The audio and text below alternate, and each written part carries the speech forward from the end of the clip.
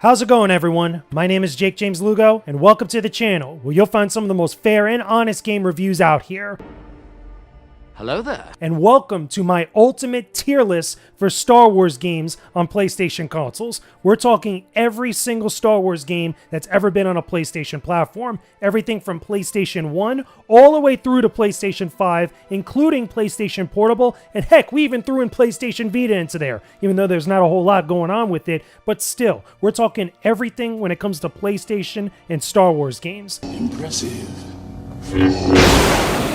Most impressive. Trust me, this is going to be a really big, fun, and interesting discussion that I hope you guys will really enjoy. Let me know your thoughts in the comment section down below. Leave a like on this video. Subscribe to the channel if you can. Show some love if you're a big Star Wars fan or just a big gamer. Speaking of which, we're going through every single Star Wars game that's been on every single PlayStation platform. So literally everything. As you could see here that I got right in front of everybody, I have every single game, all their box arts, from all the way spanning from PS1, PS2, PS3, PS4, PS5, and PlayStation Portable. Now, there are a few exceptions, and why I'm not really including PlayStation Vita is because there wasn't a whole lot of Star Wars games on there. And I'm talking real Star Wars games.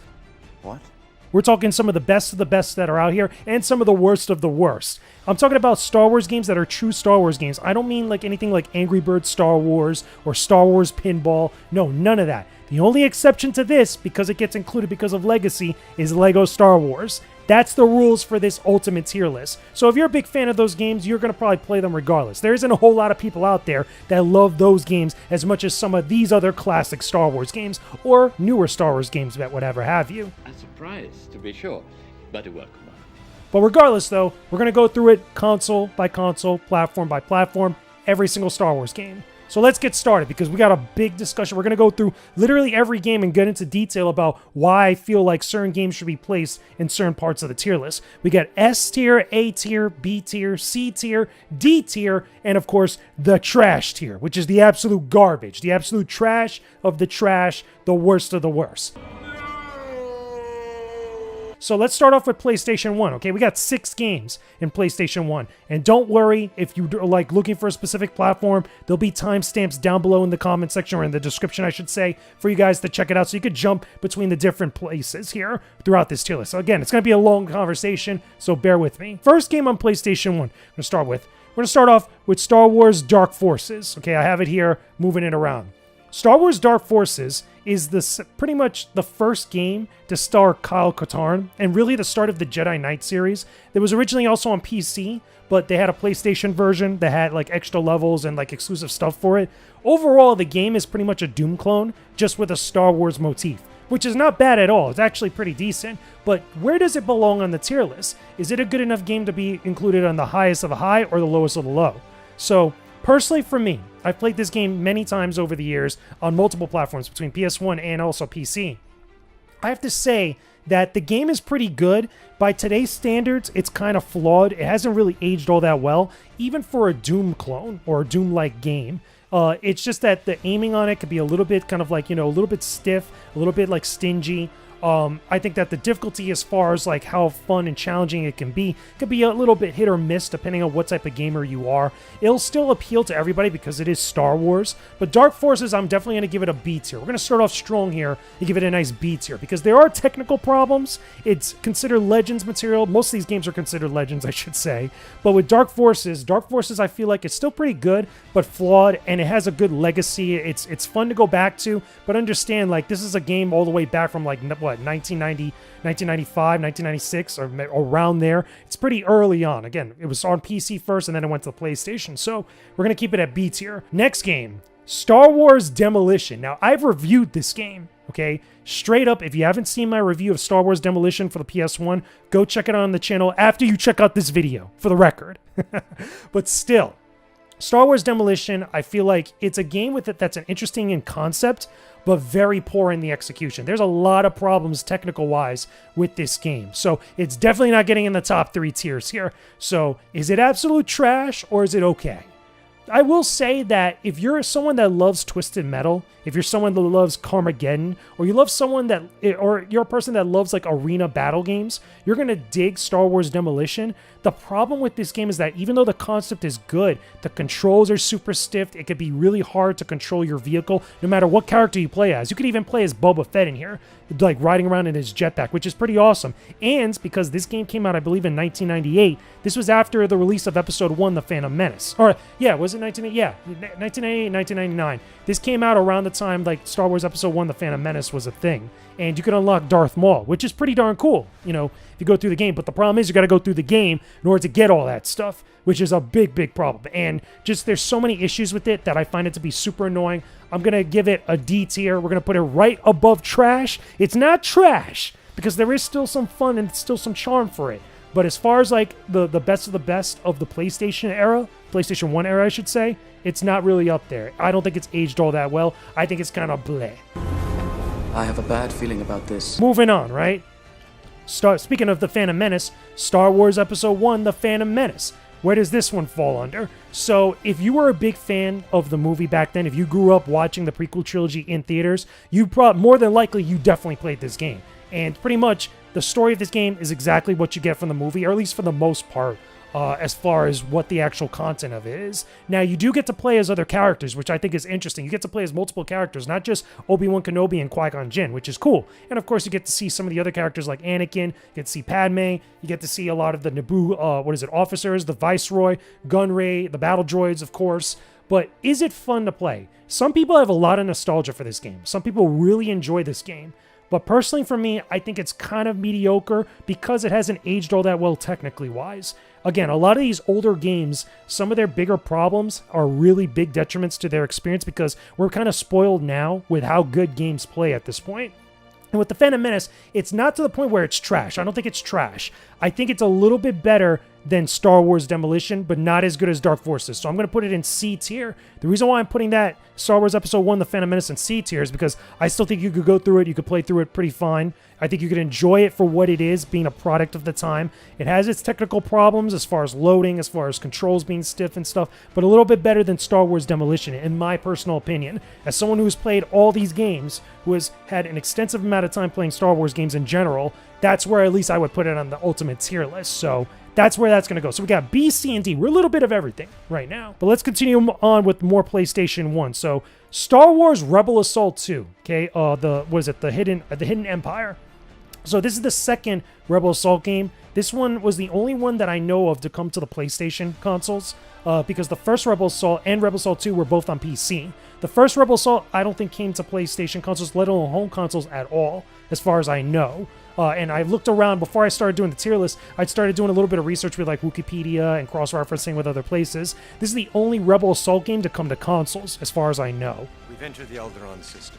And does it hold up pretty well? I'm going to be honest with you. This game is definitely very charming with it being a product of the time, but I don't think it's hold up well gameplay-wise. I'm going to put this in D tier. The reason why this goes in D tier is because even with some of its charm with the FMV videos, I think it's really cool that we got like, a story set after the events of Episode 4, A New Hope, but the big problem is that when you try to control this game, much of the difficulty is how difficult it is to control your actual ridicule and actually get precise aim. Even on a PlayStation controller, like even playing this game now, right, on like Steam or something on PC, it could be very difficult just trying to get things right with your aim and trying to like take out some of the different enemies that are coming at you, especially when you have to do it in such a fast pace. One of the big issues with this game, as far as the difficulty, is that you have to take out certain amounts of enemies or certain types of enemies at various points, and if you're not quick enough or if you're not smart enough, you're just going to continuously lose lives, and you could just get a game over pretty darn quickly. Now, for some people, that's totally fine. There's a challenge to it, but on the PlayStation 1 and the way that those controls work and the way that this game has aged, I don't think it works out that well. Again, very nostalgic. A lot of old school Star Wars fans love Rebel Assault 2, and I get it. I'm there with you. I have 2 copies of the damn thing. But the problem is, though, as far as the ultimate tier list, it's not high up on there. It's not trash. We haven't gone to trash yet, but it's still right there, right on the cusp of it. It's the nostalgia factor that does it for me. I got a bad feeling about this. So let's continue on with more PlayStation 1. So, Star Wars Jedi Power Battles. Now, I've reviewed this game as well, okay? If you haven't seen my video review of Jedi Power Battles, go look it up on the channel later on after this video. After you watch the Ultimate Tier List, okay? So, where does Jedi Power Battles fall? A lot of people love this game, and I understand it, and I get it. But here's my problem, though, okay? I don't think it's as good as some of the best Star Wars games out there. I think that this game also hasn't aged all that well. I'm going to put it in C tier, right next to its counterpart, The Phantom Menace. How can you do this? This is outrageous. It's unfair. The reason why is because, number one, Jedi Power Battles is kind of like an offshoot of the Phantom Menace game because it's literally the same types of like locations and places you would get from that first game, or at least, you know, in some ways recycled over into Jedi Power Battles. The only thing that keeps it, that technically I should put it in B tier, but I'm going to keep it in C, and I'll explain in a second. What pushes it up a little bit for me is that you get to play as multiple Jedi. This game came out right before Episode 2, Attack of the Clones. So Mace Windu is in this game. You can play as Mace Windu, but he has a blue lightsaber. We have, play as Qui-Gon, you can play as Obi-Wan, you can play as Plo Koon, who's got a yellow lightsaber, and everybody else. Again, I can't remember the other Jedi's name at the moment, but there's a Jedi in here that's part of the council, that she's part of the prequel trilogy. She has a red lightsaber. This was well before it was established that only the Sith could use red lightsabers, or Dark Jedi could use the red lightsabers, and every other like character in Star Wars, or every other Jedi could use multiple different colors, including blue, green, yellow, etc. Purple eventually what it would be for Mace Windu, but that doesn't happen until Attack of the Clones. So with this game, though, the reason why I put it in C tier is because, again, the controls are stiff. The difficulty spikes, I feel like, are a big problem. I said all this in my video review about it. And while, again, it's fun to play this game with co-op because it makes things a little bit easier, a little bit more manageable, but just being able to deal with some of those controls, being also to deal with the fact that you have to play this game through multiple times with every single character to get all the unlocks. You can unlock Darth Maul in this game to play as him, which is pretty dope, and I think he's the final battle in it as well. But the problem is, though, is that I feel like those controls, those bugs, the hit detection, I think is also a big problem. A lot of people overlook that. When I reviewed the game here on the channel, I felt like the game just had so many instances when I was running through it where like some of my attacks wouldn't hit, or I would have to reposition constantly in order to get like the right angle for my lightsaber to hit. Also, just multiple enemies coming at you, and like some of their shots would hit you from so far, and like you'll just take massive damage. It was a little bit annoying. So again, not trash, we're putting it right in the medium section for the PlayStation 1 games. Take a seat, young Skywalker. Final PS1 game, and you guys all know this was coming. I've got a bad feeling about this. I have a bad feeling about this. Oh, I have a bad feeling about this. Star Wars Masters of Terrascasi. Let me tell you people, I reviewed this game also here on the channel. There's a full video review of Masters of Terrascasi that you could go check out later on after this video. This game is horrible. This game is bad. This game is trash. Some people try to defend this game, Masters of Terrascasi. This is the only known official Star Wars fighting game that we've gotten. Now, I say that because this is more of a traditional fighting game. This isn't the same thing like the dual modes that you would get from like Revenge of the Sith or any of the Clone Wars games on the Wii, any of that stuff. This is the like traditional, like official fighting game of a Star Wars, you know, of the Star Wars universe, made by LucasArts, and it was horrible. This is the reason why Star Wars hasn't gone back to the fighting game genre in the way that it did with this. This is automatic trash tier.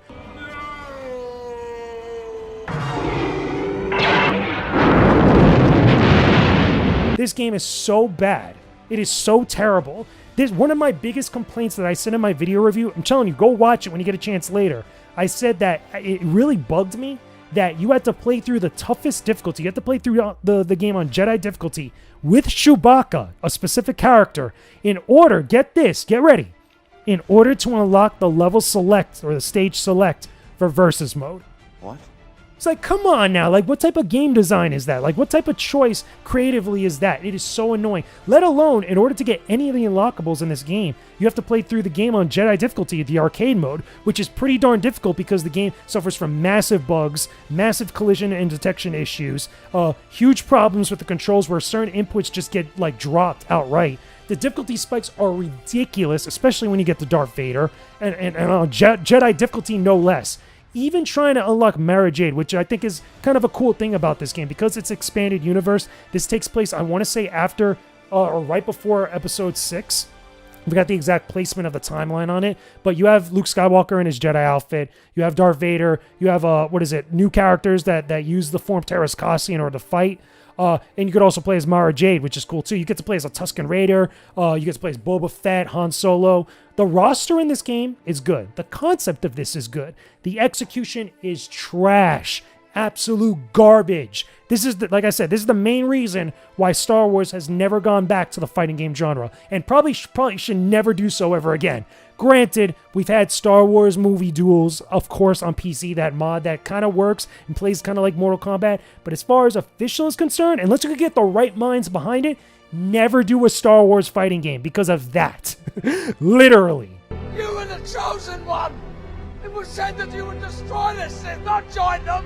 That does it for all the PlayStation 1 Star Wars games. As far as we got 6 Star Wars games on the PS1 that are added to the tier list. But now, let's go to the PlayStation 2. Of course, many of us, myself included, grew up playing a lot of PlayStation 2 games, especially big Star Wars games. If you didn't own an Xbox back in the day, chances are you owned a PlayStation 2. And there was plenty of stuff to play on multiple consoles, but on PlayStation 2 especially. So let's start it off with a big one. Let's go to Star Wars Battlefront, the original Star Wars Battlefront. This game is awesome. I think it still holds up pretty darn well. Granted, it's sequels and it's like, descendants, if you want to call it that. The games that came afterwards that bear the same name were better in various different ways, but there is a nice charm to Star Wars Battlefront, the original from 2004, I believe. It was 2003, 2004.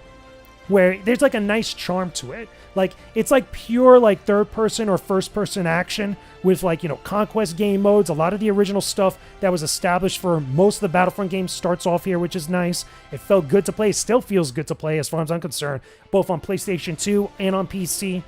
You get to play as both a Galactic Civil War or the Clone Wars, multiple maps, different maps, I think, on different platforms as well. I think there's other stuff like Battlefront 2. I think Battlefront 2 had the more like content that was exclusive to different platforms, but with Battlefront 1, like, again, it just is solid. So it's not the best, it's not in the top 2, but definitely a nice solid B-tier level game for Star Wars on a PlayStation console. I still think it holds up pretty well. I like it. I enjoyed it. I used to play hours of that game back in the day. A surprise, to be sure, but a welcome one.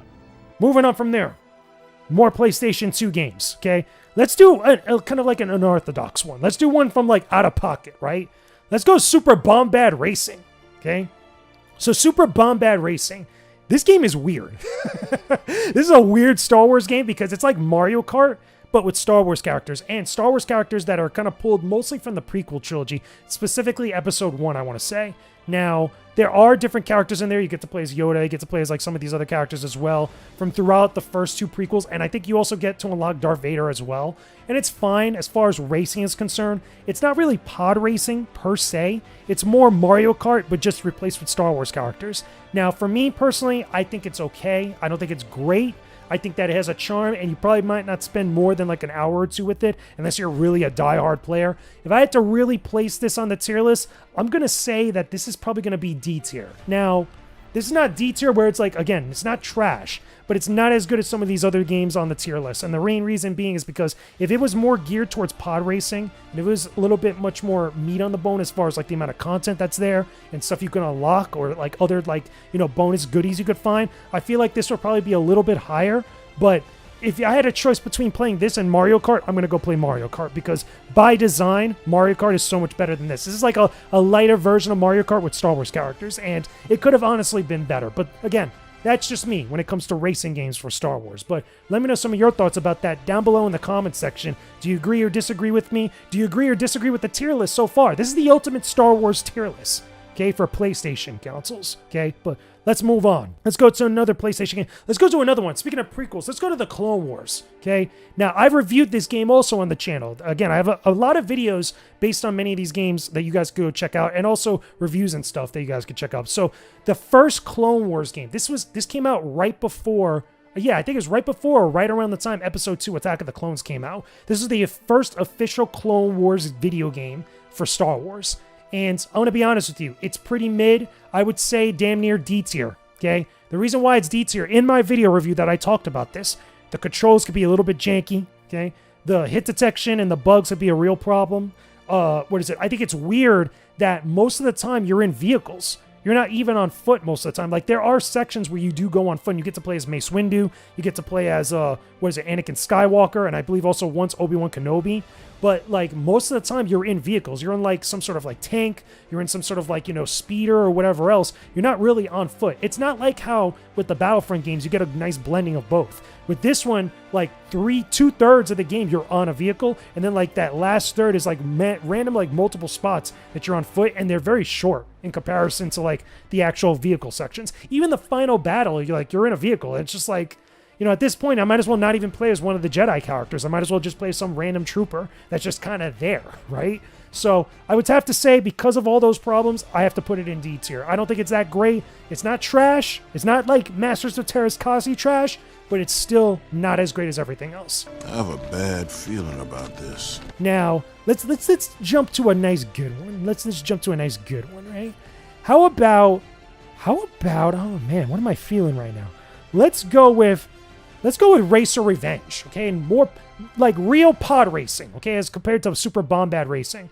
Now, I'm notorious for saying and being out here saying that I don't think that the pod racing games are all that good for Star Wars games. And the main reason being is because I don't think, with maybe the exception of the arcade game that you could go play in like real arcades, I think it was done by Sega or Bandai Namco, where they really captured like the full like speed and the fun of pod racing in comparison. I know a lot of people love Episode 1 Racer, a lot of people love Racer Revenge, but I still feel like they're not the best Star Wars games in general. However, in relation to this tier list, I'm going to put Racer Revenge in C tier, okay, right next to Jedi Power Battles and The Phantom Menace. The main reason being, again, all that prequel love right there, right? The main reason being is because I feel like on the PlayStation 2, it still feels good in comparison to other stuff that's on there. To control your pod racer, I still feel like it does have a little bit more extra content over its predecessor, which was Episode 1 Racer, which was on the N64, which, by the way, also got ported over to modern consoles recently. But the thing is that with this one has a little bit more Episode 2 love, where it's like in the story, like the non-canon like story, it has it where Anakin goes back to Tatooine. He starts to participate in a lot of like these different like pod races and stuff. It's whatever, right? And there's other characters in there that you could control different types of pod racers too, which is cool. But as far as like in comparison to the rest of the actual tier list with other Star Wars games, I don't think it's as great, but it is kind of mid. And if you're someone that's big into pod racing, this is pretty much all you have on the PlayStation 2, let alone on most of the PlayStation consoles in general, because there haven't been a lot of pod racing games for Star Wars, which is a shame, because we need a really good one at some point. Maybe like sometime in the modern day, maybe for PlayStation 4, PlayStation 5, we could get a good pod racing game. Who knows, right? That is why you must help us. Let's go to Star Wars Bounty Hunter. Now, I know a lot of people played this on the GameCube. Okay, I get it. But there was also on the PlayStation 2, and it's also a popular version on the PlayStation 2. So Star Wars Bounty Hunter, I think, is good in concept. It's really good in concept. I think it's also has a lot of problems with its controls. I think it's really janky in a lot of instances. But I enjoy the story of Jango Fett. This tells the complete story right before the release of Episode 2 on how Jango Fett was chosen as the template for the Clone Army, where he actually gets recruited by Count Dooku. He does all this different stuff to, I think it's kill or assassinate a Jedi like acolyte or some sort of like apprentice of Count Dooku or some associate of his. That's like a dark Jedi for the most part. She's not a Sith. And because of that mission, he gets chosen to be like the template for the Clone Army, which is pretty cool. You get to find bounties, you get to arrest them or destroy them, you get to roll around in a jetpack, you have all these different types of like creatures and stuff. It's pretty good overall. On this tier list, however, is it the best of the best or absolute trash? I will say because of its technical issues, I have to put it in C tier. I'm going to put it above Demolition, Rebel Assault, Super Bombad, and Clone Wars, because I feel like it controls and feels a little bit better than those games, but it still has a lot of problems to hold it back from the higher echelon of the tier list, right? Moving on from there, let's go to a big one, okay? Let's go to Lego Star Wars. Now, a lot of people love this game, okay? Lego Star Wars is a very special place in a lot of people's hearts, especially if you grew up with Star Wars on PlayStation 2, right? This game started off the entire Lego Star Wars franchise, was a big influence on many different types of like licensed games back in the day. Lego Star Wars is on multiple platforms too, which is great. And it's also, I think, some of the Lego Star Wars games are also on handhelds. But for PlayStation 2, this game was pretty darn good. I will have to say, this is a solid B tier game. And the main reason why I put it in B tier and not A tier, like what I'm pretty sure some people would put higher, The main reason being is because I still think also that some of the technical limitations of this game being the first Lego Star Wars game holds this back. Like, you get to play through episode 1, 2, and 3, which is pretty cool. I feel like it's fun to kind of like relive those and have like a cheeky type of like take and parody on the prequel trilogy, which is fine, which is cool. And you could go back to this game and enjoy it for what it is. But because it's that first game, there was a lot of things as far as quality of life, as far as freedom is concerned and control-wise, that you got in later games, which we'll probably discuss. But with this one, it held it back because, again, it was the very first one. But it's still pretty darn good. So B tier, I find, is a really good spot for that one. Let's go to the first Starfighter. Now, the first Starfighter, I'm going to put in C tier, okay? The main reason why I put in C tier is because I think that these games, the Starfighter games, are good for what they are. And again, in concept and premise, their setting. This one takes place, I think, after episode 1, as far as the first game is concerned, which I think is pretty good. But the controls and just the feel of them in comparison to other games like Rogue Squadron, I don't think is as good. What does that got to do with anything? I think that, you know, there's a weird HUD with this game and also Jedi Starfighter, I would have to say the same thing, that kind of holds it back from being better than like something like Rogue Squadron or Rogue Leader. But if you're a fan of the prequel games and you're a fan of like just space combat games, I feel like you could still enjoy it. But some of the technical limitations in comparison to its sequel, which we're going to discuss in a second, hold it back and for me, landed on C tier. Now, Jedi Starfighter, I put up in B tier because I think it feels a little bit better to play. And most of it is the same. Like, again, just different like maps or different stages, different story. I think this one is set after episode 2 or around the time of episode 2, I want to say, because you get to play as like multiple characters and you even get involved with Mace Windu and stuff, and that's pretty cool. But overall, for me, what puts it a little bit higher than its predecessor is how it feels a little bit better to play through. Like, things just feel nicer. Like, they feel right in comparison. Like, if you go back between the two games, you could probably notice the difference. But still, I find Jedi Starfighter to be a little bit better than its predecessor. So far, we have a pretty solid, meaty tier list of all these games. Not a lot in the S tier or A tier, but a lot in the B and the C tier. We got a little bit of trash, and we got the D tier that's getting populated. Let's go more PlayStation 2. What do we have left for PlayStation 2? Lego Star Wars 2. This one's going up in A tier, okay?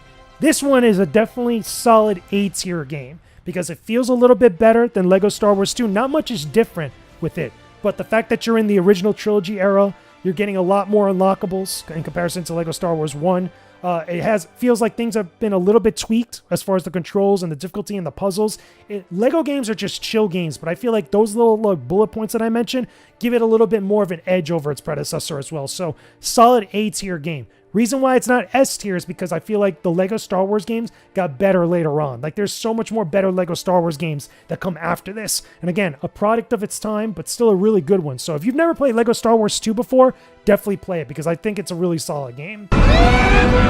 I think we only got a few more PlayStation 2 games because I know some other game. Oh, okay, here we go. Star Wars The Clone Wars Republic Heroes. This one I'm dropping in a straight up D tier. I have a bad feeling about this. The reason why I'm putting this in D tier is because I understand it's got co-op. I understand it's based on the Star Wars, the Star Wars Clone Wars animated series. This one was also on PlayStation 3, technically. I should have waited on this, but it was also on PlayStation 2. The problem is, though, is that technical issues, hit detection problems, difficulty is not all that bad. It's just kind of like all over the place, especially if you're playing alone. If you're playing with a friend, it's a lot more easier.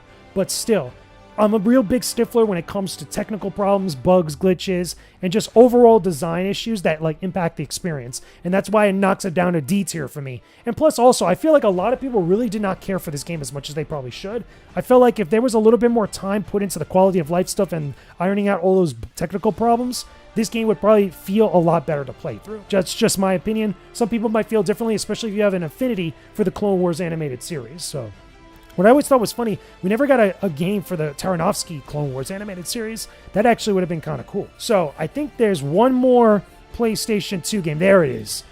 There it is. Star Wars Battlefront 2. Now, you know where I'm going to put this one.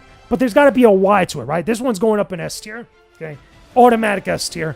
This game still holds up very well. Fun to play, feels very good to control, has a bunch of content between the instant action, the galactic conquest, the campaign that has Tamora Morrison giving narration and also doing the voices of the clones, has a ton of maps, has a ton of different classes, hero characters to play with. This game still holds up so good today. You could play it today and have more fun than the newer Battlefront games. Straight up. Impressive. Most impressive. If you know, you know. If you don't know, go find out. Go check out this game. I've done a review for this game like I did with the first Battlefront. I actually put them in a pair together in one video. And I tell you, this game, Star Wars Battlefront 2, still holds up very, very well. It's still so much fun to play. You could play it with a friend in co-op. You could play online with other people on the Xbox, the original Xbox, I should say. And it just feels good. On the original Xbox version, I should mention, it has a little bit more extra content than the PS2 version. They have about 2 more maps, I believe it is, and 2 extra heroes, which is cool, you know, for what it is. Automatic S-tier game. Game still holds up super darn well. So I believe that's everything on PlayStation 2, because the only reason why I mentioned Clone Wars, Republic Heroes, and this one is because, again, I remembered it was on PS2, but that also was on PS3, so you can say the same thing about it on the PlayStation 3 version. But speaking of PlayStation 3, let's move on to PlayStation 3, or should we go to PSP? That's a good question. You know what? Let's go to PSP, because I feel like PSP is a little bit short, and there's more games to talk about on PlayStation 3, but let's talk about PSP. Star Wars Lethal Alliance. Now, Lethal Alliance, I've had time more recently to play through in full, and I have to say, like, the game itself and concept as well is pretty darn good. It has a very interesting and unique character, and also a unique timeline placement, even though it's a Legends game. This actually takes place around the same time that Star Wars Dark Forces happens, because your character, Rhianna, I think it's Rhianna. Again, I forgot her last name. But the Twi'lek that you're playing as, the Hunter or the Bounty Hunter, you're working together with Kyle Katarn, which is pretty cool. What are you doing? You're trying to steal the Death Star plans for Episode 4, A New Hope, which is pretty cool. However, this being on the PSP, there's a lot of technical limitations. There's a lot of big issues, okay? A lot of big issues with the controls sometimes. And also because of the loading and the bugs and glitches that could pop up from time to time, it's on a handheld that plays pretty much kind of like a portable PS2 almost in some instances. It just, those things tend to hold it back. Now, if this game and this concept was given a much more home console budget and was actually given a lot more attention and love, I feel like it could probably be much higher in the tier list. I have a bad feeling about this. But for this one, the PSP game, okay, Star Wars Lethal Alliance, I'm going to put it in C tier. I'm going to put it right there nicely in C tier because, again, great concept, great character, or interesting character, I should say, great timeline placement, just great. Again, I already said great timelines, but all that other stuff, all that stuff is pretty good. However, technical problems, the fact that loading issues could be an issue, the controls, because it's on the PSP, could be a problem, and also because I feel like the some of the other issues that I mentioned as well could get in the way and impact the experience just overall. Makes this much more of a solid C tier game, along on par with some of the other ones that I've mentioned so far. So that's pretty interesting, but I wish that game was better, to be honest with you. That's one of the few Star Wars games made by Ubisoft, by the way, that you get from back in the day.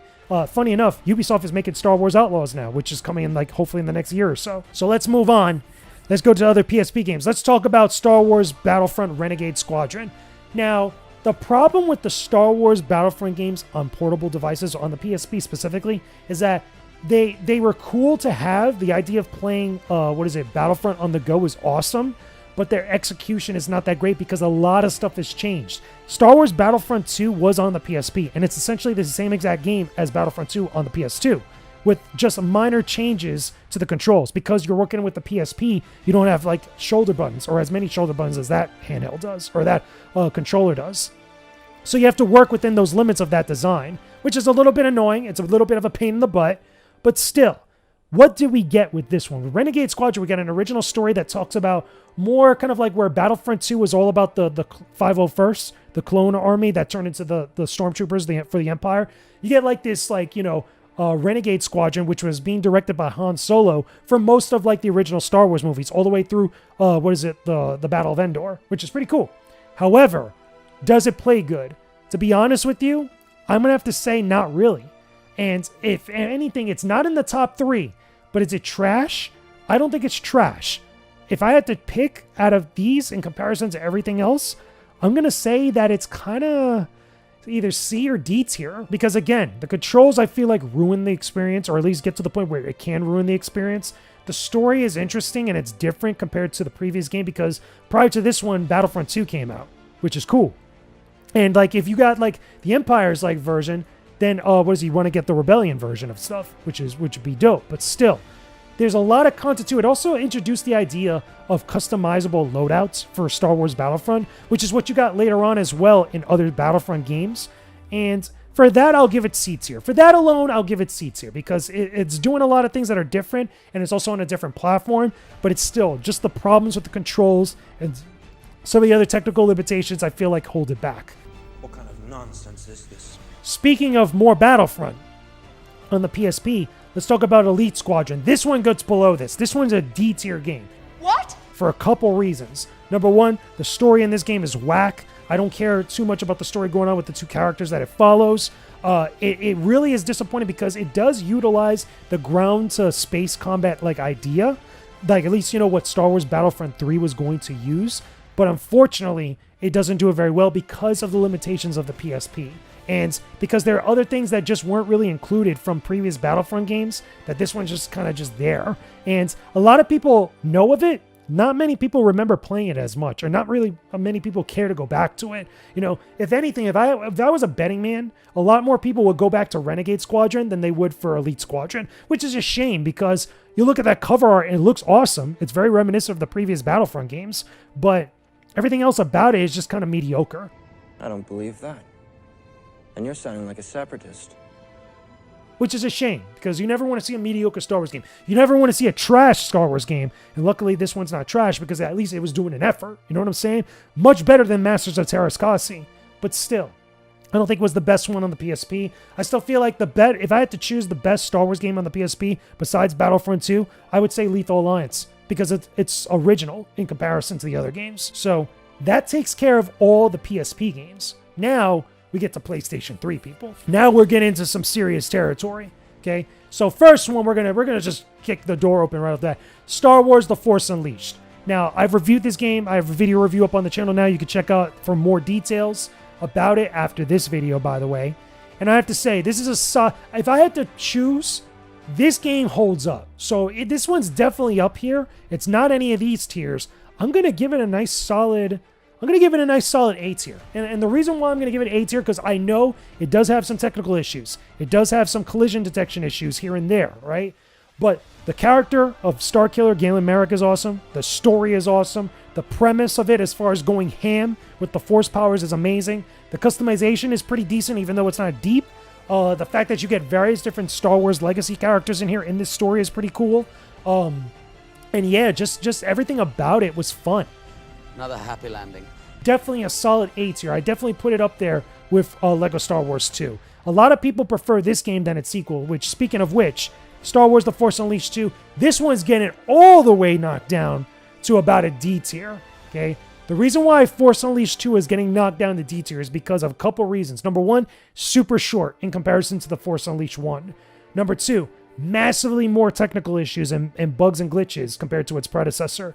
Number three, this game was a rushed development. This game was so rushed in comparison to the first game that we were getting a lot of stuff that was supposed to set up The Force Unleashed 3 that never happened because shortly after this game, Lucasfilm was bought out by Disney and all the projects got canceled. And everything about this just feels like there's a bunch of promises in this game, or at least set up for certain stuff that just is not followed through with. And again, very short game in comparison to its predecessor. It's like this game you can knock out in like 3 hours, you know, if any, maybe 4 if you're trying to get everything on there. And if you speed through it, you could probably be a lot less than that, which is a shame because I like Galen Merrick. I love Sam Witwer as Starkiller. I wish that his character could come back in canon. This again, Force Unleashed 1 and 2 are non-canon. They're Legends material, but still, people love Starkiller so much. It's just, this game sucked, but his first game was pretty darn awesome, just in general. That's just my opinion. Let me know your thoughts down below in the comments section. Let's go now to more PlayStation 3. Let's go to LEGO Star Wars The Complete Saga. Now, a lot of people love this game, and I totally understand why, because it's pretty much the first 2 LEGO Star Wars games put together with more stuff on top of it. You want to know where this goes? Solid A tier. A surprise, to be sure, but a welcome one. This is a solid A tier Star Wars game because of the sheer amount of content that's in there, and it feels good to play too. You got a bunch of unlockables. You got a bunch of different challenges across all 6 original Star Wars saga movies, or Star Wars, like, you know, eras, you could say.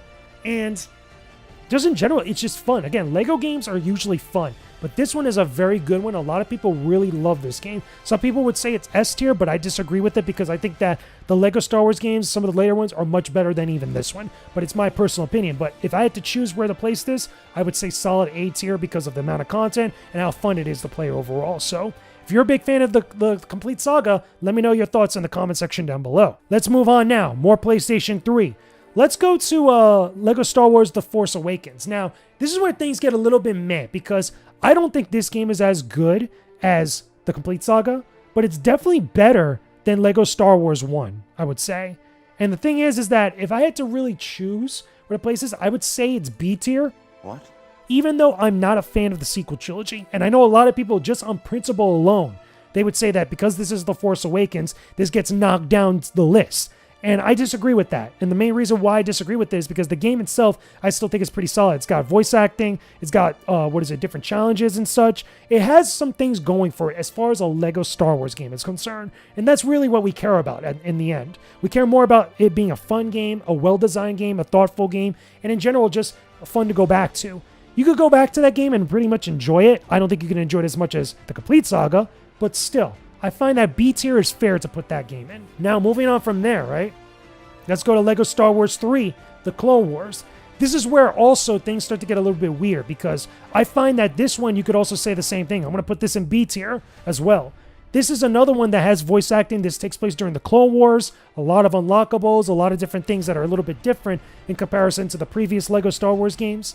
And I find that this one could also be fun. I just don't enjoy it as much personally because I think that the other Lego Star Wars games are so much better.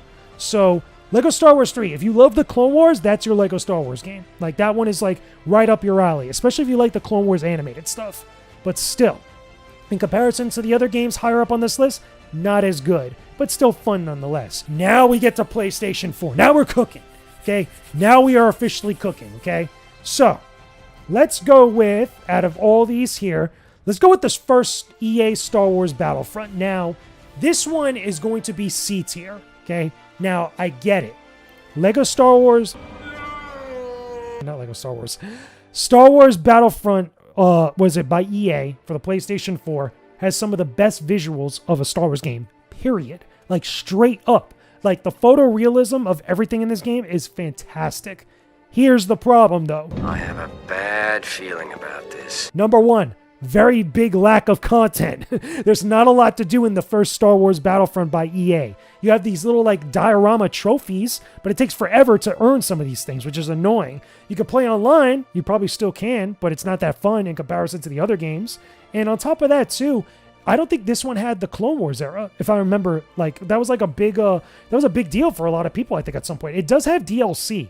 I remember it has, like, extra DLC. I think it was Bespin, and I think also the Death Star was some DLC. Like, it had, like, 2 or 3 DLC packs. Oh, no, Jabba's Palace. That was the other DLC that came with this game. But not a lot of content beyond that. It's not as fun as some of the other Star Wars games. So I say C tier just on those visuals alone because they just look so darn good. Like, it's almost photorealistic. If you remember those trailers from back in the day, you know exactly what I'm talking about. So moving on from there, let's go with Star Wars Squadrons because this is PlayStation 4. So Star Wars Squadrons, some people say that it might be one of the best flight games for Star Wars. I disagree with that because I know a lot of people have nostalgia for the TIE Fighter series, the X-Wing series, X-Wing versus TIE Fighter, whatever. That's fine. This game takes a lot of inspiration from that. I think it's also cool that the visuals of this game looks pretty good, and the controls are pretty interesting and pretty easy to get into. But personally, for me, Happy beats here, buddy. Come on. I don't think this game is as fun in comparison to Star Wars Rogue Squadron or any of the Rogue Squadron games when it comes to flight, base, or space combat with starfighters. I think that the visuals are great. I think that the controls are interesting. You can play this game in VR, which is cool, but not as good as Rogue Squadron. So if I had to put this on the tier list here, I'm going to go with B tier. I think B tier is fair. You got great visuals, you got great controls, you have an original story, which I think is kind of whack, but some people seem to like it. I just don't think it's all that great. You get some customization too, which is cool. What was a damn shame about Star Wars Squadrons is that EA did not support it for a very long time. We could have had like extra ships, like downloadable ships from like the expanded universe. We could have gotten other stuff from like the sequel trilogy. We could have gotten other stuff from like the Clone Wars maybe. That would have been sick. You were the chosen one! But EA decided just to drop it like a bad habit, which is a damn shame. For real. They could have supported that game so much more. You know what I'm saying? Let me know if you wanted to see a specific ship in Star Wars Squadrons down below in the comment section, because that game I felt like deserved a little bit better. But I digress. To Star Wars Jedi Fallen Order. Now we're really cooking, okay?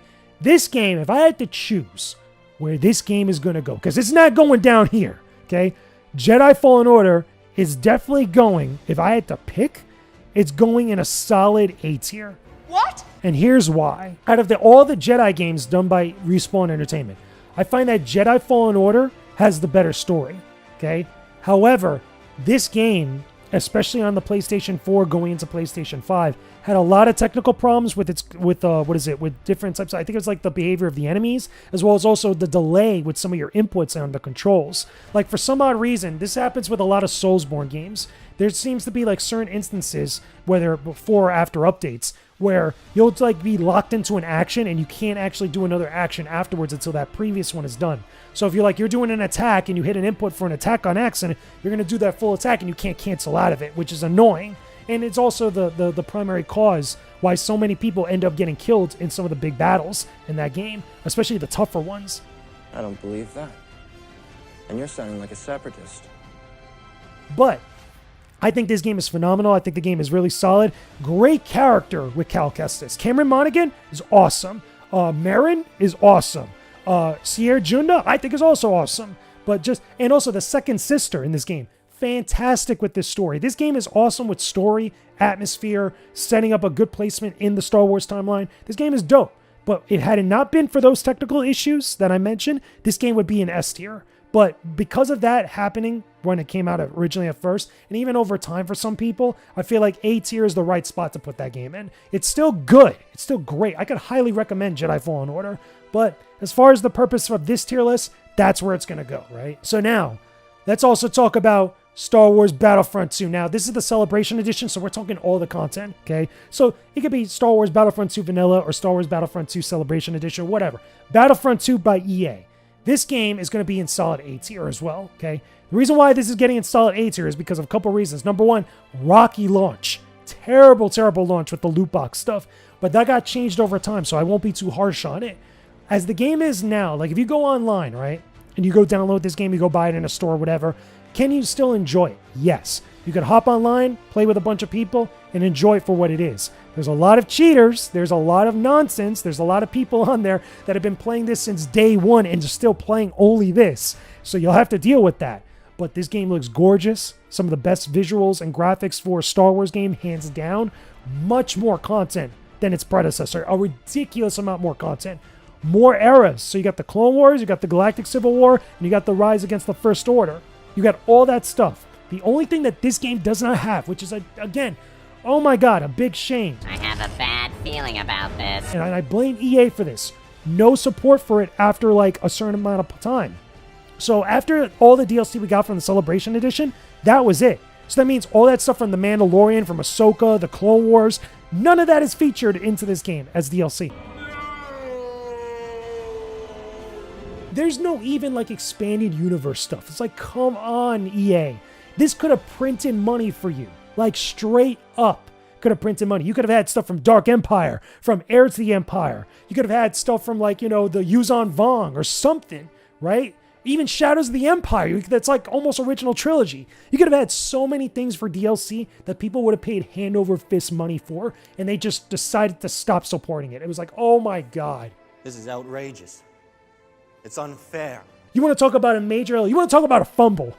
Like, this was a bad fumble, and it's so good at some point, man. Regardless, though, personal feelings aside, that game is going into A tier because I still think there's something there for people. And I still think that there's enough people right now that play this on PlayStation 4, PlayStation 5. They probably play it on PC as well with all the mods and stuff and have a great time with it. So that's just my opinion. Now, we got 2 more games left on the ultimate tier list for PlayStation Star Wars games, okay? Star Wars, or Lego Star Wars, The Skywalker Saga. This game is S tier. This is the S tier Lego Star Wars game for me.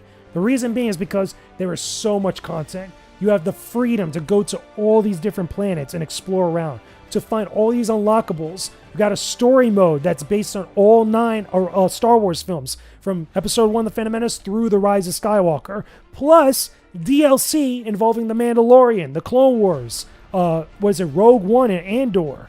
Like, there's so much content with this game. This game is so packed with so much content. I'm telling you right now, you're not going to be done with it by the 30 or 40 hour mark. Just if you want to get everything 100% it, you're going to be playing for so long. Impressive. Most impressive. Because there's so many things to do in this game, and also because it's a Lego game, it's all about the collectathon, and it's fun. There's voice acting, there's cheeky humor in it, there's a fun time going through all the original Star Wars movies. It's a lot of great stuff in this game. This game is an S-tier Lego Star Wars game. Some people don't like it for whatever reason, but I'm telling you, having played all these different games, this game is an S-tier game, straight up. A surprise, to be sure, but a welcome one. Now, final Star Wars game. Star Wars Jedi Survivor, okay? This game came out recently. I also have another review of that, and I had a review of Lego Star Wars The Skywalker Saga, but Jedi Survivor, I have a video review on the channel you could check out later. Where does this go? Where's the final Star Wars game rank on our ultimate tier list here for PlayStation game? I've got a bad feeling about this. I've got a bad feeling about this, sir. Oh, I have a bad feeling about this. This game is big. It has a lot of content, an interesting story, has awesome gameplay where you get to explore all these different planets, you know, and like do different types of like quests and stuff, which is awesome. We get a lot of great characters with Cal Kestis, Marin, Sierra Junda. We get all the, the High Republic stuff. If you're into the High Republic, I'm not into the High Republic, but still, like, in complementary to like all the other stuff with this game. This game is solid. This game has a lot of good stuff going for it. Had a little bit of a rocky launch because some people had some technical issues, but in my experience playing it from day one, I didn't have a lot of big problems. And I have to say, this is another S-tier game, straight up. This is an S-tier Star Wars game. A little bit better than its predecessor. Even though I think its predecessor has the better story, this game has the better gameplay. Because it has so much content in it. It has a lot of different places you could go to, a lot of different things you can do, a lot of customization options, a little bit more than Jedi Fallen Order, which I think is pretty cool. So, and yeah, a lot of potential overall. They didn't really do DLC for Jedi Survivor, which is a shame, because they could have added like other little stuff to do. But still, I think it was a pretty darn good game overall. So, Another happy landing. there you go. This is the ultimate Star Wars game tier list for PlayStation platforms. As someone that is more than qualified to talk about all this, trust me, this right here are the games that you got to pay attention to, the games you got to play, the games you got to avoid or at least poke fun at in some way. S tier, we have Star Wars Battlefront 2 in 2005 from Pandemic, Lego Star Wars The Skywalker Saga, and Star Wars Jedi Survivor from Respawn Entertainment. All three fantastic must-play Star Wars games, hands down. A tier, we have Lego Star Wars 2, the original trilogy, Star Wars The Force Unleashed, Lego Star Wars The Complete Saga, Star Wars Jedi Fallen Order, and EA Star Wars Battlefront 2, A tier. All those games, little bit flaws here and there, but still solid games for you to play. They're fantastic. You could have a great time in every single one of those games. B tier, we're going a little bit down further on the list. We got Star Wars Dark Forces on PlayStation 1. We got the original Star Wars Battlefront from Pandemic. We got Lego Star Wars, the video game, the original game. Star Wars Jedi Starfighter, Lego Star Wars The Force Awakens, Lego Star Wars 3, The Clone Wars, and Star Wars Squadrons, all in B tier. These games, you can still have a fun time with it. They have some flaws. They're a little bit either outdated, or they have some issues with them that aren't as good as some of the previous games that are higher up on the tier list. But still, Star Wars games I feel like you could get something out of overall in general. Now in C tier, we have Star Wars Episode 1 The Phantom Menace, Star Wars Episode 1 Jedi Power Battles, Star Wars Racer Revenge, Star Wars Bounty Hunter, Star Wars Starfighter, Star Wars Lethal Alliance, Star Wars Renegade Squadron, and EA Star Wars Battlefront 1. On C tier, these games have a lot more flaws. They have a lot more issues here and there that you have to deal with that at least impact your experience. But there's still games that if you grew up playing them, you'll still probably have a lot of nostalgia for them. You can probably check them out if you're a big Star Wars fan and probably get something out of them and at least still have a fun time in some way, especially with some of the more original ones. The ones that I can recommend, Star Wars Lethal Alliance, Star Wars Bounty Hunter, and of course Jedi Power Battles for a lot of people. I know a lot of people love that game, but it has a lot of flaws and stuff that I criticized in my review, but still, that's at least what it is for C tier. Now in D tier, we're getting really low on the list here. We got Star Wars Demolition, Star Wars Rebel Assault 2, Star Wars Super Bombad Racing, Star Wars The Clone Wars, Star Wars The Clone Wars Republic Heroes, Star Wars Elite Squadron, and Star Wars The Force Unleashed 2. These games have a lot of problems in D tier. They have a lot of issues, whether it's technical, control-wise, story-wise. They're just not fun to play. Maybe they're short, but they're at least still Star Wars games you could check out and see what they're all about. But trust me, they are not as good as any of the previous ones that are higher up on the tier list. I don't believe that. And you're sounding like a separatist. And then finally, the one trash Star Wars game on the PlayStation platforms, Star Wars Masters of Terrascasi. This game is utter trash. It's garbage. You should not play this. Don't even think about it. Don't even look at it, son. Like, seriously, don't even look at the game. Like, it's embarrassing. Okay, this game is embarrassing. This is the sole reason why we don't have any more Star Wars fighting games, is because of Masters of Terrascasi. It was that bad on the PlayStation 1, and since then, we've had no official Star Wars fighting games. It was said that you would destroy the Sith, not join them! That should be enough for you to understand why it's so bad and why you should not play it. So anyway, there you go. That is my Star Wars tier list, my ultimate Star Wars tier list for Star Wars games on PlayStation platforms, spanning from PlayStation 1 all the way through PlayStation 5. Let me know some of your thoughts about the tier list in the comment section down below. Which games would you place higher? Which games would you place lower? Are some of your favorite games high up on the tier list or low on the tier list? Talk to me about all that stuff down below in the comment section. Of course, make sure you guys leave a like on this video, subscribe to the channel if you haven't already, and go check out all the reviews and all the videos that I have about every single one of these Star Wars games. I've at least talked about every single one of these Star Wars games at some point or another if I don't have video reviews of them, but still, there's videos on the channel. It's all in the Star Wars playlist. Hopefully you guys enjoy that stuff. Hopefully you guys get a kick out of it, and be on the lookout soon. Maybe I'll do one for some of the other platforms, because again, we still got Xbox to talk about. We still got Nintendo platforms to talk about, which is going to be huge. It's going to be freaking huge. I freaking dread when I got to do that one, but maybe I'll do the Xbox tier list next at some point. Let me know your thoughts. Hello there, everyone. My name is Jakejames Lugo, and welcome to the channel, where you'll find some of the most fair and honest game reviews out here. Hello there. And I'm back again with the Star Wars game Ultimate tier list, talking about every single Star Wars game released for a specific platform or specific ecosystem. We talked about everything involving PlayStation games and PlayStation consoles beforehand. Now we're going to do every Star Wars game on an Xbox platform. This is the Ultimate Star Wars game tier list for Xbox games. Every single Star Wars game, as you can see here, I have tier list maker open with every single Star Wars game released for an Xbox console. Now we're not doing PC games because that's a whole other separate list that probably will be pretty big in of itself. But we're talking about Xbox platforms, so that means everything involving the original Xbox release, Xbox 360, Xbox One, and Xbox Series S/Series X. So all those Xbox consoles. Luckily, there's no portable platforms to deal with. There's no other crazy other consoles to deal with. It's pretty simple and straightforward when it comes to Xbox games for Star Wars, which is nice because we got a lot of big ones to talk about, a lot of classic, a lot of iconic Star Wars games. A surprise, to be sure, but a welcome one. But regardless, though, let's get started because there's some good ones to get into. So to kick things off, let's start things over with one of the games that I didn't really talk about in my previous video when it comes to PlayStation games, and I wanted to talk about here, Star Wars Episode 3 Revenge of the Sith, the game. What? Now, the reason why I didn't talk about this in my previous video for PlayStation games is because, one, the image for the actual cover art didn't load into Tier List Maker for some odd reason. And number two, this was also another big game on the Xbox platforms that a lot of people played. And I would argue, or at least there's an argument to be made, that this Star Wars game was played more on the Xbox than it was on the PlayStation. But you have to go to the numbers to figure that out. But regardless, though, I reviewed Star Wars Episode 3 Revenge of the Sith here on the channel. I have a full video of it if you want more specific details. But is Star Wars Episode 3 a good game overall, as a good Star Wars game? Is it absolute S tier or is it trash tier? Okay, S, A, B, C, D, or trash. Here's the funny thing. Number one, Star Wars Episode 3 Revenge of the Sith was released before the full theatrical release of the film. So before the movie hit theaters, this game was out. So this was like your first sneak peek at Episode 3 footage, which was unbelievably hype for a lot of people. I remember that time with all the marketing, with everything else, it was pretty freaking hype. If you grew up during the prequel era, watching these movies in theaters, you know exactly what I'm talking about. And the game was pretty fun, because not only was it a co-op beat-em-up, or a co-op brawler, an action game, which was awesome. You get to play as Anakin and Obi-Wan together. That's freaking sweet. But also, even as a single-player game, this was pretty good for a Star Wars game. I mean, it does have its technical issues, let's be real. What? It has technical issues as far as some of the control stuff here and there, bugs and glitches, and a few instances of collision detection issues.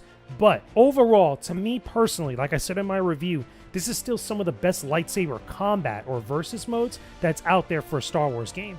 A lot of people would go to other games, which we'll probably talk about in a bit, but this one, as far as being a simple, straight-up action game, it's pretty darn good. So for me personally, I'm going to give Episode 3 Revenge of the Sith a B tier. I said that in a little note if you were eagle-eyed in my previous PlayStation tier list video, where I said this is going to be in B tier, and here's why. But there you go. Here's why. So Episode 3, starting off strong with a solid B tier.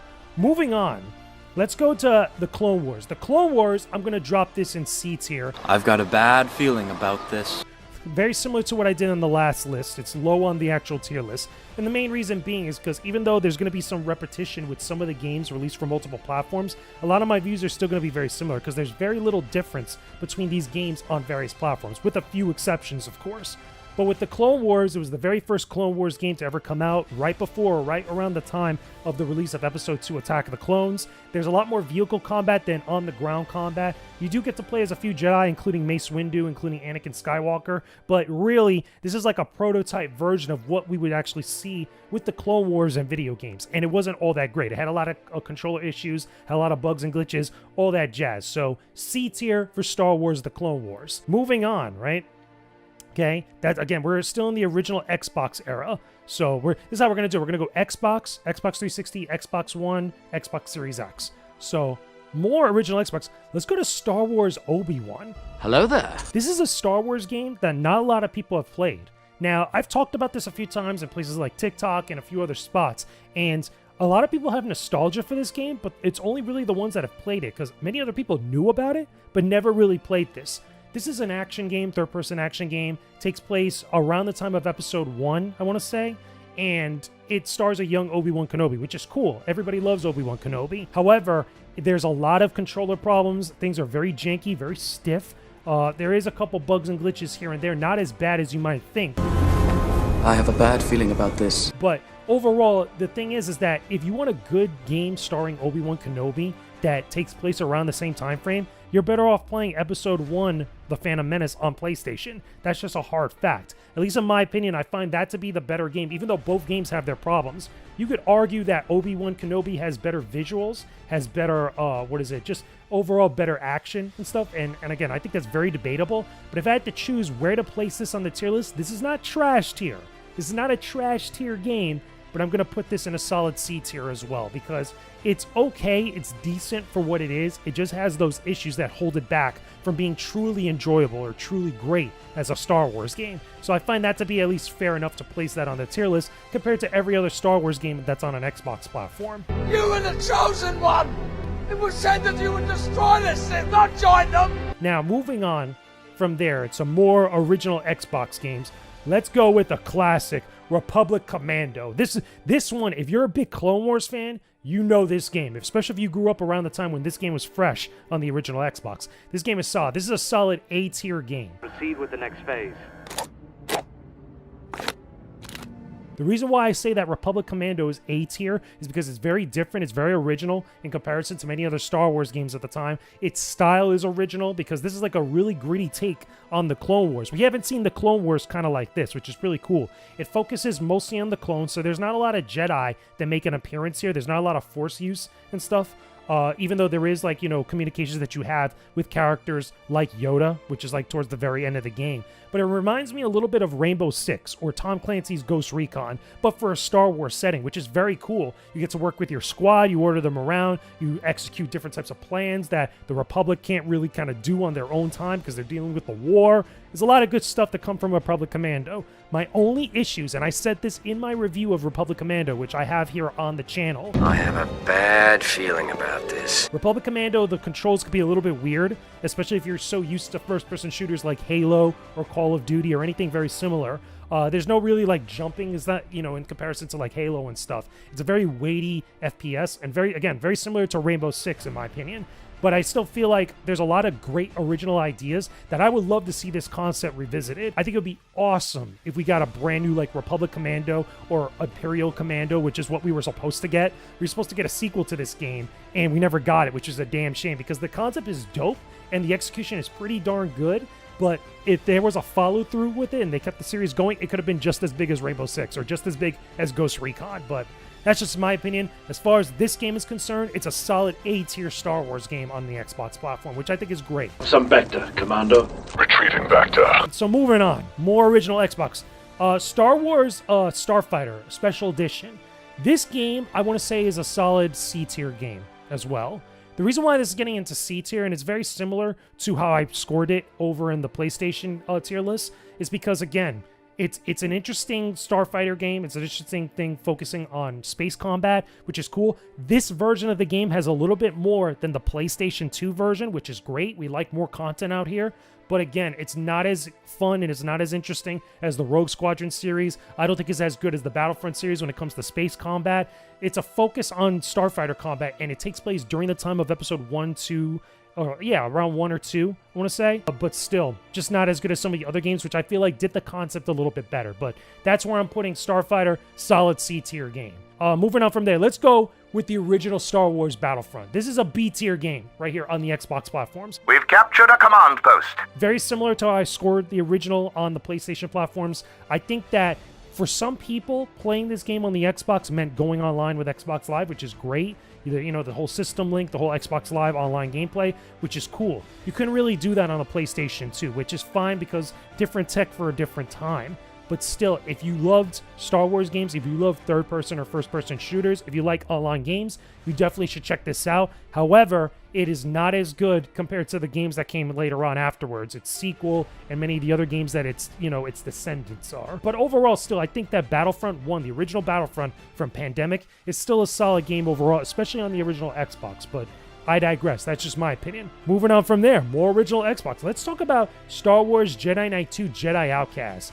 This game right here, if I really had to score it, it's not trash. This is not a trash tier game. This is definitely one of those games that I feel like if you're a big Star Wars fan, especially if you play a lot on the Xbox platforms, you have to play this. I'm going to put this as a solid A tier game. Solid A tier game, not in S tier. And the reason why it's not an S tier is because there are some issues that I feel like got a little bit better with its sequel and other games that probably handled things a little bit better as far as aiming is concerned. It's a little bit stiff and janky when it comes to some of the aiming stuff.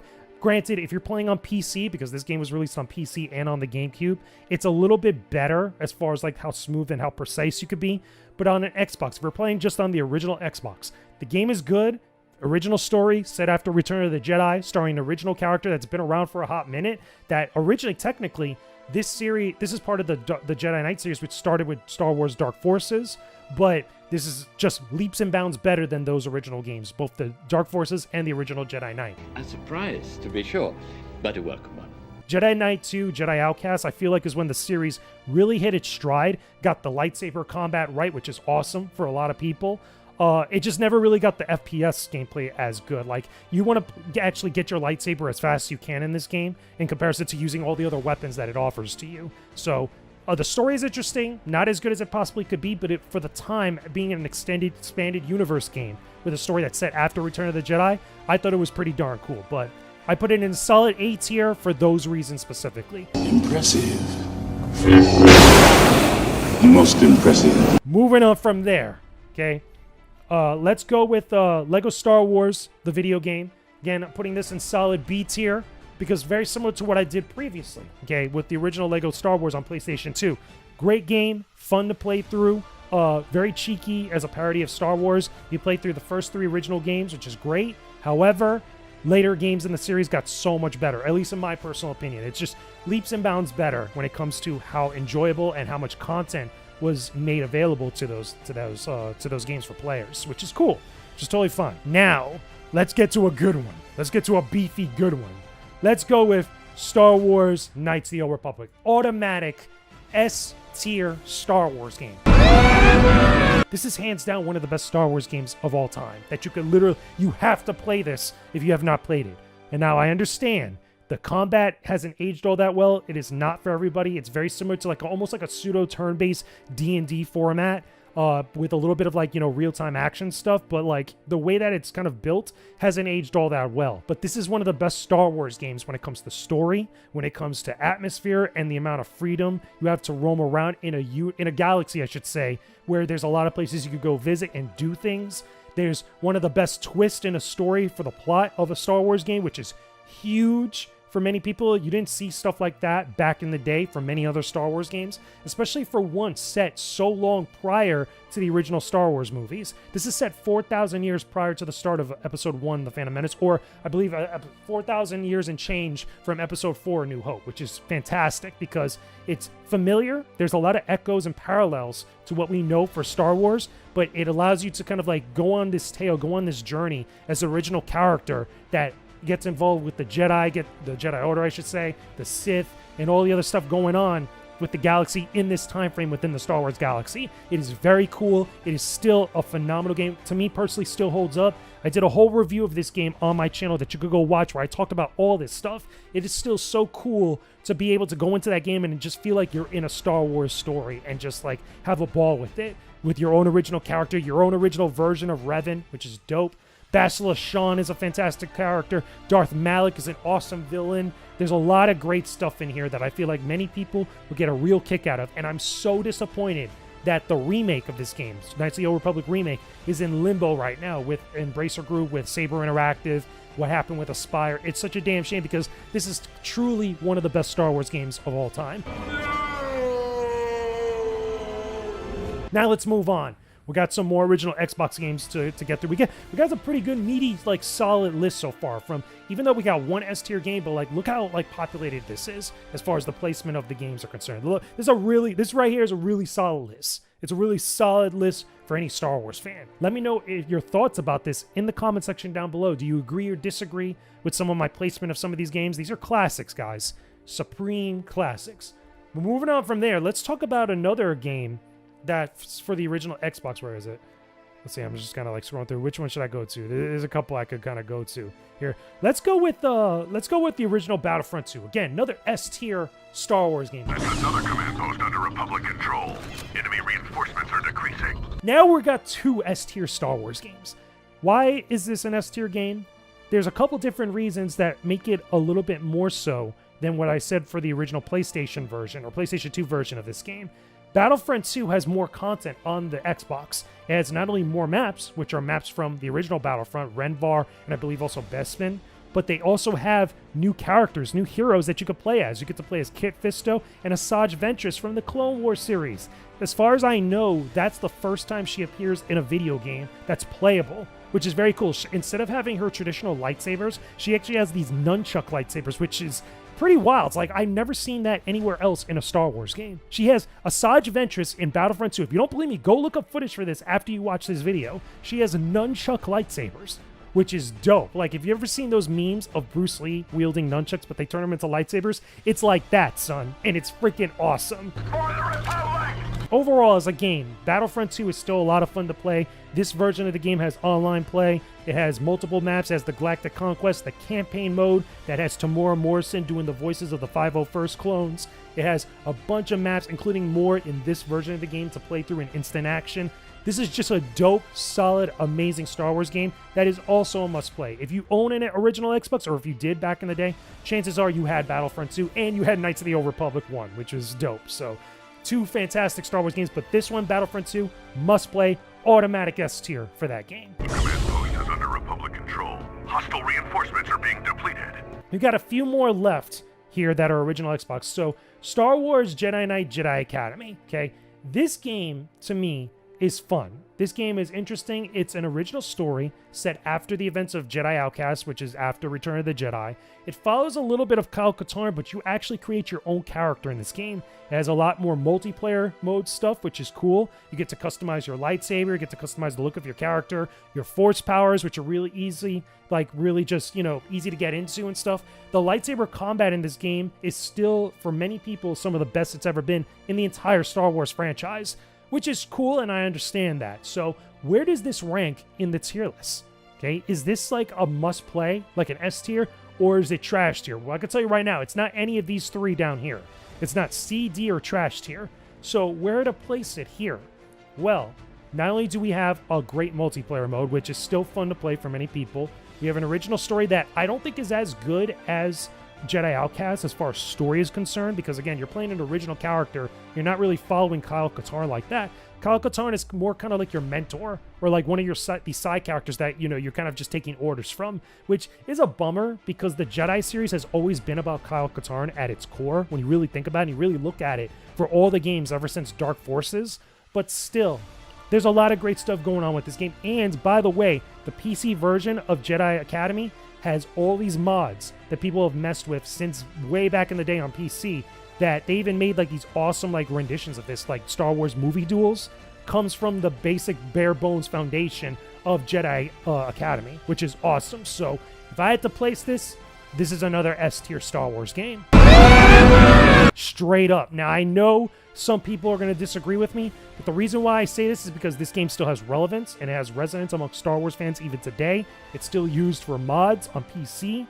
It's still fun to play through. It still has a lot of good stuff going for it. Some quality of life things a little bit different than Jedi Outcast, but still around the same type of like, you know, vibe and the same type of stuff you got from that first game. But an original character you could create, original story to follow, and the multiplayer mode. So to me, that it has the makings of a great, solid Star Wars game that definitely deserves to be an S tier. So if you disagree with me, let me know in the comment section down below, especially if you played this game a lot. Would you put other games above this one? But I believe that's at least a fair placement for Jedi Academy because I think it's still good. I think it's still very well made and just fun to play through. Again, check out my review if you don't believe me. I go into a lot more detail about this game in that full video review because there's so much to talk about with this. We have one more original Xbox game. Yeah, as far as I can tell, yeah, that's the last original Xbox game that we could do. Or actually, no. Technically, we got two. So, actually, no, that's the Xbox 360. So, no. We got one more original Xbox game.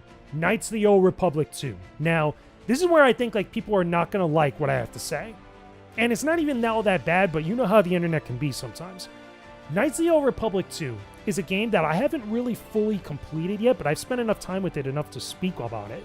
And the main reason why that is because this game has a lot of bugs and has a lot of technical issues. It was made by Obsidian Entertainment. It wasn't done by BioWare, but it was still a good follow-up for Knights of the Old Republic 2, or Knights of the Old Republic 1.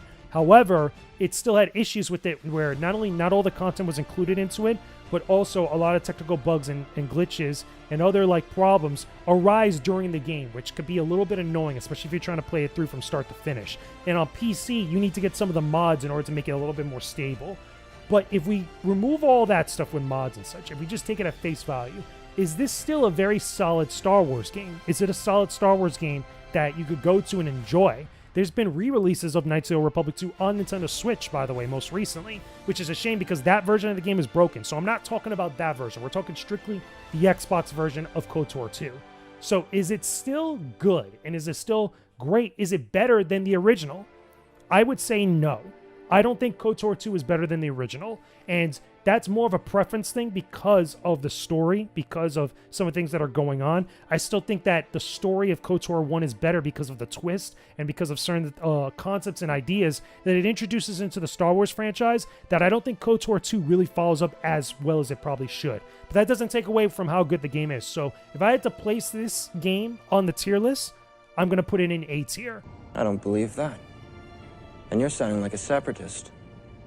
Again, for some people, they might say that KOTOR 2 might be an S-tier game, but I think that some of those other little issues that I mentioned hold it back from being truly great. And I feel like if you don't play KOTOR 2, I don't think you're missing much. I still think you should play it, especially if you love Knights of the Old Republic, especially if you like Xbox Star Wars games. But still, if I had a choice to say like which is like the most mandatory Star Wars games to play, I'm going to always choose KOTOR 1 over KOTOR 2. And again, that's a preference thing. I understand that KOTOR 2 has all the darker elements from the Star Wars universe, or at least from the Sith side of things. Things get really dark and really crazy with its story, which is awesome, which is great. But all those other issues with the technical problems and the gameplay, some of the other things that I mentioned, I feel like just hold it back a little bit much to put KOTOR 1 above it, in my personal opinion. But I digress, though. Tell me your thoughts in the comments down below. Agree or disagree with the likes. Tell me if you like it, if you agree with me on that, or not. Just let me know your thoughts. So now, let's go to Xbox 360 games. We talked about all the original Xbox games, but now let's talk about Xbox 360 Star Wars games, where things start to get a little bit more interesting. Starting off, I'm going to go towards Star Wars. Actually, no, that's Xbox One. No, let's go to Lego Star Wars 3, The Clone Wars. This is a solid B tier game. I'm going to put it right there. Much like the original Lego Star Wars, I find it to have like the voice acting and stuff. It's still very good. It's fun to play through. I don't think it's as good as some of the other Lego Star Wars games, in my personal opinion, as a preference, but it's still very solid for what it is. If you enjoy Lego games, especially Lego Star Wars games, you can still have a fun time with it. Very similar to what I said in the PlayStation game version. I'm going to do the same thing also again with Lego Star Wars, the Complete Saga. I'm going to put it in solid A tier. This is a very solid A tier game that I think is fun to play through. All 6 original Star Wars saga films. A lot of collectibles, a lot of content to go through. If you love Lego games, that's definitely one that you should play. It's still not as good in my personal opinion as the Skywalker Saga, but I digress. It's still a very solid game. Xbox 360 also, Lego Star Wars 2. I'm going to say the same thing. Lego Star Wars 2 is another solid A-tier game.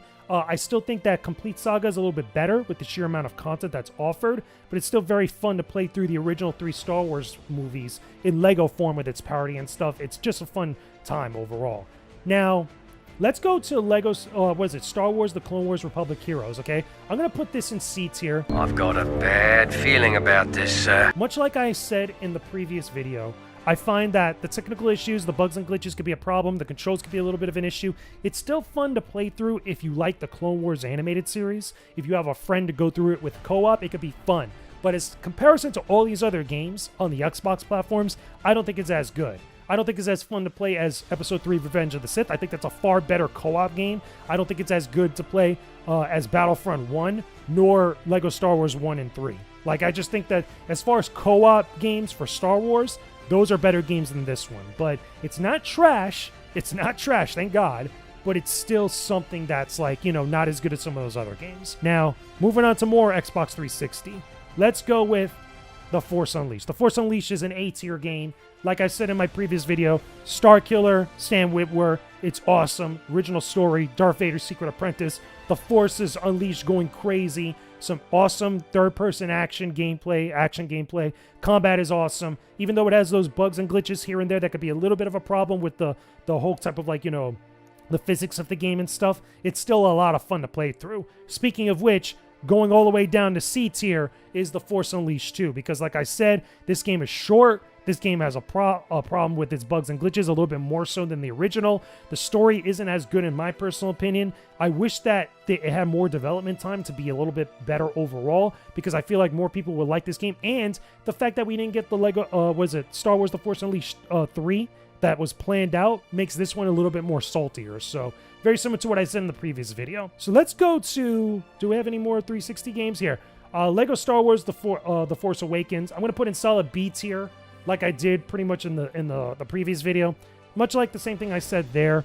It has the voice acting. It's a solid Lego game. You don't have to like the sequel trilogy. You don't even have to like The Force Awakens to acknowledge that the game is pretty solid overall as a Lego Star Wars game. Again, preferences aside, as the game itself, it's still fun and interesting to play through. There's a lot of content, a lot of collectibles, and if you're into Lego games, you can still have a lot of fun with it, much like you can with Lego Star Wars 3, The Clone Wars. Now, as far as Xbox 360 games are concerned, I think that's everything. So now we're in Xbox One territory. So that's the list so far. We did original Xbox, and we did Xbox 360. So let's talk about Xbox One and Xbox Series X, because there's only really like 1 or 2 Xbox One games. Yeah, I think at least that's what we could say, because I look at Jedi Fallen Order and Jedi Survivor as Xbox Series X games, even though I know they were probably Jedi Fallen Order was technically on Xbox One. I digress though, okay? We're in that era of Xbox games now. So let's start off with Star Wars Connect, or Connect Star Wars. I've got a bad feeling about this. I got a bad feeling about this. I have a bad feeling about this. Oh, I have a bad feeling about this. This is a weird-ass, jumbled mess of a game. Now, I understand it's very dependent on the tech of the Xbox Connect. The Xbox Connect was an accessory, for anybody that doesn't know, that was part of the Xbox One, that was like a camera that allowed you to play certain games using the camera and having yourself as the controller. The Xbox and Microsoft really tried to go hard on that, as far as like that being a reason to own an Xbox console. and it completely just failed. It completely was a disaster because the games were very hard to control. The games just either weren't as interesting, with maybe the exception of Star Wars Connect, and a lot of people just didn't buy into it. Like, and on top of that too, the actual Connect itself was a little bit overpriced to the point that people stopped buying it, and then now these days you could probably find it for pretty cheap, but there's almost no point to owning it, especially if you don't own an Xbox One, or if you just, again, don't play a lot of games where you use a camera. Where does Star Wars Connect fall into? This had the dancing Han Solo game that everybody memes about. This had, what is it? A bunch of other mini games. There was one, I believe that was like almost like a Jedi game that it had you using a lightsaber, but it was kind of janky. It was kind of like all over the place. The concept of it sounded dope. The idea of it behind it was good-natured, was good-willed. But the execution and what we got as a product wasn't all that great. This is going down to D tier. This isn't trash. I don't think it's fair enough to say Star Wars Connect or Connect Star Wars is a trash game. And funny enough, I think a lot of people would say it's trash because of some of the reasons I mentioned. What does that got to do with anything? But as far as like a game is concerned, it still functioned. It still was there, that actually had decent ideas that just weren't executed properly. Like, there was thought behind it, but what we ended up getting just wasn't all that great. So I think D tier is at least fair to at least put that in there. It could be trash tier if just the games just didn't work, but that's not the case. Like, you could play through most of those games and they could actually function. It's just they weren't all that great. That's at least where I stand with Connect Star Wars. I've played a little bit of it over the years, and it's not any of the games that I would recommend someone to play any Star Wars game on an Xbox platform. There's all these other games you could see higher on the tier list that are much better examples of better Star Wars games. So, moving on from there, let me get this one out of the way. Lego Star Wars The Skywalker Saga. That's an S-tier game. Like I said in the previous video for PlayStation games, so much content, so many places to go to, areas to explore, a lot of characters, voice acting, all 9 Star Wars movies from the prequel, the original trilogy, and the sequel trilogy, plus DLC from some of the extra stuff from like the Disney Plus shows, like Rogue One, like Ahsoka, like The Mandalorian, etc. The game is awesome. If you love Star Wars games, this, in my opinion, is the best one for Lego Star Wars stuff. It's just that fun to play through, and there's so much content that's going to keep you busy for a long time. Moving on from there, a lot of this is going to be familiar territory, but we're just talking about Xbox game stuff. Battlefront 1 is going to be in solid B tier for the Xbox because, again, some of the best visuals for a Star Wars game overall. It just didn't have as much content as its sequels and other Star Wars Battlefront games. I felt like it could have been better overall if that wasn't the case, but for what it was still pretty darn good. It's still one of the better looking Star Wars games. That being said, Battlefront 2, I'm going to say the same thing. I'm going to put it up in solid S tier. Actually, no. You know what? I'm going to put this in solid A tier on Xbox. What?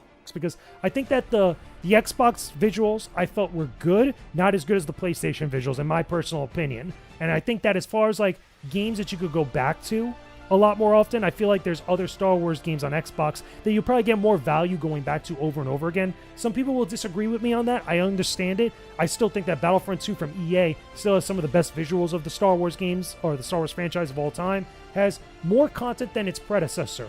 Definitely, because it has multiple eras, all 3 eras of Star Wars games, which is good. Again, you could play it online, you could do a lot of stuff. There's no support for it anymore, because EA decided to drop support, which is a darn shame. But I digress, though. It's still a solid A-tier Star Wars game, just not as good as some of the other classics I put above it. How can you do this? This is outrageous. It's unfair. Jedi Fallen Order, solid A-tier, same thing. Putting it there, I think it was pretty good. Better, one of the best newer stories for Star Wars that's part of the canon, starring Cal Kestis with Cameron Monaghan playing the part. The Second Sister, the combat is pretty solid. Even if you're not a big fan of the Souls-style games or Soulsborne games, this one you can still get into and really enjoy it. I feel like there's a lot of good stuff into there.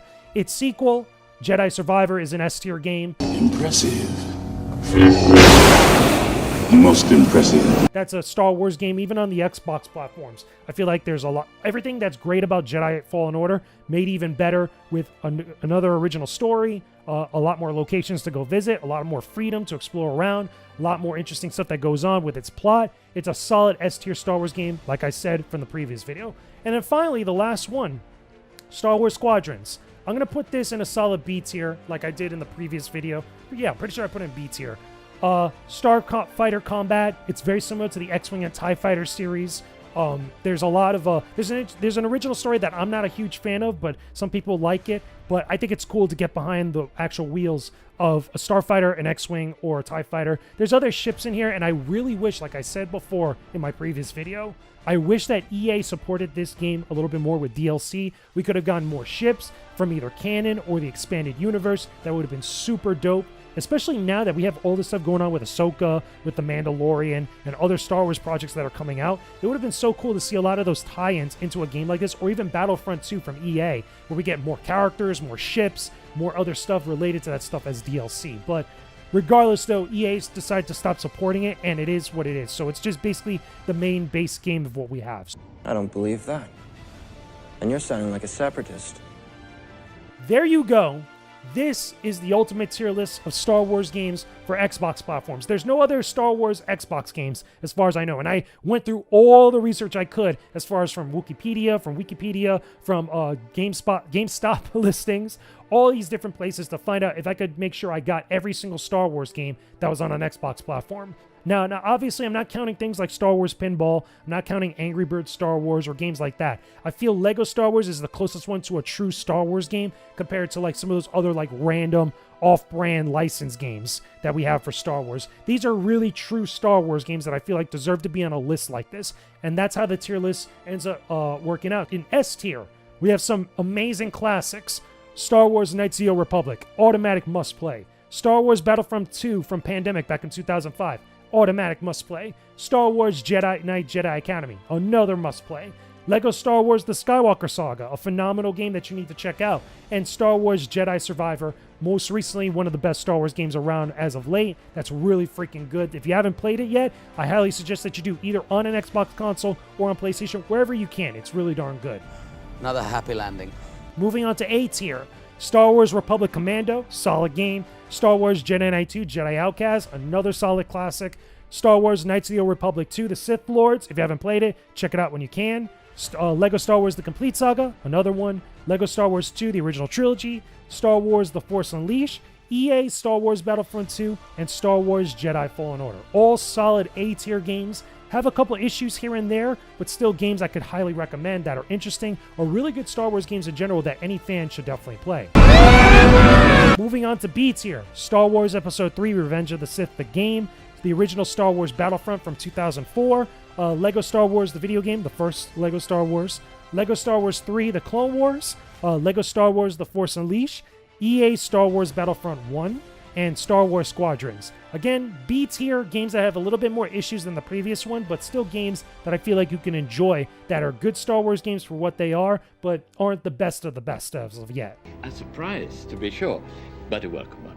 So, moving on to C tier. Legos. What? Not Lego. I keep saying Lego. I always keep just in my head saying Lego. So, C tier. Star Wars The Clone Wars, the first Clone Wars game. Star Wars Obi-Wan. Star Wars Starfighter Special Edition, Star Wars The Clone Wars Republic Heroes, and Star Wars The Force Unleashed 2. C-tier games have a lot more issues. They're Star Wars games. You could probably get some enjoyment out of them. You probably have some nostalgia for them, but they're not the best of the best. These games are just not as good as some of the other games that are higher up on the tier list. I wouldn't recommend them as far as like the best games to go to first, but if you're a big Star Wars fan and you're just curious about them, check them out and see how you like them. I got a bad feeling about this. And then finally, the last game in D tier, the only D tier Star Wars game on the Xbox ecosystem or the Xbox platforms, Kinect Star Wars. It's just kind of there. It utilized an accessory for the Xbox platforms that nobody cares about anymore. It was janky. It was weird. It was an experiment, quote unquote, to try something different. But now with the advent of like VR games for Star Wars and like the Oculus or the PlayStation VR or the Vive, you know, there's much more better experiences that are doing what this game tried to do. So it's there and nobody cares about it. That's the best way to describe it. What? There you go. That is the ultimate Star Wars games tier list for Xbox platforms. Hopefully all of you out there enjoyed this. Let me know if you agree or disagree with my placement in these rankings of all these Star Wars games on Xbox consoles in the comment section down below. Leave a like on the video if you haven't already. Show some love. Make sure you guys also subscribe to the channel for more videos like this. If you haven't already yet, go check out my ultimate tier list for Star Wars games on PlayStation platforms. It's a little bit longer than this video because there's so many different consoles to go through, including the handheld ones, the PSP and the PS Vita. But we did every everything, much like what we did here, every Star Wars game on every single platform related to PlayStation in that video, and we got Xbox on here. Now I dread, because next, at some point, I'm going to have to do the Nintendo Ultimate tier list, which is going to be so many games. So many games. It's going to be ridiculous, son, but I'm going to have to take some time to do that, kind of get like a little break in between this video and that video, and then maybe we'll also do like a PC and maybe even VR at some point, but let me know your thoughts about that. Hey, what is going on, everyone out there? I'm Jakejames Lugo. Welcome to the channel, and welcome to the Ultimate Star Wars Games tier list.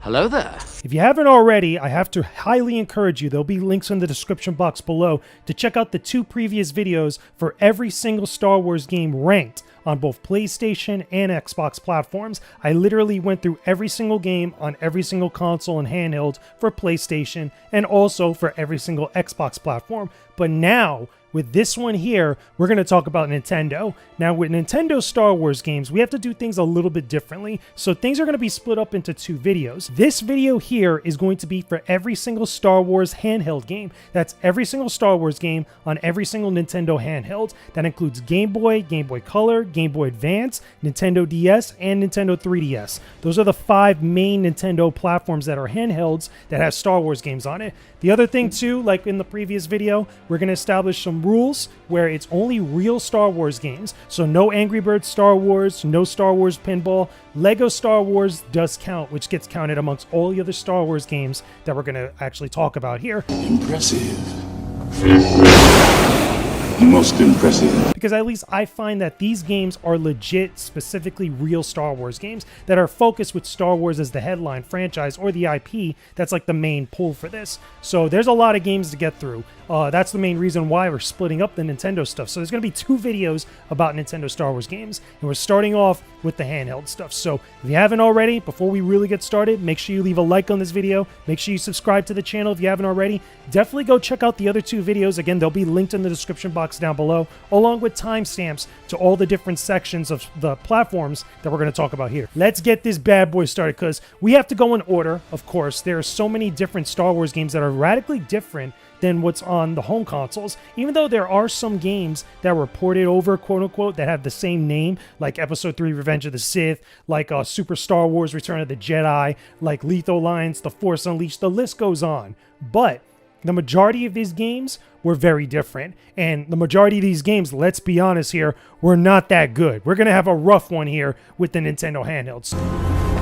I have a bad feeling about this. I've got a bad feeling about this. I have a bad feeling about this. Let's start off with the Game Boy games. Let's start off officially with the first one here, Star Wars on Game Boy. Now, if you haven't played this, there has been a bunch of different Star Wars games that are just called Star Wars that are literally about Star Wars A New Hope. That's literally the main thing of what they're all about. So if you haven't played any of these, I don't blame you, because some of them are just kind of mediocre. Some of them are just kind of whatever. A lot of people don't talk about them in comparison to other Star Wars games. What?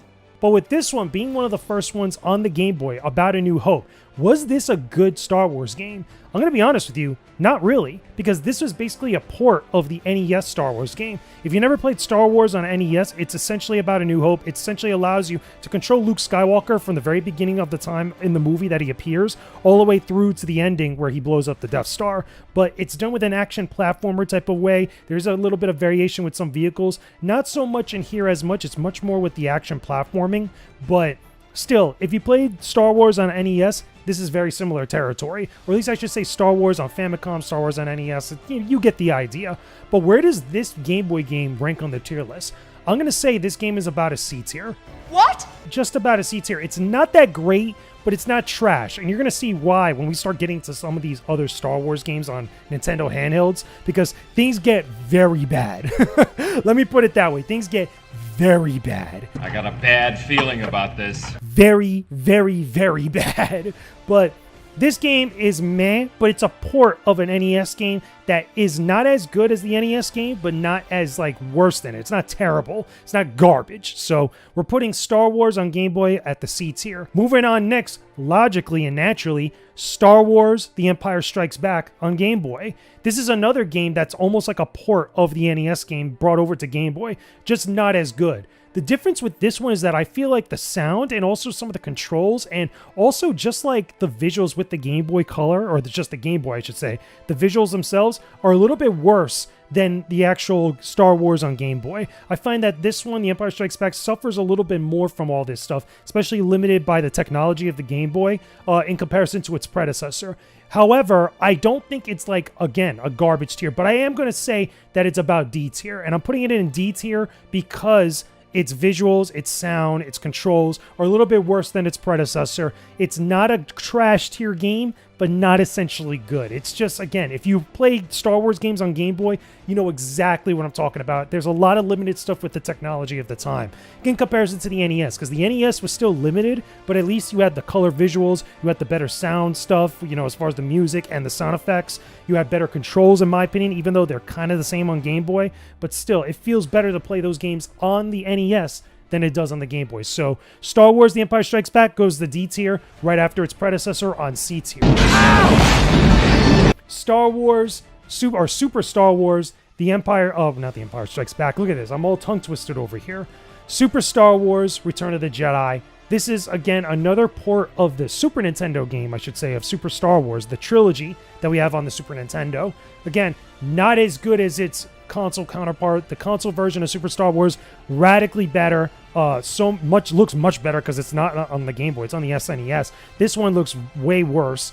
Controls way worse because you have less buttons. This one I'm putting also in D tier. And the main reason being is because I feel like a lot of the better stuff that you get from Super Return of the Jedi on the Super Nintendo is completely just downgraded and diluted on the Game Boy. Some people might like this because it's a port of that game and they really love the Super Star Wars trilogy. But if we're being objective here, if we're being honest, this game still isn't all that great. Now, unfortunately, it works out that the original Star Wars game on Game Boy is better than its sequels, and that is the way it is. Like, there's a lot of like all over the place like roller coaster riding when it comes to quality for Star Wars games on portable consoles, specifically for Nintendo portable consoles, because there were so many, as you guys can see. However, the quality of them were just all over the place. A lot of them are just not that good, as you're going to see. There's very few that we're going to get into that are actually pretty decent, but we'll talk about those when we get to them. I have a bad feeling about this. I believe we do. Do we have any more Game Boy, like specifically Game Boy games? I don't think so. So those are the three main Star Wars games on Game Boy. So now let's go to Game Boy Color. Game Boy Color is another one. Let's start off Star Wars Episode 1 Racer. A lot of people love pod racing, right? A lot of people love pod racing, especially if you play it on the consoles, which is, again, Episode 1 Racer on the Nintendo 64. On the PlayStation, 2, we had Episode 1 Racer Revenge. We also got a port of this game on current consoles right now. But what about on Game Boy? Was it at least any decent or as good as the console counterpart? Absolutely not. What? This game was still kind of garbage. You know, not garbage like in trash tier here, but still pretty bad for what it was as far as being an adaptation of pod racing. If you've ever played any of those Micro Machines racing games or the Hot Wheels racing games from like the 16-bit era into the 32-bit era, so like we're talking Sega Genesis, Super Nintendo, maybe the PC Engine type of era, maybe on PC itself. What does that got to do with anything? That's what Episode 1 Pod Racer is like on the Game Boy, and it's not that good. It is definitely not up here. Let's be real here. It's not even on C tier. It's going right into D tier. Because I think that it doesn't play that good. It sounds terrible on the Game Boy. It's very annoying listening to the pod racers. It just is like, it's like your Game Boy is having an aneurysm. That's literally what it sounds like. It's just terrible, terrible, terrible adaptation of Episode 1 Racer. Not yet trashed here. We haven't gone to the trash just yet. Okay, trust me, it is happening soon, but this game is not that good. It's meh, it's whatever. If you like pod racing, you might have picked this up back in the day after Episode 1 came out, but not really a great game overall. You know, yeah, I'm tempted to put it in trash tier, but at least it functions better than most other games that we're going to look at trash tier. I don't believe that. And you're sounding like a separatist. So more Game Boy Color, okay? Let's go to Yoda Stories, okay? Now, here's our first trash tier game. What? When it comes to Star Wars. The reason being is because this is a port of a PC game that was very limited in what it was actually designed to do based on the technology of the time. But imagine all that, how limited that game was, which was Yoda Stories on the PC, on the Windows, I believe it's a Windows 95 PC. I could be wrong. But that game diluted even further. Like, It's just not good. This is a trash tier Star Wars game. Like, in the same way that Masters of Terrascasi is trash tier to the PlayStation 1, Yoda Stories is trash tier to the Game Boy Color. Not true. That's impossible. Like, it's that bad, son. It's that garbage. It's just everything about it that you hate about Yoda Stories is made that much more worse on the Game Boy Color. Between the sound, between the controls, between the random nature of Yoda Stories, it is just not a great game. And I'm a little bit more forgiving with Yoda Stories on the PC because of the technology at the time. I wouldn't say it's beyond D tier more than anything else, but I'm a lot more harsh on the Game Boy Color because the Game Boy Color adaptation of this game came out much later, and they had time to maybe tweak it up a little bit, and they just didn't do so. They just left it the way it was, and it's limited by what the Game Boy Color could do. So it's like, you know what? Trash tier game. This game is garbage. Don't even bother playing Yoda Stories on the Game Boy Color. It's that bad, people.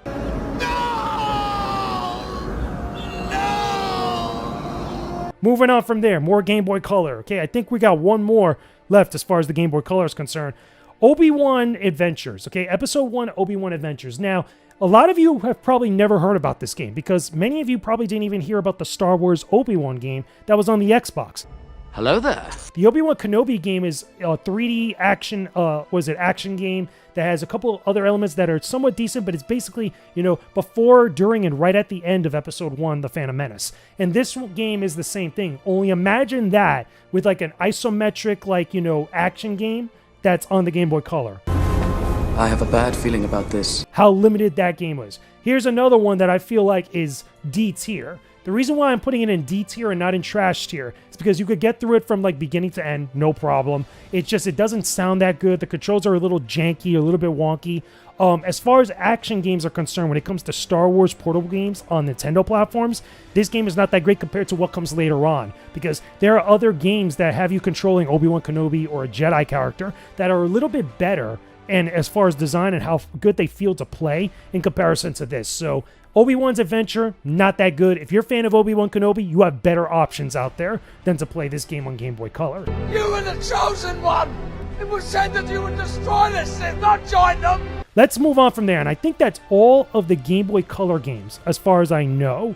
Okay, if I'm looking here at the list here, there doesn't seem to be any more Game Boy Colors, and I think we could jump directly into Game Boy Advance, which is where things start to pick up just a little bit when it comes to the quality of Star Wars games. So Game Boy Advance. Let's start off. Okay, where is it? Let's go with Jedi Power Battles. I'm gonna put this in C tier. Okay, Star Wars Jedi Power Battles on the Game Boy Advance is not as good as its console counterparts. Remember, this game was on the PlayStation 1 and the Dreamcast. Okay, and I have my thoughts about those games, and I think I've even put them in C tier as well when it came to both the PlayStation versions of that game.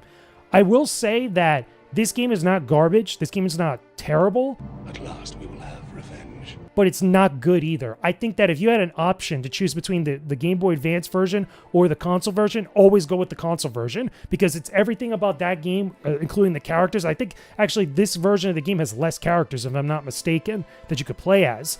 Because you could play as Qui-Gon, Obi-Wan, and Mace Windu. By the way, Mace Windu with a blue lightsaber. Remember, this game and those versions of the games came out before Episode 2 gave him the purple lightsaber. You are on this council, but we do not grant you the rank of master. But it's basically a top-down or isometric view action game. Has all the same stuff from Jedi Power Battles on the consoles, but just not as good. It's just, again, another mediocre port / moving over of that game onto the Game Boy Advance. And the Game Boy Advance has a lot of great games. Like, let's be real. Like, Game Boy Advance is a dope platform, but some of the games like this that were licensed, especially for Star Wars, weren't always the best thing. And this is another example of just one that just wasn't that good. So if you like Jedi Power Battles, you might find some enjoyment with this version of the game, but you have the better option of playing it on the console, either PlayStation 1 or on the Dreamcast. Moving on from there, let's go to now more Game Boy Advance. Let's go to...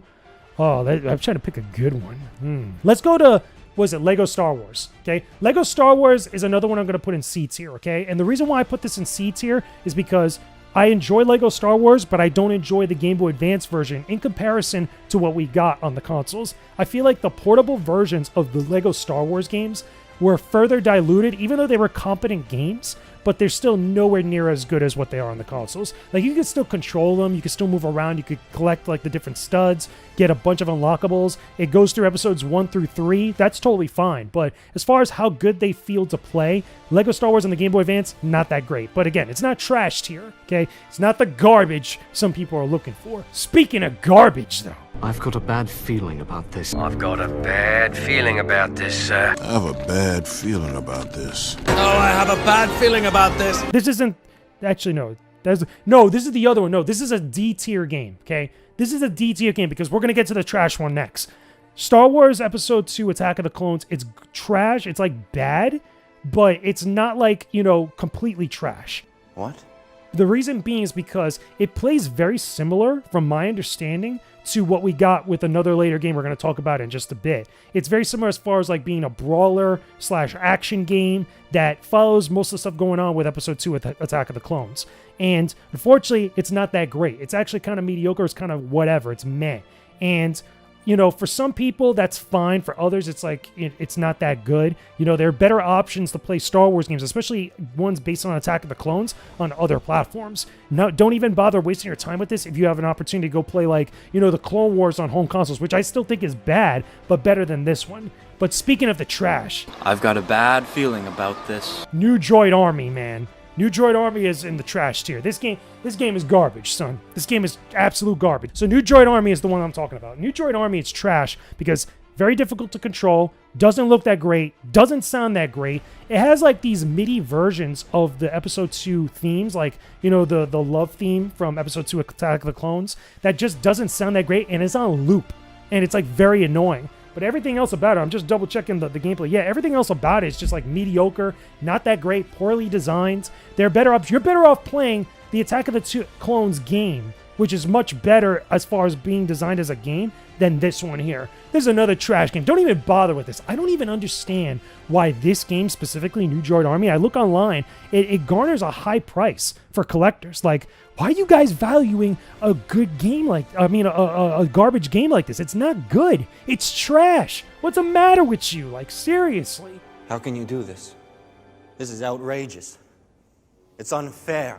We need to wash that down because there's other trash we got to get through here on this list, and some of it gets really terrible, okay? Let's wash that down with another Lego Star Wars game. Lego Star Wars 2, the original trilogy, another C-tier game, which is, it plays very similar to the first Lego Star Wars. That's why I put them in the same tier. But again, not as good as their console counterparts. They're not garbage games. They're competent, but just not as good. You're better off playing this game. Funny enough, you're better off playing this game on the PSP, I think, than the Game Boy Advance or the Nintendo DS, if I'm not mistaken. Yeah, because there's a Nintendo DS version.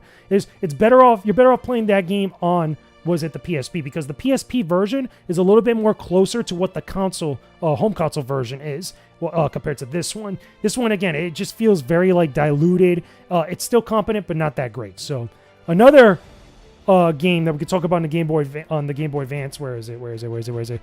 Star Wars Trilogy Apprentice of the Force. This is going to be one that goes up to B tier. Impressive. Most impressive. Now, surprising, right? A surprise for sure. Trust me. The thing is that this game follows Luke Skywalker from Episode 4, A New Hope, all the way through Return of the Jedi. It controls very similar and is built very similar in premise to the older Star Wars games from Super Star Wars or even Star Wars on the NES. Very similar to those games, but done with like a 2.5D type of style. If you've ever played like Castlevania Mirror of Fate on 3DS or played like, Mega Man 11, for example. Yeah, is it Mega Man? Yeah, it's Mega Man 11. Very similar to that 2.5D style where it's 2D gameplay, but some of the visuals and the models are 3D-esque, or at least they look 3D. They're built like 3D models. And if you like Luke Skywalker, if you like action games, very similar to Super Star Wars, this is a little bit much more along those lines. It's not as good as those, I will say, but definitely along the same right direction. It's better than all these other games that I've mentioned so far, especially because it covers all 3 original trilogy movies, and it's a lot more competent and better to control in comparison. Again, some of the boss fights in them and the cutscenes, for handhelds are pretty darn good in comparison to everything else. If you've ever played Minority Report, it kind of reminds me a little bit of that as far as the cutscenes and the story presentation, but still, in this list right here, as far as the tier list for portable Star Wars games on Nintendo platforms, it's the better of the bunch right now. That's why I put it in B tier. So if you had to choose one that was good on the Game Boy Advance, this would be it. A surprise, to be sure, but a welcome one. Now let's go all the way back down to trash. Star Wars Flight of the Falcon. My God, man. I got a bad feeling about this. Where do I even begin with this game? This game is so terrible. Not only in the visual department, in the gameplay department, in the sound department. This game is horrible. Like, this is an automatic trash tier Star Wars game. Like, my God, what the hell happened with this? Like, we love Han Solo. We love the Millennium Falcon. We love Chewie. We love Star Wars games that takes place in space. Okay, when it comes to, space combat, starship fighters, or starfighters, or any of that stuff. We love that type of stuff. We could take on Imperial TIE fighters or Star Destroyers. I'm down. I'm ready. I'm here. But this game right here, Flight of the Falcon, it's so bad. I've done a video on this before. It looks terrible. Like, it's hard to make out certain things on the Game Boy Advance screen, let alone if you blow it up on like an emulator or something. It's still difficult to make out what exactly you're looking at. And don't even get me started. Don't even get me started on the missions or the levels where you actually have to control a vehicle and you have to dodge certain obstacles, because it is near impossible to deal with all that. It is so aggravating, so annoying. Looks absolutely like trash, so it must be trash. This is probably one of the worst. Right next to Yoda Story, son. As far as, like, if I had to put the rank here, put this right over here next to Yoda Stories. Like, it's really that bad, okay? At least New Droid Army tries to do something. You know what I'm saying? Like, these are 3 trash tier Star Wars games that it's like, a trifecta of garbage, son. Oh my God. I can't even talk about it no more. Let's go back up to one that's actually much better, okay? Now I have to double check the screenshot of it, because again, like, some of these things in here, they just get like so, they start to bleed together. So Revenge of the Sith on GBA is an A tier Star Wars game. What? Just to wipe out that nonsense. This one's a little bit better than Apprentice of the Force. And the main reason being is because Revenge of the Sith is actually a brawler. It kind of reminds me a little bit of Final Fight, Streets of Rage. Built in the same spirit as the console counterpart, which, again, had 3D visuals. It was a brawler, an action game, co-op that you could play. This one, very similar, only it's done like a brawler. 2D side-scrolling brawler, which actually controls a lot better than what you might actually think. And it goes through all of Revenge of the Sith, all the story beats that you could think of. It has a couple little tidbits here and there, and also a couple RPG elements as far as like powering up your character, because you get to play as Obi-Wan. Hello there. You get to play as Anakin, which is dope. As far as portable Star Wars games are concerned, this one here is the best of the bunch, in my personal opinion, as far as which ones are good and which ones are bad. If you've never played this one before, but you love Revenge of the Sith, try it out for yourself, and you'll see exactly where I'm coming from. The visuals are very different, but the controls, and as far as like the way that the game is built and designed, I think are pretty darn good. That's the best portable Star Wars game to date, in my personal opinion. So let me know if you agree or disagree with that, because, again, a lot of people feel very strongly about Revenge of the Sith, let alone about Star Wars games, but this is the one that I feel like is the best one thus far. Another happy landing.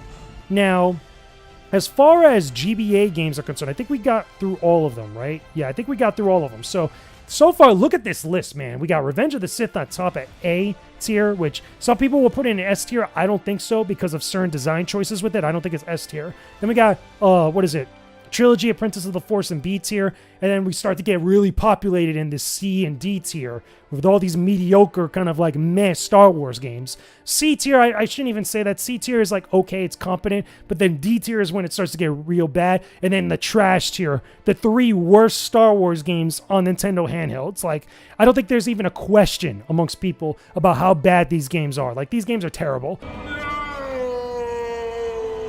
Especially Flight of the Falcon. Like, I'm looking at you, Flight of the Falcon. It's just, it's garbage, son. Terrible. Terrible, son. Anyway, let's move on to the Nintendo DS, which is right after GBA. A lot of people would say, like, oh, what about Game Boy Micro and stuff? Like, Game Boy Micro is pretty much the exact same thing as Game Boy Advance. Technically, Game Boy Color and Game Boy have pretty much the same platforms, but some games couldn't be played on a Game Boy, but they had, like, the color stuff with it. It's whatever. We're moving on to Nintendo DS. That's the next one on the list.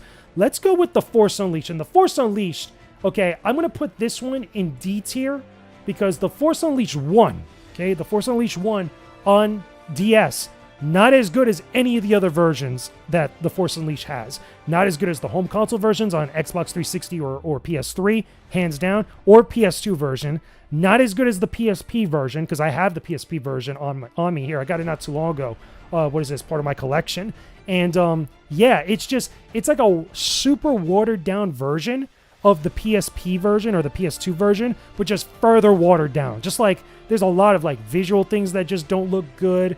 It still has the 3D roaming a little bit in comparison to like other versions of the game, but still just not as well done. It's just kind of whatever. This is a game, like, I feel like if you skip this version of The Force Unleashed, you're not going to be missing anything. Like, you have the PS3 360 version, you have the Wii version, you even have the new Nintendo Switch version, which is the Wii version, just ported over.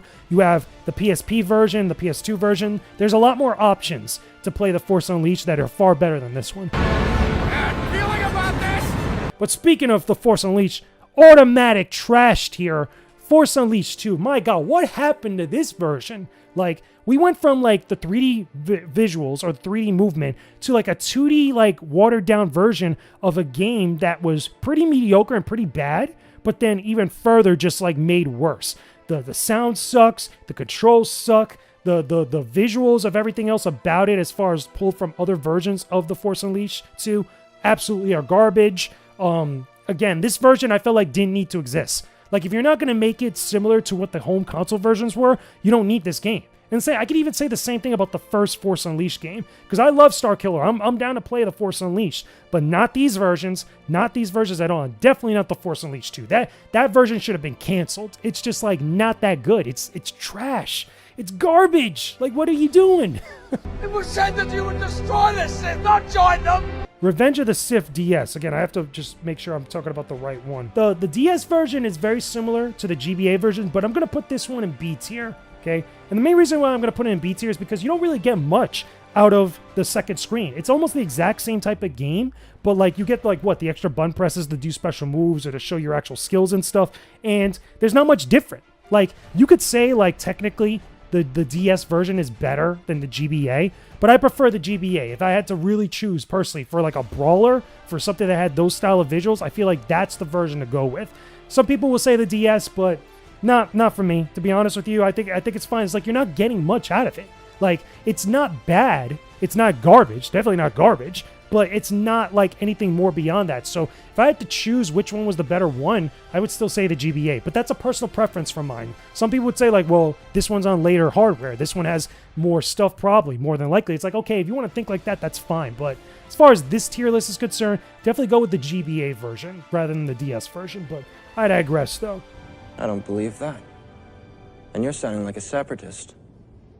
Let's go on to the next game. Lego Star Wars 2. I'm going to put this one in kind of, what is it, in, where did I put this one? Because this one's a little bit more competent than the GBA version. You know what? No, we're going to keep it in C tier. I think that's fair to keep it in C tier. Because, again, not that much different from the GBA. It does control a little bit more closer to the home console version. But again, if I had a preference of every version, which one I would go with of Lego Star Wars 2, the original saga, or the original trilogy, I would go with the console version and then the PSP version. I feel those versions are just much better designed, that they're much more closer together than what you get here with Nintendo. So I digress though. Some people might feel differently, but I feel like those versions are better than what we got on the Nintendo DS.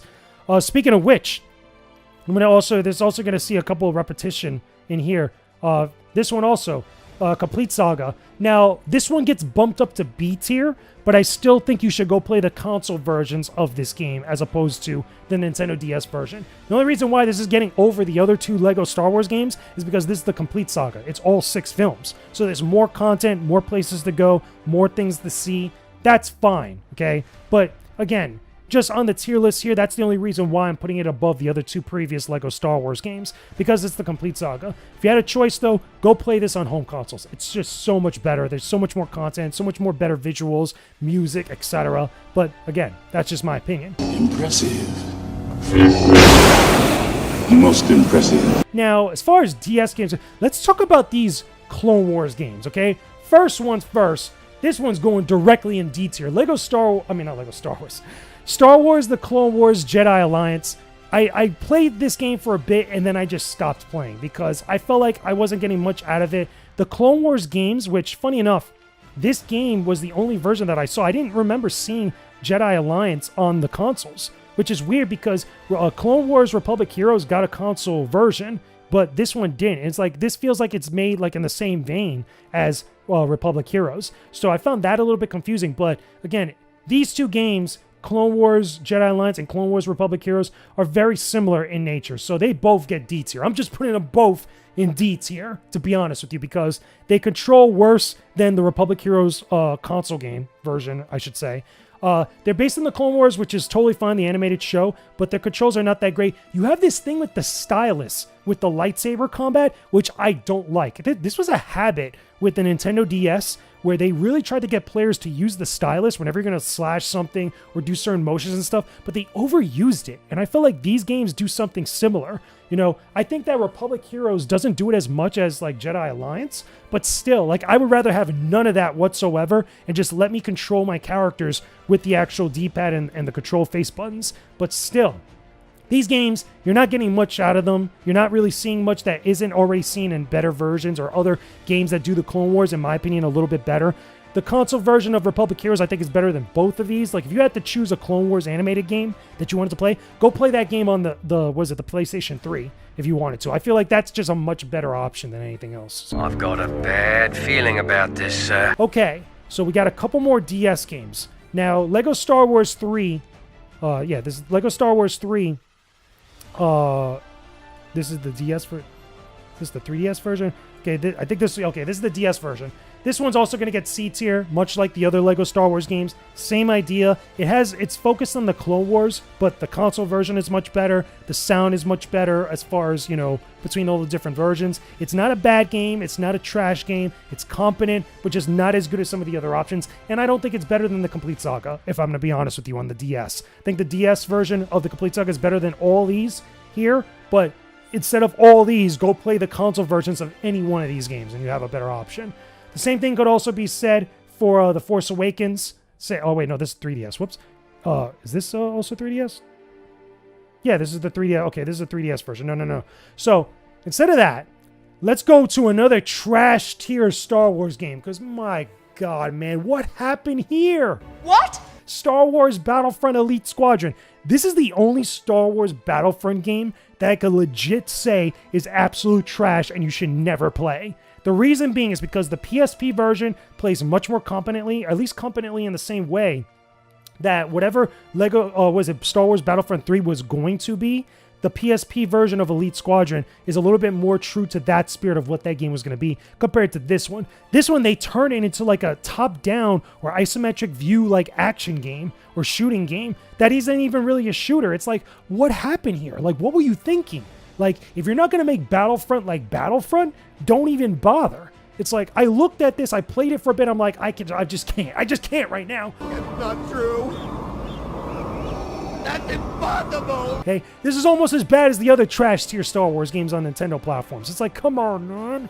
What the hell? Like, seriously. Anybody who has played this version of the game will tell you it is not like Battlefront anywhere else. There are so many more better options to play a Battlefront game than this garbage right here. You are absolutely, totally avoid this. This is absolute garbage, okay?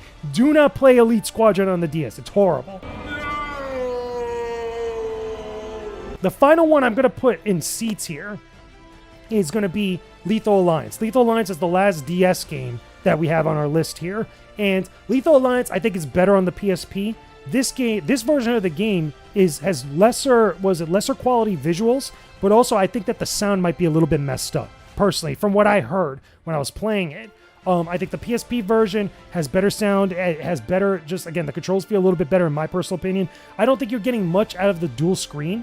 Like, as far as like the second screen, you're not really doing much with it. But also, if we wanted a much more competent version of this game, which I really do wish that they ported Lethal Alliance over to home consoles, or at least we got a home console version of that. If you had to choose between all of them, just go with the PSP version. I just think that you're going to get better visual fidelity, you're going to get better sound quality, better feeling controls, and it's the lesser of two evils more than anything else. I think I put Lethal Alliance in C tier in my previous list for PlayStation games, but still, like if I had to choose, that version of the game is much better than this one. It just feels like Nintendo platforms just got the shorter end of the stick as far as quality when it comes to a lot of these games that are on multiple platforms. So this is another example of that. I mean, look how many trash tier games we got. Like in comparison to everything we've done so far, it's like, oh my God, it's so frustrating. How can you do this? This is outrageous. It's unfair. So finally, that's all the Nintendo DS games. Okay, we've done all the Nintendo DS games. Look at this list, man. Like, Nintendo, what was going on with you from like the mid-90s to like the early 2000s or 2010s? Like, what was happening, son? Like, this is all over the place. There's like no S-tier Star Wars games on handhelds for Nintendo. That's shocking, son. Absolutely shocking. But for the 3DS, we don't have many to choose from again. And the main reason why we don't have a lot to choose from here is because we're not doing Angry Birds Star Wars and we're not doing Star Wars Pinball. I'm not counting those as part of the Ultimate tier list because I find that those aren't true Star Wars games. Okay, so we have 2 Lego Star Wars games, which we got to settle with here. We got Lego Star Wars The Force Awakens, which is C tier. Same thing that I've said already for all the other Lego Star Wars games. And I'm going to put Lego Star Wars 3 also in C tier. Same exact idea when it comes to the DS. These are all like, again, not that special. If you could argue, you could totally argue that Lego Star Wars 3 and Force Awakens should be in B tier. But for me personally, I still find them to be in C tier because they're just not as good as their console counterparts. They just don't have the visual quality in comparison, the sound quality, the controls, the amount of content. These games are just better to play on the Xbox 360 or Xbox Series X or Xbox One and the PlayStation consoles. It's just a fact. Those games are just much more better overall. These are like watered down ports of those games, and it really shows. Look at this list, man. Ugh. Dude, Nintendo, I'm disappointed. Like, this right here is the ultimate Star Wars tier list for Star Wars games on Nintendo handheld consoles. And what a disappointment. In S tier, we have zilch, nada, nothing, zero S tier Star Wars games. That is unheard of, man. Unheard of. For shame. For shame on Nintendo handhelds. We got no S tier games. In A tier, we have Star Wars Episode 3 Revenge of the Sith on Game Boy Advance. Like I said, I think this game is competent. It's pretty darn good. It feels good to play through. Not as good as the Revenge of the Sith 3D game that's on PlayStation 2 or on Xbox, the original Xbox, but still pretty darn good when it comes to Nintendo handheld platforms. The only one I could really say that's actually good. Another happy landing. Moving on to B tier, we have Star Wars Trilogy, Apprentice of the Force, Star Wars Episode 3 Revenge of the Sith, and Lego Star Wars The Complete Saga. These games are pretty good for what they are. Not the best, definitely not better than Episode 3 Revenge of the Sith.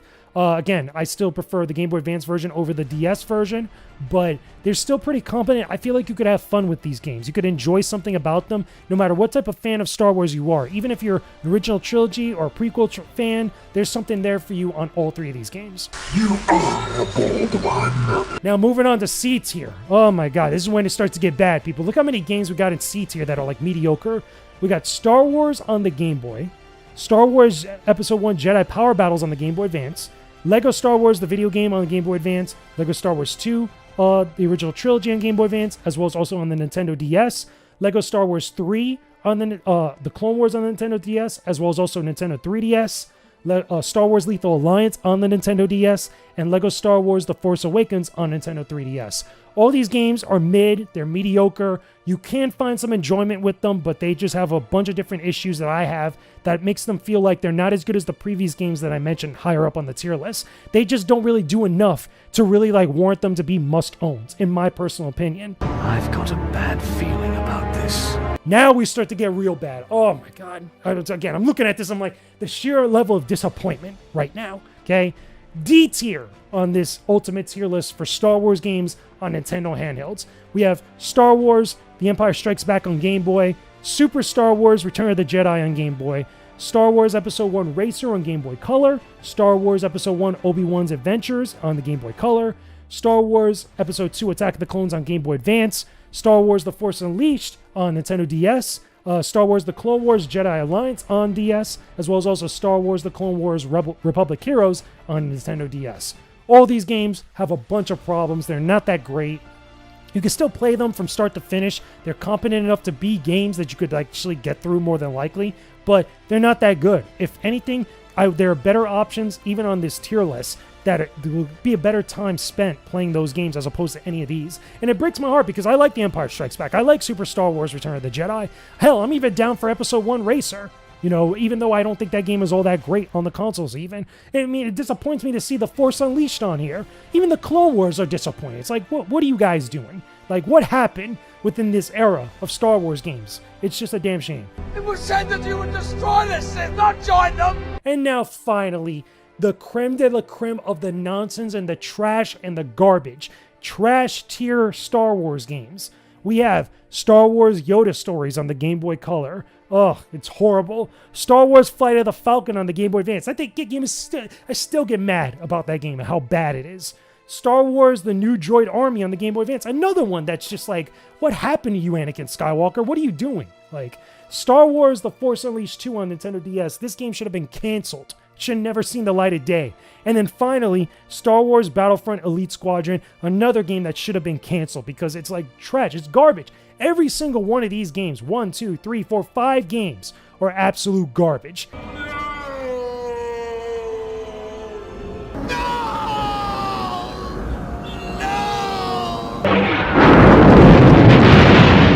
They're horrible. They're the worst of the worst on Nintendo handhelds, and it's such a damn shame to see that happen. So there you guys go. That's my ultimate tier list for Star Wars games on Nintendo handheld platforms. Let me know your thoughts about the entirety of the tier list in the comment section down below. Do you agree with the placements of these games? Do you disagree with me? Which one of these games, especially in the ones that are like mid, are some of your favorite Star Wars handheld games on the Game Boy, Game Boy Color, Game Boy Advance, DS, 3DS? Talk to me about this stuff. Did you play Episode 3, Revenge of the Sith on Game Boy Advance? Did you enjoy that game? Did you enjoy any of these trash tier games, which I can't even... If you enjoyed any of these games, like, shame on you, because they're bad.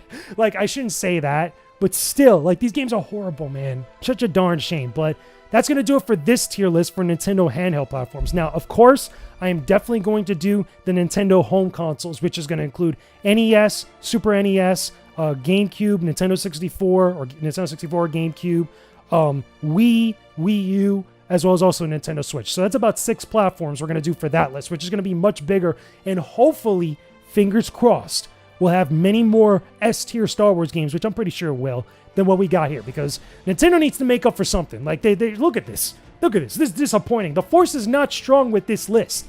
It's strong with the placements, but like, look at the quality of Star Wars games we got. Like, oh my goodness. Nintendo was messing up back then. I'm just saying. But anyway, I hope you guys enjoyed this video. How's it going, everyone? My name is Jakejames Lugo, and welcome to the channel, where you'll find some of the most fair and honest game reviews out here. Hello there. And we're back again talking about Star Wars games as part of my ultimate Star Wars games tier list. Literally ranking every single Star Wars game to ever come out, to ever be released on every single platform. I've already done a couple videos previously that's part of a playlist. If you haven't checked those out, definitely go check them out whenever you get a chance, hopefully after this video, because we talked about every single Star Wars PlayStation game on every PlayStation platform. We talked about every Star Wars Xbox game on every Xbox home console release. All of them, literally every single one. We even did all the Nintendo handheld consoles, all the Game Boy consoles and everything else that's Nintendo handhelds. All those games, all those Star Wars games ranked on an ultimate tier list for everybody that's curious about Star Wars games. This is the resources, this is the type of stuff that you definitely want to see. And for this one right here, after talking about all those other games and all those other platforms, we're finally going to tackle Nintendo home console releases. These are Star Wars games that came out on the NES, on the Super Nintendo, on the GameCube, the N64, the Wii and the Wii U, the Nintendo Switch, all that jazz. This is where the fun begins. Literally every single Star Wars game for a Nintendo console at home. So I hope you guys enjoy this. Let me know some of your thoughts about everything in the comment section down below. Tell me some of your favorite games that I'm pretty sure we're going to talk about. We're going to tackle every single one of them. Also, don't forget to check out some of the previous videos like I mentioned in the playlist. This will get added to that. So if you're already watching this on the playlist, it'll like be followed by some of the other videos if you haven't already watched them. So let's get started, man, because there is so much to get into. Now, Couple ground rules, like what we usually do with these videos. It's going to be every single Nintendo console that's at home, all the home console releases, but also specifically Star Wars games that are considered true Star Wars games. This means no Angry Birds Star Wars, no Star Wars Pinball, no Star Wars mobile games or anything of that nature. Specifically true Star Wars games that we all know. The only exceptions to this are games like Lego Star Wars, which are more like Star Wars games, even though it's a collaboration between Lego and Lucasfilm, or LucasArts, I should say. So, yeah, let's get started. So, the first console, of course, we have to start with the classics. Like, you can't just start something like this without acknowledging the NES, the Nintendo Entertainment System, the very first Nintendo home console for many people, you know, known as the Famicom in Japan. So the very first one that we have to start with is Star Wars on the NES. Like literally the very first game for the very first Star Wars movie. And this one is interesting because for a lot of people, some people really like it, some people really hate it. Now, where does it fit on the tier list? Because it's an action platformer. If you've never played it before, it has a little bit of mixed gameplay in a couple different ways. A little bit different than the Japanese release that we had on the Famicom, because that game is much more harder, but it's still made in the same type of spirit, or at least this one is made in the same type of spirit as that one. And for me personally, I have to say that this game is a C-tier Star Wars game. What? The main reason being is because, like how it is with most NES games, with a few exceptions, these games are difficult. There's a lot of little bugs and glitches and little things that happen on the NES, or NES games, I should say, specifically this one, that make it a little bit tougher, a little bit more annoying to deal with. And for some people, they might not enjoy that. Other people will have a lot of nostalgia for it, especially if you grew up around the mid to late 80s and you were playing games like this. Even if you weren't playing games on the Atari 2600, I'm pretty sure you were like seeing a lot of different video games that were related to Star Wars, including something like this. So Star Wars on the NES gets the C tier. The next one, which is the only other Star Wars game on the NES, is The Empire Strikes Back. Now, The Empire Strikes Back is built different, okay? It's built very different in comparison to the first Star Wars movie, which is simply titled Star Wars, but we all know it's based on Episode 4, A New Hope. This one is on Episode 5, The Empire Strikes Back. And if I had to really say like where this one could land, I would also put this in C tier. Now, the only reason why both these games get put into C tier is because they're not bad games. If anything, The Empire Strikes Back is built a little different in a more positive way, where you have a lot more actions, you have a lot more movement options, there's a lot more levels compared to the original Star Wars game on NES. It's based on all the different scenes from The Empire Strikes Back, from the stuff going on Hoth, to the stuff going on Dagobah for Luke Skywalker when he goes to Bespin and Cloud City. All that stuff. Everything that you could think of from the movie is accounted for in here, with a few exceptions, of course. But it doesn't make it any more that much more better on the tier list compared to other Star Wars games that we're eventually going to talk about. But The Empire Strikes Back is not a bad game. It's just, again, much like the first game, it's a product of its time. It's limited by the hardware of the NES, which I feel like is, again, it's a great console, again, classic, iconic console, but a lot of games really suffered because of those limitations technically, where they weren't able to do certain things, and then certain quality of life stuff that we got later on with other Nintendo games and other Star Wars games on Nintendo platforms that aren't really here in these types of games. That being said, okay, those are the only two NES Star Wars games, because we're not doing the Japanese release of Star Wars. Again, that's a Japanese release. We're strictly sticking to North American releases here and true Star Wars games. So no other like spin-offs or anything like that. But those are the only two real Star Wars games that are on the NES. There was no Return of the Jedi game, which is a shame. If you do remember, if you watched my Game Boy Ultimate tier list of Star Wars games, we talked about some of the games on there that are based on these two, which are both Star Wars and The Empire Strikes Back, which are kind of like not true ports, but very much close to as you could get for a part of these two games, but on the Game Boy. So that's that. Those are the two Star Wars games for NES. Let's move on to the Super Nintendo. We all know what comes up next. A surprise, to be sure, but a welcome one. Super Star Wars. Okay, Super Star Wars, part of the trilogy of Super Star Wars games on the Super Nintendo. Iconic games, beloved by so many people for one reason or another. Now, great visuals, great soundtrack using all the different parts of the Super Nintendo. Sounds so much better than what we got on the NES, and arguably much better than what we've seen, or heard, I should say, on the Sega Genesis at the time. Now, where does Super Star Wars, the first game based on A New Hope, rank on the tier list? because these games are arguably much harder than the games that are on the NES. Like, they are much more ridiculously difficult compared to those first two games that we got, and arguably more difficult than any other Star Wars game to come beforehand. I got a bad feeling about this. I would say that this game right here, what is it? Super Star Wars, the first game, is also going to go in C tier. What? Now, the only reason why I'm putting this in C tier is because of two main reasons, which we'll get into a little bit more when we get to Empire Strikes Back and Return of the Jedi. This was the first in this trilogy. It really established the idea of like the movement, a lot of the different power-ups you could get, the type of like, you know, mechanics that we have involved when fighting boss fights, which the boss fights in these games are insane. Like, they're over-the-top ridiculous and they're hard as hell.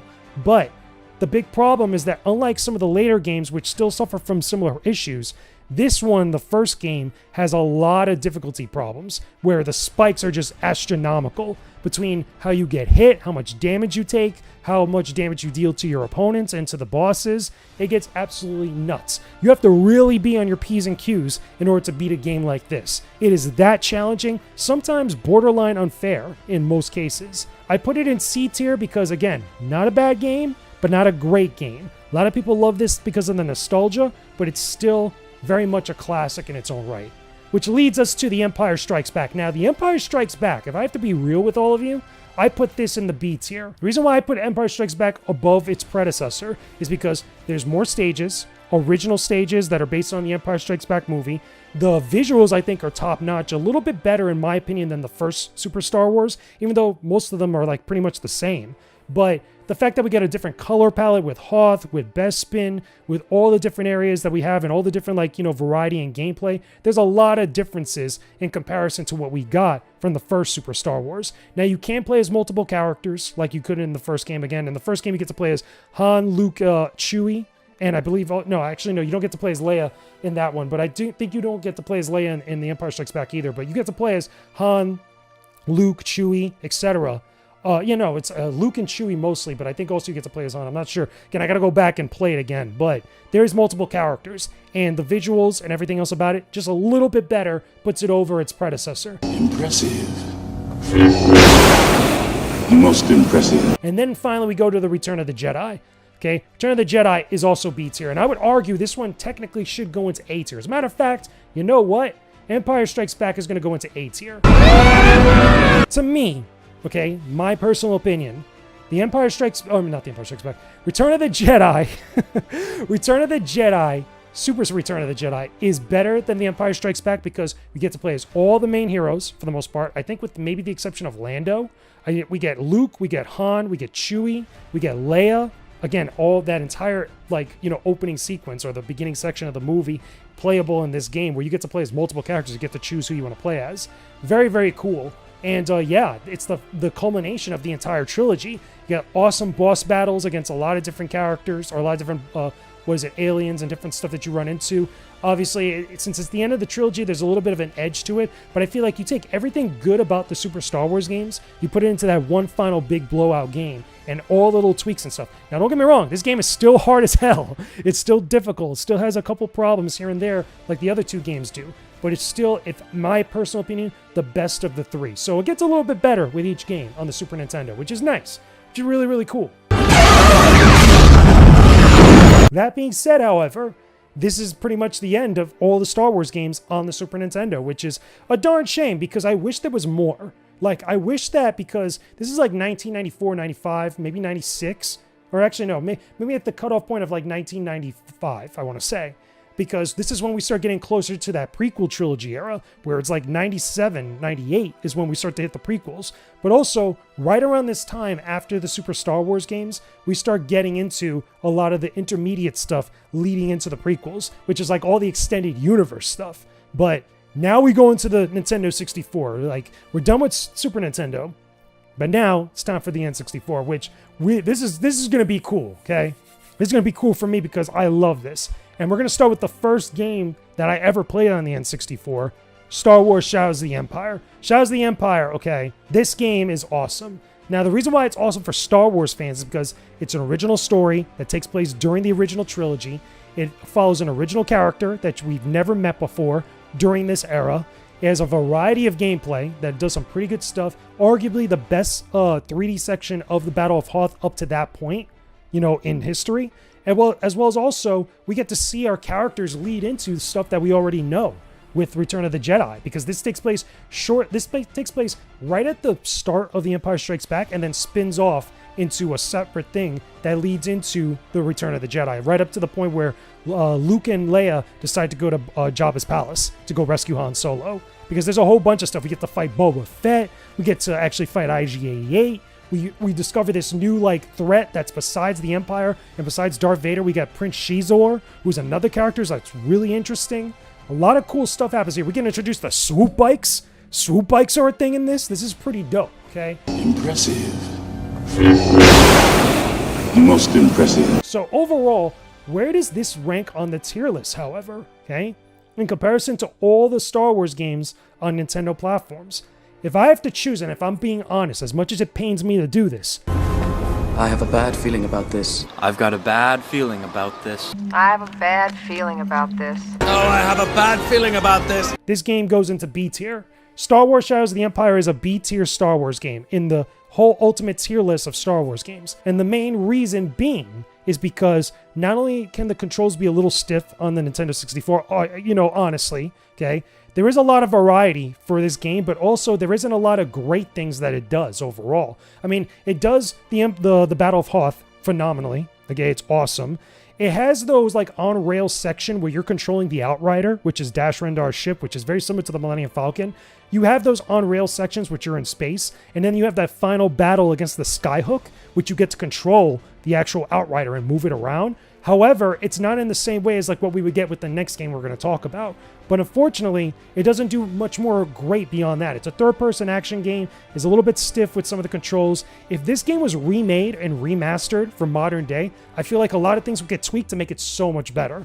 Okay? I have to say, as much as I love Shadows of the Empire, it is still just a B-level tier Star Wars game. And I think it's good there, to be honest with you. It's not bad, but it's good. It's not great, but it's definitely good. I don't believe that. And you're sounding like a separatist. So, the next one we get to talk about, one of my favorites, Star Wars Rogue Squadron.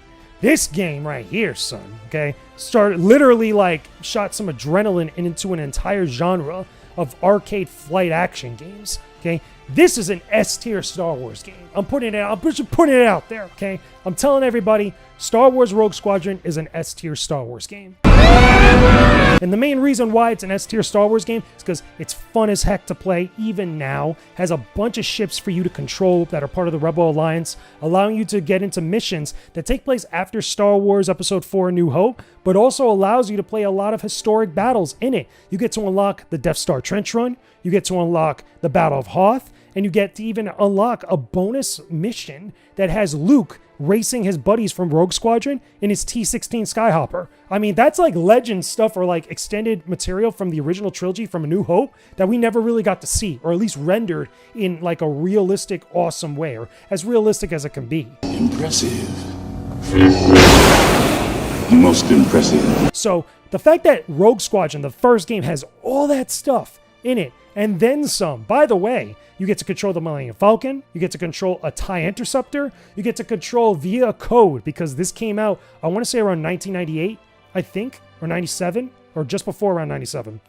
This game had a code to allow you to unlock a Naboo starfighter to actually use in this throughout all these missions. This was before Battle of Naboo came out, which is what the next game we're going to talk about. But this game is awesome. It's an S-tier Star Wars game, pretty darn good, so much fun to play. And again, if you haven't played Rogue Squadron yet, I highly recommend that you do so. Do what you got to do to play it, because it is that good. Nice work, Rogue Squadron.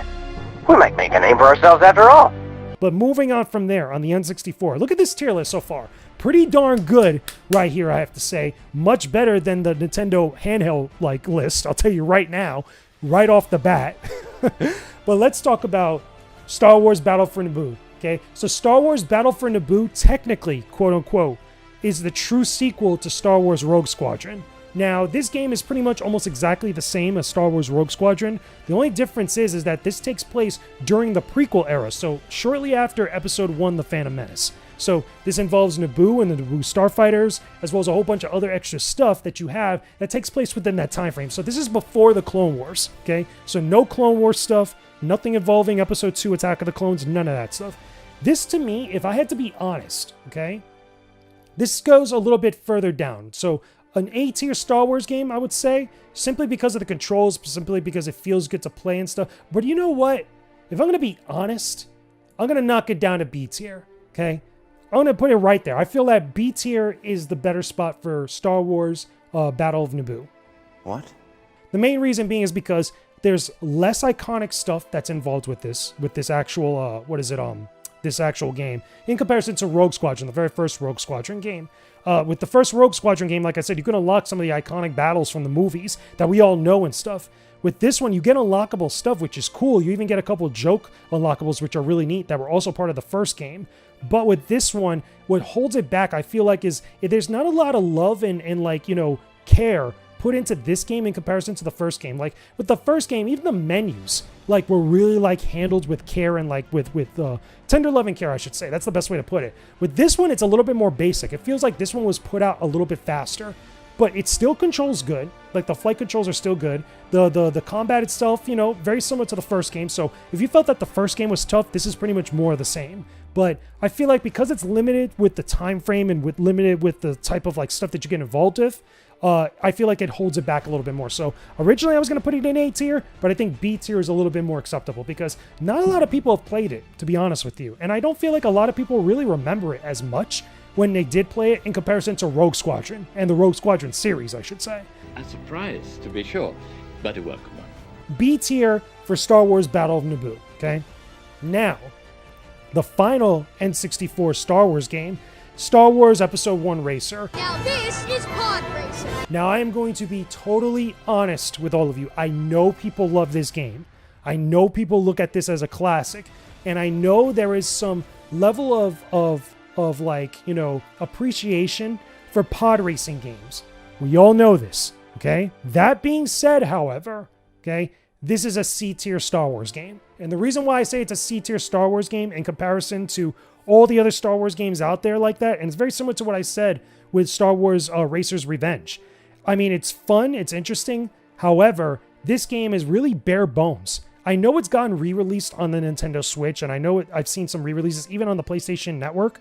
And some people have played it, they say they really like it, but that's only because there's no other real, like, you know, Star Wars racing games. There's no real, like, Star Wars pod racing games, I should say, because we have Super Bombad Racing, which is like Mario Kart, but true pod racing games, we got a lot. We didn't really get a lot of them. Like, we only got 2 that are on home consoles, plus the arcade game that everybody remembers. But with this one, it's so bare bones, there isn't a lot, and it's very repetitive. I feel like it could get very tough and difficult dealing with the races because not only is there a lot of rubber banding with the actual opponents, again, this takes place during the Episode 1 time frame, so you have young Anakin Skywalker, you have Sebulba, you have all these other characters that are related, you know, to Episode 1. And that's cool. This was all during the hype of the release of Episode 1, The Phantom Menace. But as far as a game is concerned, I feel like it needed more guts in there. It needed more unlockables. It needed more stuff to do. It needed more races, possibly. You know, you're mostly racing on like a few planets, like in comparison to like how many planets are out there, you know, with whatever's going on with the Star Wars galaxy. But as good as this might be for some people, in relation to every other Star Wars game to come out, this isn't up there like that. I feel like some people like it. They would probably bump it up to B tier, but for me, I feel like it's fair to put this in the C tier category because there really isn't all that much to do. There really isn't when you really look at it from like a, you know, 20,000 foot vantage point. So that being said, okay, now all the N64 Star Wars games are done. Look at this list. We got 1 S tier Star Wars game, we got 1 A tier Star Wars game, a couple B tier, and a couple C tier. Not a bad start. No trash tier games as of yet, okay? As of yet. Let me just put it out there. I have a bad feeling about this. We get to go talk about the GameCube. And this is when things start to really cook up, okay? This is where the fun begins. So the first game for the Nintendo GameCube, okay, that I'm going to talk about, Star Wars The Clone Wars, okay? I'm going to put this one in C tier as well. The reason why I'm putting this in C tier, much like I did in the previous Star Wars tier list, okay, I may have put that one a little bit higher, but I still feel like this is C tier for GameCube, for Nintendo GameCube and Nintendo releases, because again, suffers from a lot of issues with the tank controls, a lot of bugs and glitches. As far as like a Clone Wars game, the on-foot sections aren't all that great. They're very difficult and really like stiff to control. There's a bunch of other little issues here and there that I've talked about many times. I even talked about this in my review of the Clone Wars. If you haven't watched it yet, definitely go watch it after this video, and I go into much more detail. But this was the very first like game based on the Clone Wars, like really based on the Clone Wars. I think the one that came after this or around the same time was on the the Game Boy Advance, which was Attack of the Clones and also the New Droid Army, because this is when Episode 2 was already released, or right around the time it was released in theaters, and that was part of all that hype train and stuff. So C tier for Star Wars The Clone Wars. Going in B tier, Lego Star Wars, the video game. Much like I've said in the previous videos about the PlayStation and Xbox Star Wars games, this game is good. It's in B tier, mainly because it's still pretty darn good to play. It's still fun. It's Lego, which is awesome. It's the first 3 Star Wars movies all together spoofed, and it's just a joy to play through. Lego games are just a joy to play through, like real talk. Like they're always fun. There's never anything truly bad about them, to be honest with you, and they're just chill. They're just super, super chill. Now, coming off from that, okay, because I put B tier for Lego Star Wars, the video game, and then we go to A tier for Lego Star Wars 2, the original trilogy. Much like I did in the previous videos as well, where I talked about these games, because again, they've been on multiple platforms. The original trilogy, episode 4, 5, and 6, Lego, what more do you want? Like, it's everything that we know and love about the original trilogy, just in Lego form. And it's really fun. It's cool. It's dope. And I think that everybody loves it. You know, I love it. I'm pretty sure many of you out there loves Legos, especially Lego Star Wars stuff, especially those sets. They're so dope. But, yeah, so Lego Star Wars 2, more Lego Star Wars action, but set in the original trilogy. What more can you really say about it?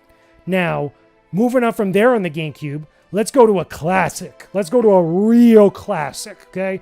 Star Wars Jedi Knight 2 Jedi Outcast. This game, straight up, okay, automatic A tier. Tell you straight up right now. Now, I know some people would put this in S tier. The only reason why I don't put this in S tier is because I think Jedi Academy is much better.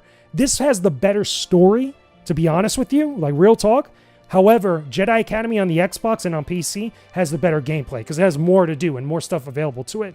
On the GameCube, this game is still dope. I remember watching all the commercials and the coverage of Jedi Outcast when it came out originally on both Xbox and on GameCube, because I saw G4, like X-Play and stuff, like covering it. They were doing all these like videos about it, reviewing it. It was really dope because people love the lightsaber combat. I feel like once you get the lightsaber in this game, things get so much better, especially when you have your force powers and stuff. However, okay, before that and leading up to it with all the FPS gameplay, which is very similar to Star Wars Dark Forces and the first Jedi Knight game, it's a little bit of a drag.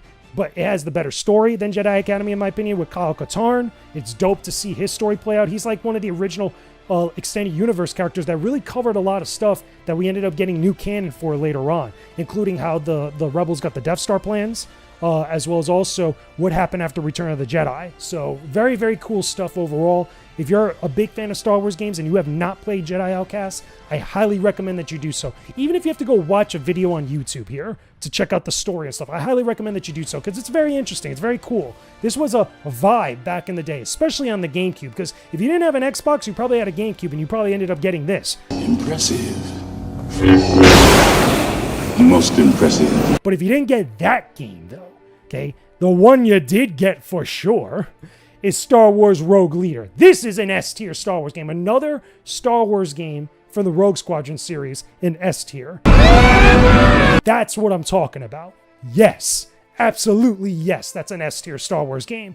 Not only does it have new levels, new places to go to, looks phenomenal, okay, new missions, new unlockables, it's new ships to control. I mean, look, all the ships you could control in Rogue Squadron and Rogue Leader specifically. It's pretty awesome, okay? There's a lot of great stuff about that game. Anybody that owns a GameCube that loves Star Wars definitely had this game, especially because they were more than likely some of the same people that played Rogue Squadron on the Nintendo 64 or any of the other Star Wars games on the N64. This game was awesome, straight up. It's so good. And then, speaking of which, Rebel Strike. Okay, now Rebel Strike gets knocked down a few pegs, okay? The reason why it gets knocked down a few pegs, we're going down to A tier with Star Wars Rogue Squadron 3 Rebel Strike for a couple reasons. It stays up high on the list because it looks good. It's got new game modes, new gameplay elements, and new like different like mechanics introduced into this, including new ships. as well as also co-op of all the missions from Rogue Leader, which is awesome. That is amazing. However, I have a bad feeling about this. Okay? However, what knocks this down below Rogue Leader is because those on-foot sections for Rebel Strike are not as good as compared to the rest of the game. It like totally brings the momentum for a lot of sections to a screeching halt, because you get to play through missions as Luke Skywalker from most of the movies and other missions, you know, on foot, which, you know, is kind of cool in premise, or at least on paper, but in execution with this game, it just wasn't as good. It's not as good as controlling your starfighter, your X-Wing, your B-Wing, your Y-Wing, the Falcon, whatever have you. Does not feel as good and is not as fun to play in comparison to all that stuff, right? Now, in comparison to Rogue Leader, like I said, that's the only reason why it's a little bit further down on the tier list. Because if it wasn't for the fact that those on-foot sections were not that great in comparison to the rest of the game, this would be an automatic S-tier Star Wars game, without question. But it stays high up on the list because of the sheer amount of content and the stuff that it tries to do. It's a shame because I would have loved to see this series continue after this into other, like, you know, Nintendo consoles, because the Rogue Squadron series was awesome. Like, look at this. You got 3 games, okay, high up on this tier list. 2 S-tier Star Wars games, straight up, 2 of them, 2 S-tier Star Wars games, and 1 A-tier Star Wars game. Not bad. Not bad at all, I have to definitely say. It's kind of like, Knights of the Old Republic. Knights of the Old Republic, I still scored pretty high, even though the second game has all its issues and stuff, but still. As far as, like, you know, a Star Wars series that's highly recommended, definitely play the Rogue Squadron games. They are definitely up there as some of the best of the best. Now, one more GameCube game that we have to talk about is Star Wars Bounty Hunter. Now, Star Wars Bounty Hunter, I've reviewed here on the channel. You should definitely go watch the video review if you can. I talked about it. It's an awesome premise. It's an awesome concept for a Star Wars game. Playing as Jango Fett right before the events of Episode 2 Attack of the Clones, you're going around capturing bounties, like looking for people, getting them dead or alive, collecting credits, stuff. Sounds awesome. I get to use a jetpack? Are you serious? Heck yeah, I'm down for this. Now, here's the problem, though, okay? The problem is that the controls can also be very stiff. There's a lot of bugs and glitches in this game as far as, you know, certain areas that, you know, you either clip through like some of the certain sections, as well as also the hit detection and how much damage certain enemies can take could be really annoying, like straight up annoying. Anybody that's played this game either on the GameCube or on the PlayStation 2 or even on the PlayStation Network, because there was a PSN re-release of this game that has a couple things tweaked a little bit, and also trophy support that also has the same problems. This is, to me, a B-tier level Star Wars game. It's good. The concept is awesome. I'm ready. I'm down to be a bounty hunter, especially with Attack of the Clones stuff.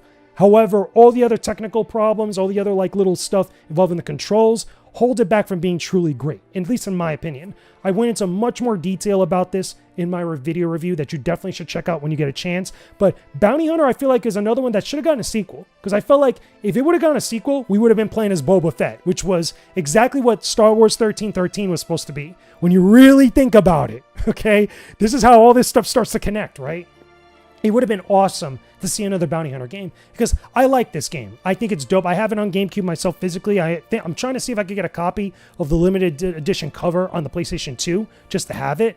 But overall, good game. Very solid game. Not the greatest, though. Still high up on the tier list, though, which is good. That's going to do it for every single Star Wars GameCube game, okay? We've done all of them. Look at this tier list, guys. Like, straight up. Look at, well, it was right over here. Look at this tier list, okay? This tier list is awesome thus far. 2 Star Wars games in S tier, 4 in A tier, 5 in A tier, B tier, 5 in C tier. Nothing in D tier or trash tier. Like, we've had no trash tier Star Wars games on Nintendo home console so far. We're cooking right now.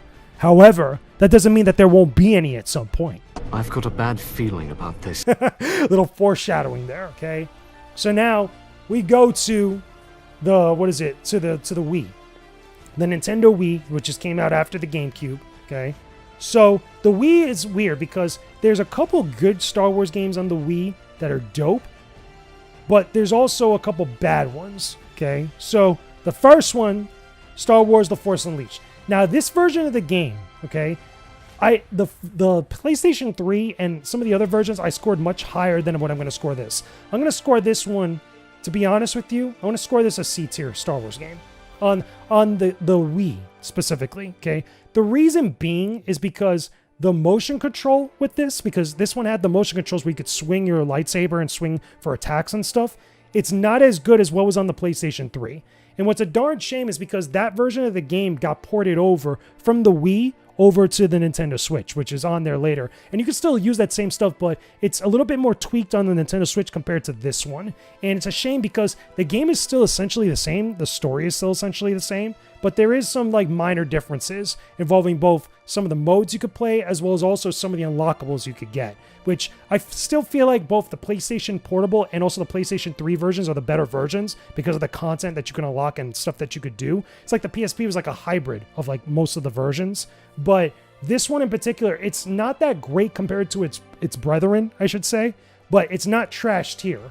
Now, what we do have, though, is we have a little thing called Star Wars The Force Unleashed 2, which automatically goes down to the D tier, man. Bad feeling about this? The damn shame of this game, okay? We're not in trash tier, thank God, but it's still bad. The reason being it's bad is because The Force Unleashed 2 is short, it feels like it was rushed in development, has a bunch of technical problems, and it's a damn shame because, much like its other versions, there's like nothing different about this one, but it's on the Wii U. That's the only major difference, that as far as I remember. And it's a shame because this game could have been so much better. Starkiller as a character is so awesome for a lot of people. We would have loved to see The Force Unleashed 3, which is what we were supposed to get at some point, and we never got it. So we're left with this D-tier level Star Wars game that's not trash, okay, like some of its other versions, but still just as bad, man. It's low on the tier list. It's garbage. Well, it's not trash. I can't say it's garbage because it's not trash tier, but it's pretty bad. For shame. For shame on that game. So now, from there, we go to Lego Star Wars The Force Awakens, which is also going to get, to be honest with you, I'm going to put this in B tier, okay? The reason why this is in B tier is because it has voice acting. It has a lot of the better tweaks and better design choices that we got from later Lego Star Wars games, which is good. Even though I'm not a huge fan of The Force Awakens, let alone the entire sequel trilogy, I do respect that this game was pretty decent. And much like I scored many of the other Star Wars games that are, again, Lego Star Wars The Force Awakens versions on other platforms, very similar, I'll put it to here. It's just on the Wii U. That's just like the main thing. Nothing huge, like a major difference with it. Okay? It's on the Wii U. So if you had a Wii U, you got this available to you to play. So beyond that, I think also, actually, no, I think I forgot a couple games here. I think I forgot a couple games because I'm pretty sure, yeah, this one over here. So Lego Star Wars The Clone Wars. These are Wii. So I'm kind of like bundling Wii and Wii U together, right? So Lego Star Wars Republic Heroes. This one, again, it has a lot of the Wii stuff, the nunchuck stuff, or at least this is the battle one, or the other one's the battle one. But this one's Republic Heroes, and it's much like the same as its other versions on the PlayStation 3 and everywhere else. This is like a C-tier Star Wars game. Like, it's forgettable. If you like the Clone Wars animated series and you like the Clone Wars movie, that's totally fine, but there's really not much here to get from this. Again, swinging the Wiimote and stuff for lightsaber combat, it's really not all that great. The same thing could definitely be said for this Star Wars, the Clone Wars, what is it? I think it's Jedi Arena or Jedi Battles or whatnot, but it's another Clone Wars game that's just very similar to the Clone Wars animated cartoon. Just this one is a little bit more arena combat, has a little bit much more head-to-head stuff, or at least that's the emphasis of it. And it's a shame because it's just like, it's whatever. It's a C-tier level Star Wars game. It's not garbage, and it's trying to do something decent or different, but it's not great. It's just kind of there. So that's where I leave those. So I think that's all of the Lego Star Wars games. I think on the Wii U, or I think, no, there's two more here. Yeah, because I think there's only one Switch game. So yeah, these are also on the Wii U or the Wii. Lego Star Wars, The Complete Saga. This one goes up to, I want to say, to the A tier. Actually, no, technically I should, you know what? We're going to put this in S tier. We're going to put this in S tier. Lego Star Wars, The Complete Saga is S tier. Straight up. Actually, you know what? No, we can't even put this in S tier because I didn't put this in S tier when I did it in the other one. So I think this is going to go down to A tier because the other one we're going to talk about is S tier. But this one, Lego Star Wars The Complete Saga, is A tier, much like the original trilogy, only this time you have all the movies. Okay, you have all 6 movies of the original saga together in one Lego Star Wars game. Pretty much the exact same game as the previous ones, but still has all of them in there. That's a lot of content, a lot of unlockables, which is really good. A surprise, to be sure, but a welcome one. And then also, Lego Star Wars 3, This one is also going to be in B tier, much like The Force Awakens, because again, this is focused on the Clone Wars specifically. It just has the voice acting and all the other little tweaks and quality of life stuff that you didn't get in some of the previous LEGO Star Wars games before it. You know, you didn't really get that in LEGO Star Wars, the video game, or LEGO Star Wars 2. I would argue the complete saga as well, but this one, again, it's still good, not great, not legendary, but still definitely up there. And then finally, the last Star Wars game for a Nintendo platform, LEGO Star Wars The Skywalker Saga on the Nintendo Switch. That's an S-tier Star Wars game. Like I said in all the previous versions of this, it's got so much content, so much to explore, so many places to go to, so many unlockables, so many characters, all the stories from all 9 movies of the Skywalker Saga, from episode 1 to episode 9, and then some with DLC, including stuff from The Bad Batch, Andor, The Mandalorian. The list goes on. You got Ahsoka in there too. There's so many things in here, okay, that are related to Star Wars within that one game. That makes it an S-tier Star Wars game because it's fun to play. It's awesome. Impressive. Most impressive. So there you go, okay? This right here is the ultimate tier list for Star Wars games on Nintendo home consoles. That's every single Star Wars game released on a Nintendo home console. We've already done handheld consoles, so that's why there's not as many games, you know, that were released on consoles in comparison to what was on handhelds. But this is the entire list of every single one on every Nintendo platform. So let's go through the list right here, right? For a conclusion. S tier, okay? We have Star Wars Rogue Squadron for the N64, Star Wars Rogue Leader for the Nintendo GameCube, and LEGO Star Wars The Skywalker Saga on the Nintendo Switch. Every single one of those games must play, legendary games, awesome games, highly recommend, cannot recommend them enough, especially Rogue Squadron and Rogue Leader. They're phenomenal. A tier, we got Super Return of the Jedi for Super Nintendo. We've got LEGO Star Wars 2, the original trilogy on, GameCube. We have Star Wars Jedi Knight 2 Jedi Outcast on GameCube, Star Wars Rebel Strike Rogue Squadron 3 on GameCube, and LEGO Star Wars The Complete Saga on the Nintendo Wii. Now, every single one of these games are great games, phenomenal stuff with it. They have some issues here and there, but they're still really good games that I could recommend, or any other Star Wars fan could recommend that you play. This is where the fun begins. Now let's move on to B tier, okay? B tier, we got Super Empire Strikes Back on Super Nintendo, Star Wars Shadows of the Empire, Star Wars Battle for Naboo, or Shadows of the Empire for N64, Star Wars Battle for Naboo on N64, LEGO Star Wars the video game on Nintendo GameCube, Star Wars Bounty Hunter on Nintendo GameCube, LEGO Star Wars The Force Awakens on the Wii U, and LEGO Star Wars 3 for the Wii U as well, okay? All these games are good games. They have great stuff to them. But they have a little bit more issues than the previous tier. I can still recommend them if you're a big Star Wars fan, especially Shadows of the Empire, especially Battle for Naboo, Super Empire Strikes Back, Bounty Hunter. All those games are great. Even LEGO Star Wars 1, but still, I think there are better LEGO Star Wars games around. But all these games in B tier, still good games for you to check out. A surprise, to be sure, but a welcome one. Now let's go to C tier. C tier, okay, we got the NES Star Wars, okay? Then we got the NES The Empire Strikes Back. We got also Super Star Wars for the Super Nintendo, Star Wars Episode 1 Racer for the N64. We got Star Wars The Clone Wars on the GameCube, Star Wars The Force Unleashed for the Nintendo Wii, Clone Wars Republic Heroes for the Nintendo Wii, and you also got Clone Wars Jedi Battles or Jedi Duels. I can't remember the name because it's like cut off, but for the Nintendo Wii. These games have more issues than the previous tiers. They're definitely not higher up on the tier list because some of them look at these games, some people look at these games as classics, but they still have different issues for these versions of these games. Because in other platforms, I would recommend that you go play like The Force Unleashed on the PlayStation 3, or go play Republic Heroes. If you like the Clone Wars, go play that on the PS3. If you like Super Star Wars, that's fine to play it on there, but still it's very hard. Or Episode 1 Racer, it's been released in multiple platforms, even though I still feel the way that I do about it. Same thing with the Clone Wars. The Clone Wars on the GameCube, it's also on the Xbox as well, and also on the PlayStation 2. So pick your platform for all I care. I have a bad feeling about this. And then finally, in the only game in D tier, okay, Star Wars The Force Unleashed 2 for the Wii, or the Wii U, I should say. And man, what a disappointment of that game was. Like, straight up, like, that game, Force Unleashed 2, so many problems with it. Even the handheld version of that game is like garbage. It's like really bad. Really terrible in comparison to its other versions. But what kind of nonsense is this? Look at this list. What an improvement for Nintendo. Like, straight up. Because We got more S-tier Star Wars game than the entirety of all the Nintendo handheld consoles. Like, that's crazy.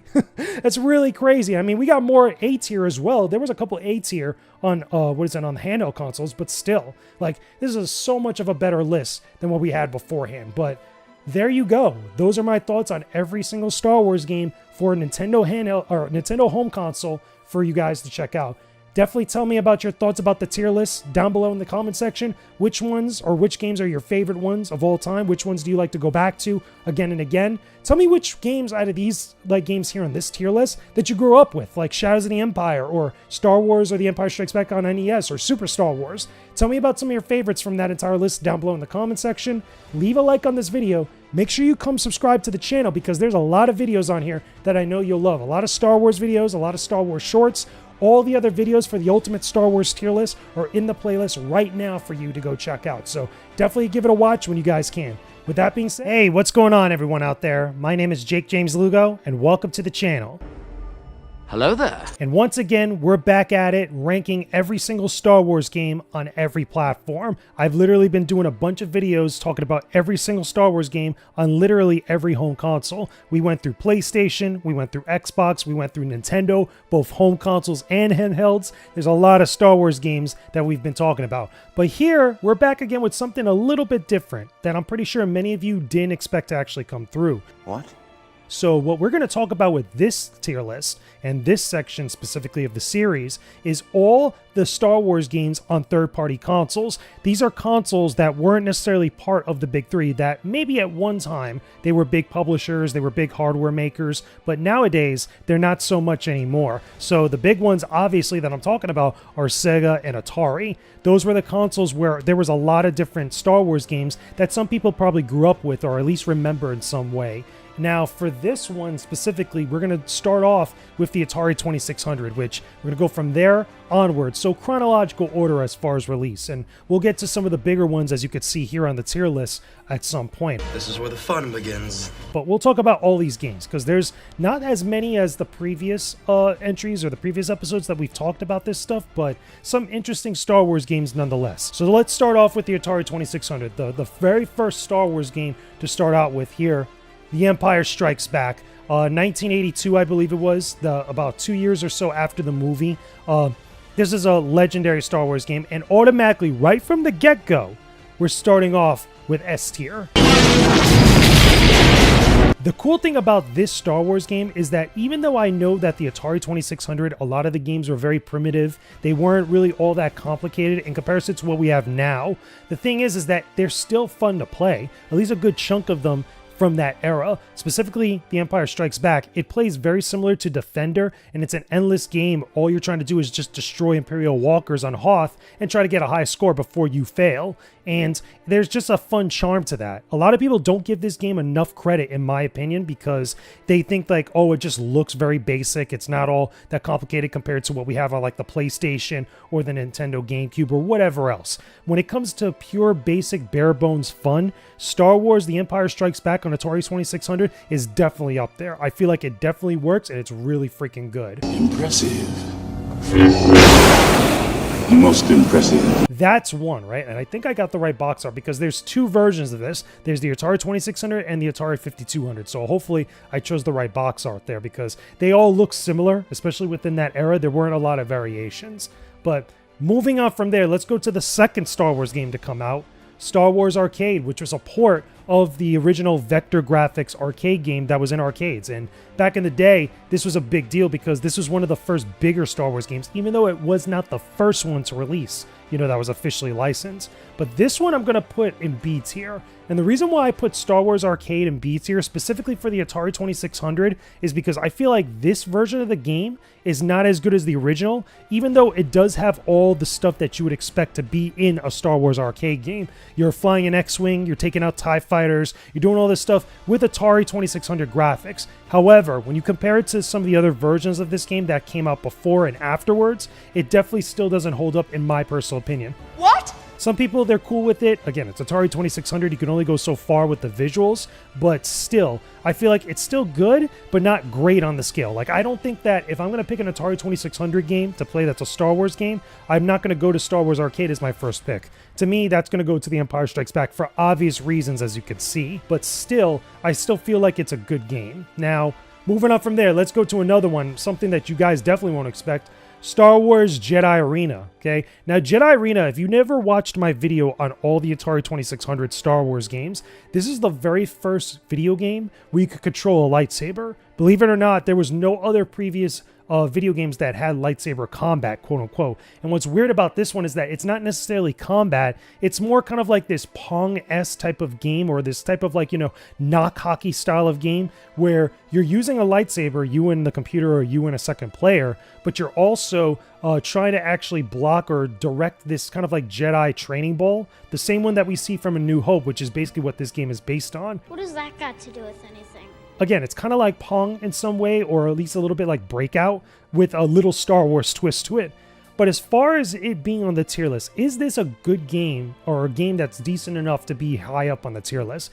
And if I'm going to be totally honest with you, I have a bad feeling about this. I've got a bad feeling about this. I got a bad feeling about this. I have a bad feeling about this. Oh, I have a bad feeling about this. This game, I feel like, honestly, is going to be low. And I'm going to put it right here. I'm probably going to put it more than likely in C tier. I feel like that's the best spot to put it.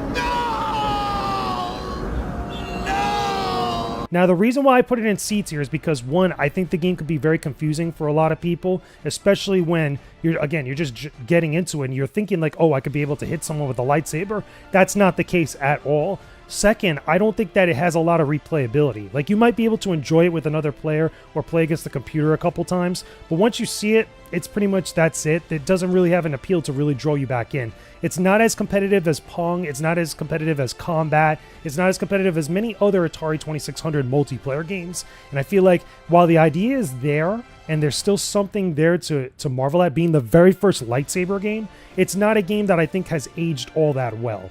I don't believe that. And you're sounding like a separatist. I feel like, again, there's other options that are much better options for the Atari 2600 when it comes to Star Wars games. Now, the last Atari 2600 game that we're going to talk about, the one that officially released, because I know there was one more that came out, or quote-unquote was going to come out on Atari 2600, but we're not going to talk about that one since it was never officially released. But we are going to talk about Star Wars Return of the Jedi Death Star Battle. This is another one that a lot of people like for many reasons, because it's easy to get into. It stars the Millennium Falcon, which I would argue, okay, as someone that is very well versed and has an expertise in Star Wars games, this is the very first Star Wars game that you get to play as a black character, which would be Lando Calrissian, because of when this actually takes place, or the scene of the movie that it's adapting. It's adapting the final battle against the Death Star, and who is in the cockpit of the Death Star during the final battle of Endor, or the battle over Endor? It's Lando Calrissian and Nien Nunb. So that's a big deal when you really look back at it in hindsight and start to kind of like, you know, compare it to the rest of Star Wars games history. So with this one, as far as the game quality is concerned, I would say this is an A-tier Star Wars game. And the reason being why I put it below The Empire Strikes Back is because it has a lot going on for it. Again, you're going through multiple sections where it's first the shields that you have to get through, and then actually fighting the Death Star. There's a bunch of little different ships, including Imperial, Tiberius Shuttle, and TIE Interceptor that you're kind of like fighting against, or you have to shoot down. And also, of course, the Death Star itself and the Millennium Falcon. All that is great. I feel that's great. However, I think that the difficulty spikes with this, and the, you know, just the ease of use of getting into this game, trying to take out the Death Star, I think at first could be a little bit confusing, but also I feel like spikes up because there's a lot of randomness with it. It's not as straightforward compared to The Empire Strikes Back, where again, you have all the enemies just coming at you in a line. And for some people, I totally understand that they would probably put this over The Empire Strikes Back because there's more going on in this game. But I still find, as far as the fun factor is concerned, The Empire Strikes Back is a little bit more fun to play through, even though Return of the Jedi Death Star Battle is still pretty good as far as the Atari 2600 games. So I put it in A tier to be fair, because I think that The Empire Strikes Back is just a little bit better than it.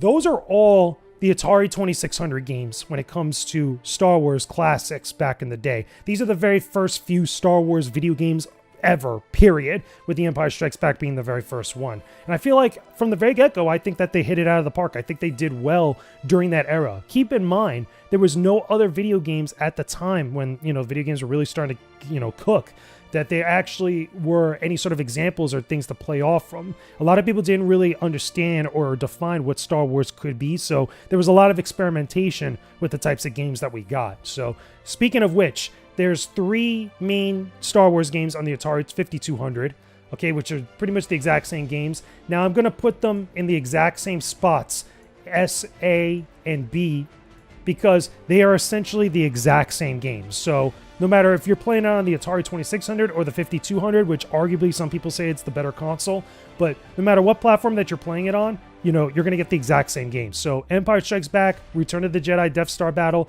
and Star Wars the arcade game, all in their same exact positions on both consoles. Funny enough, there was no Jedi Arena and there was no Ewok Adventure on the Atari 5200. Those were just never made for it.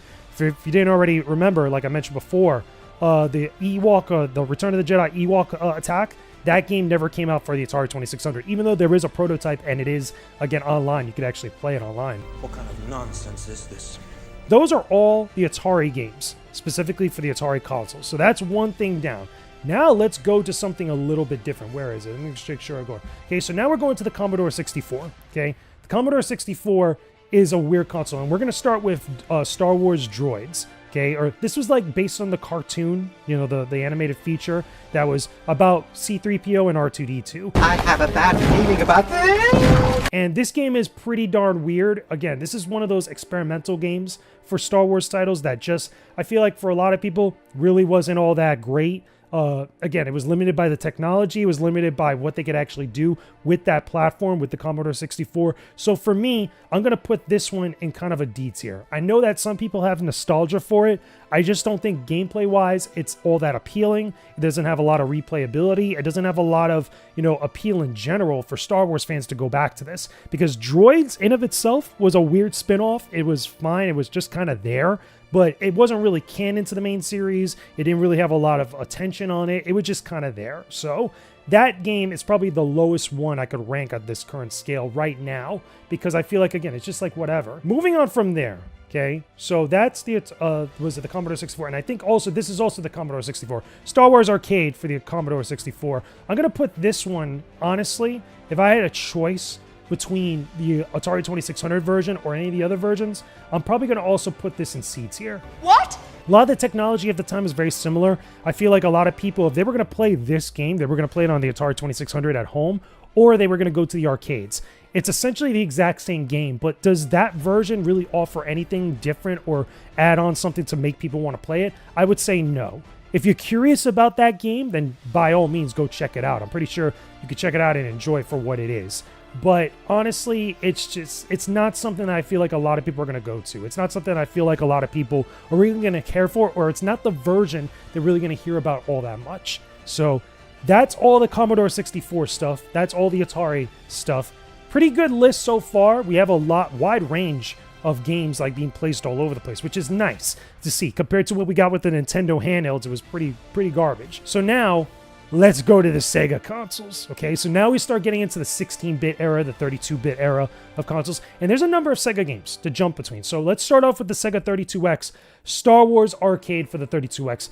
This game right here is an S-tier Star Wars game. Impressive. Most impressive. Hands down. The reason why this is an S-tier Star Wars game, it's a remake of Star Wars Arcade, which is cool, but it also adds new stuff on top of the visual presentation that's on the 32X. This is the only Sega console or the Sega Genesis era Star Wars game to ever come out. Now keep in mind, we obviously have the Sega CD games, but when it comes to the Genesis specifically, without any much more of the attachments, this is as close as you get to the Genesis without going further off into the future. There was no Genesis Star Wars game like Super Star Wars, which was originally supposed to come out, but it never happened. But we did get Star Wars Arcade for the 32X. Again, if you've seen my videos on this, I've done gameplay of it. I've talked about it a few spots on a couple YouTube shorts as well. And I think that it's a great game to go back to and experience if you've never checked it out. Is it better than the arcade version? Arguably, yes. Is it better than the Star Wars Arcade trilogy? Arguably not. because that's a totally different experience. But with this one, you get the original arcade game remade, but you also get a little bit of stuff from Return of the Jedi, which I think is pretty cool. You get more enemies, you get more presentation stuff. It looks interesting. You get different views, different ships to control between an X-Wing and a Y-Wing. That I think is pretty interesting, and I think it's pretty cool. So definitely an S-tier Star Wars game on this tier list, because I feel like it deserves that. Nice work, Rogue Squadron. We might make a name for ourselves after all. So besides that, let's go to the Sega CD, because then we're going to go to the portable consoles. But the Sega CD, we have Rebel Assault, okay? Rebel Assault is a classic game, especially on PC, for a lot of people. A lot of Star Wars fans love Rebel Assault and Rebel Assault 2. So, but the problem is, though, the ports of Rebel Assault, I would argue, are not that great in comparison to what we got on the PC. They're not that much different, but there are changes, like little things that probably aren't the same as what's on the PC when it comes to, some of the FMV stuff, some of the actual gameplay stuff. I mean, the content of it is the same, but technically, like, the nuts and bolts of it is a little bit different. I've got a bad feeling about this. I've got a bad feeling about this, sir. I have a bad feeling about this. So how does the Sega CD version of Rebel Assault match up to everything else?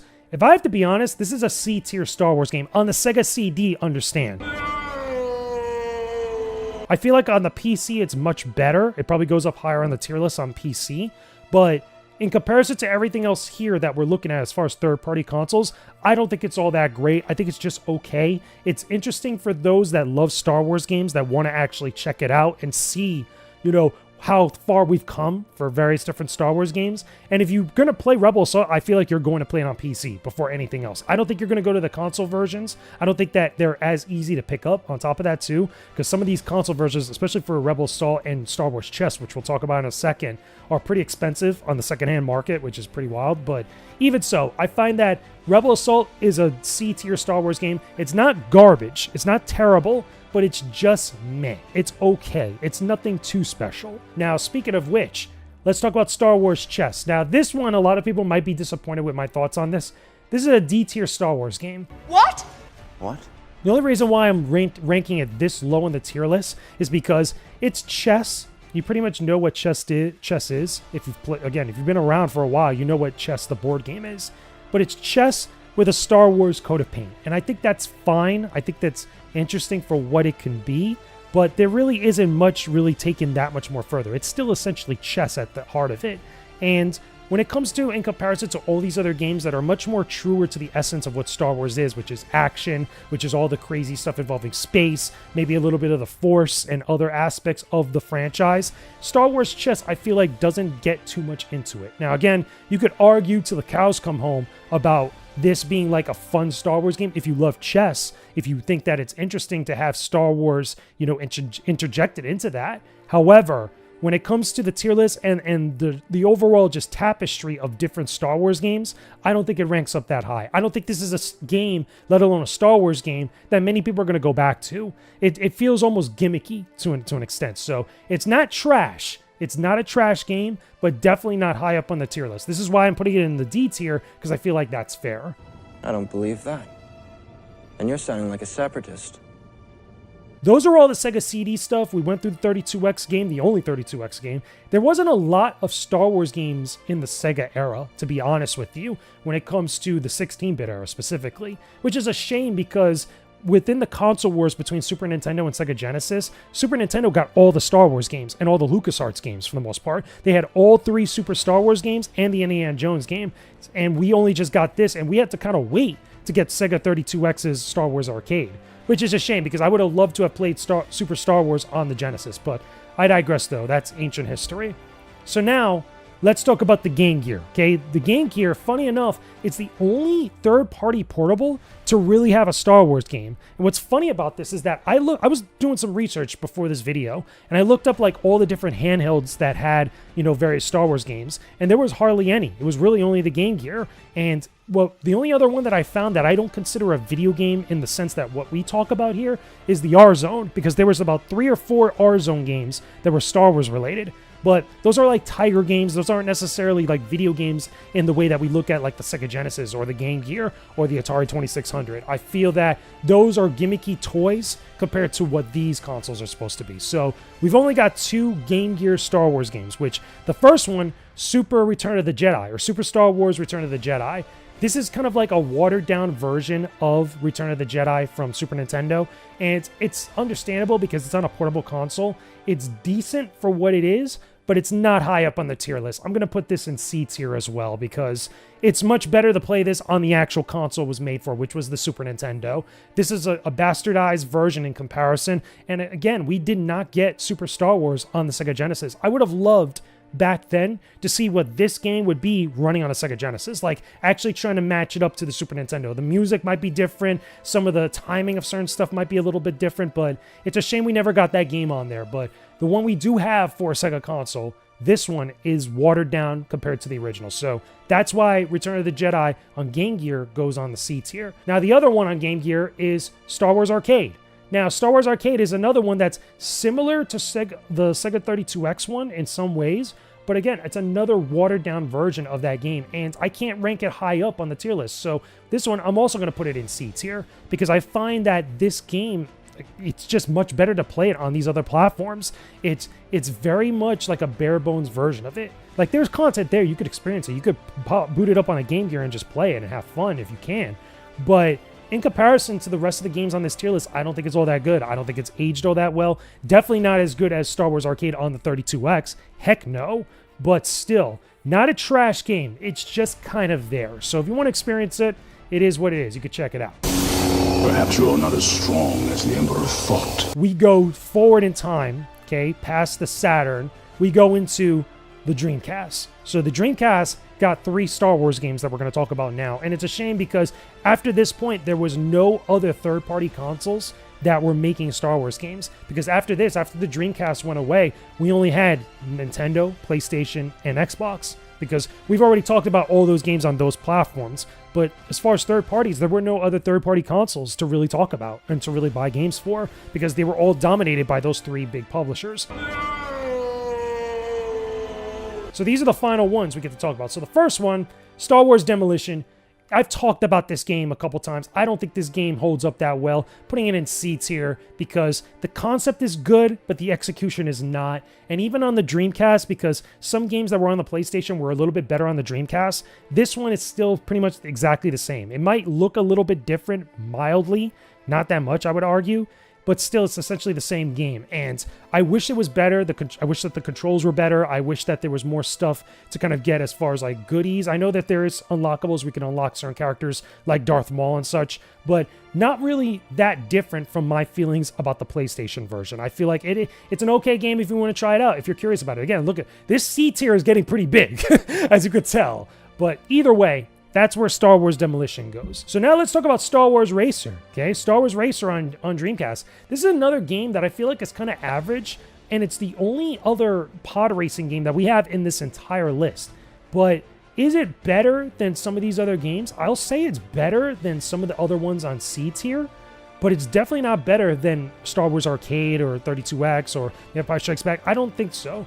But in comparison to the other ones, I'm going to put this in B tier. Now this is pod racing. In the other list, I think I put it in, C tier? But with B tier on this one, because in comparison to all these other games, I think it's much better than some of the other ones. I think it's better than Star Wars Demolition, even though there isn't a lot of content in comparison. But it still has like pod racing as far as like being a true racer, and I think that there's something there that's a little bit better on the third-party consoles compared, to its previous iterations. Which again, it's essentially the same game. There's nothing that much different. Now the final game we get to talk about, which you might be surprised where I put this up, okay, on this list, Star Wars Episode 1 Jedi Power Battles. Now Jedi Power Battles, I've been open about how I don't think it's all that great, in compared to other games. On the Dreamcast, again, it's essentially the same exact game. It looks and runs a little bit better, though.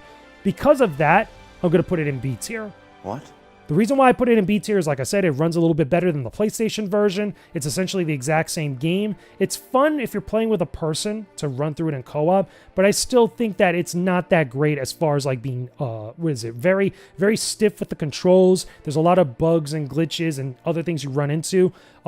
This version, again, runs a little bit better and might feel a little bit better to play compared to the PlayStation version. That's why I kind of give it a little bit more of an edge on this tier list. But it's much better than any of the other ones I have listed below it. That's why it's still high up on it. A surprise, to be sure, but a welcome one.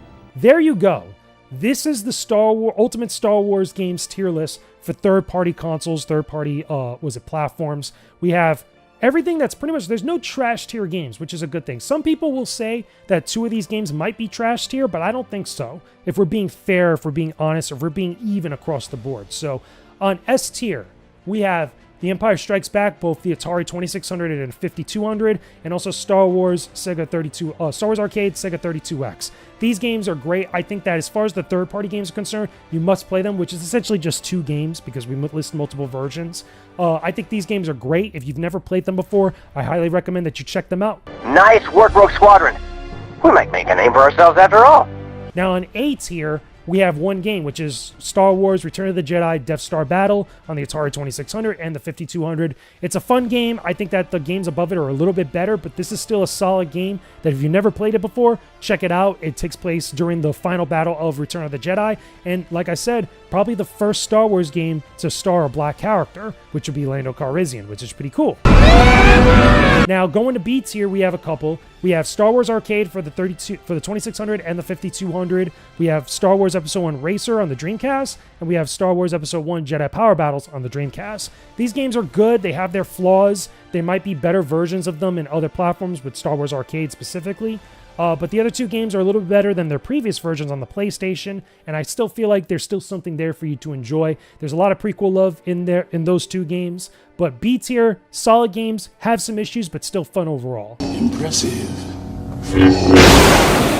Most impressive. Now going to C tier, we have Star Wars Jedi Arena for the Atari 2600. We have Star Wars Arcade for the Commodore 64. We have Star Wars Rebel Assault for the Sega CD.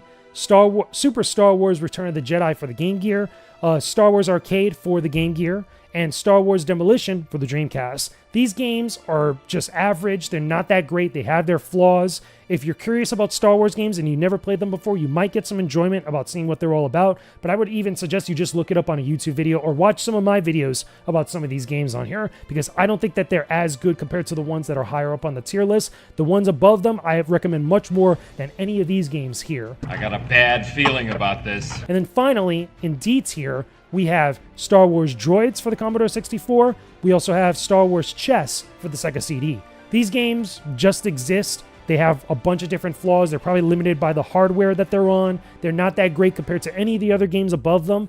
I think that they just pretty much have like a Star Wars coat of paint on them, and that's about it. That's really their appeal. If you're curious, play them. If not, you're not missing out by skipping over these. So there you go. That right there is the Ultimate Star Wars Games tier list for third-party consoles, which really comprises of Sega and Atari games or Atari platforms. There isn't a lot of other third-party Star Wars games on third-party platforms, which is a shame. Like I said, there was a lot more on other bigger platforms like the Nintendo Entertainment System, the Super Nintendo, obviously the PlayStation, later on the Xbox. But as far as like what was going on with Sega, Atari, and anything else, really not that big of a deal. So either way, let me know your thoughts about all this stuff down below in the comments section. Tell me, what are some of your favorite Star Wars games on third-party platforms? What are some of your favorite Star Wars games in general? And any other things that you guys have to say or thoughts that you want to share about Star Wars games. Tell me about that down below in the comments section. Leave a like on this video and subscribe to the channel if you haven't already. There's a lot of videos that I know you guys will get a kick out of, and even more cool stuff coming very soon. But with that being said, I will talk to all of you again very soon. Peace out, and stay epic, everybody. Hey, what's going on, everyone out there? I'm Jakejames Lugo, and welcome to the channel, where you'll find some of the most fair and honest game reviews out here. Hello there. And it's finally time, people. Time to rank every single Star Wars game on the Ultimate Star Wars Games tier list. We're tackling the big one, PC games. Every Star Wars PC game that has ever come out so far is going to get put onto the tier list. And there is, as you could see right now, there is a lot of games to get through. Nearly 50 games that have come out on PC, I should say. I almost said PlayStation. But the reason why I say that is because if you haven't already watched my previous videos of this entire series where we've been ranking every single Star Wars game, go check them out. We've done every single PlayStation game on every PlayStation platform. We've done every single Star Wars game on Xbox platforms as well. We've done every single Nintendo handheld Star Wars game and every single Nintendo Star Wars game on home consoles, including also on top of that, we did every single third-party console as well. So Sega Genesis platforms or Sega platforms, everything involving anything else that's not part of the big three. Impressive.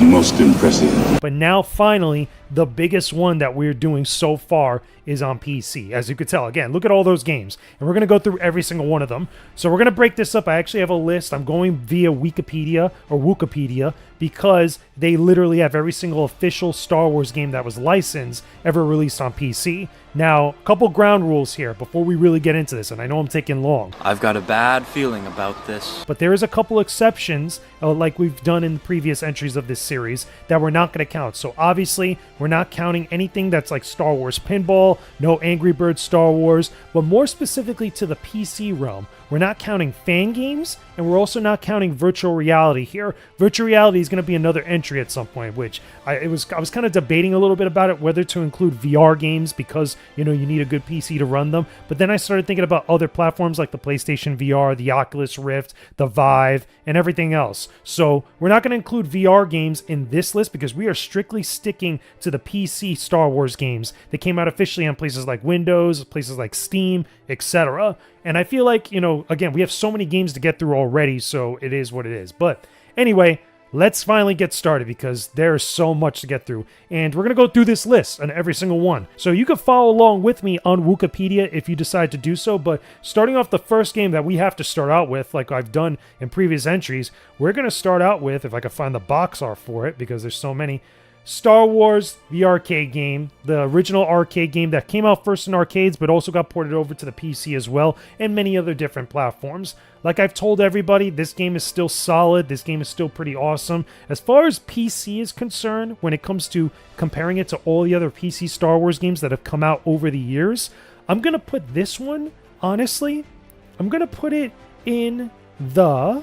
If I have to be real with all of you, it's not trash, don't get me wrong. It's not going to be in trash tier down here, but I will put it in a solid B tier, okay? Star Wars, the arcade game, again, it's a classic. If you play this on the original arcade hardware, you know exactly how much fun it can be with all of its different sounds, the voice or the speech that comes from it, the replayability, getting high scores. It's an awesome game overall. I've talked about it already plenty of times at this point, but for the sake of the PC tier list, because I think I ranked it higher in my previous ones, I'm going to put Star Wars Arcade in B tier. Now, going from there, let's go to another one that's actually in the arcade that also got ported to PC.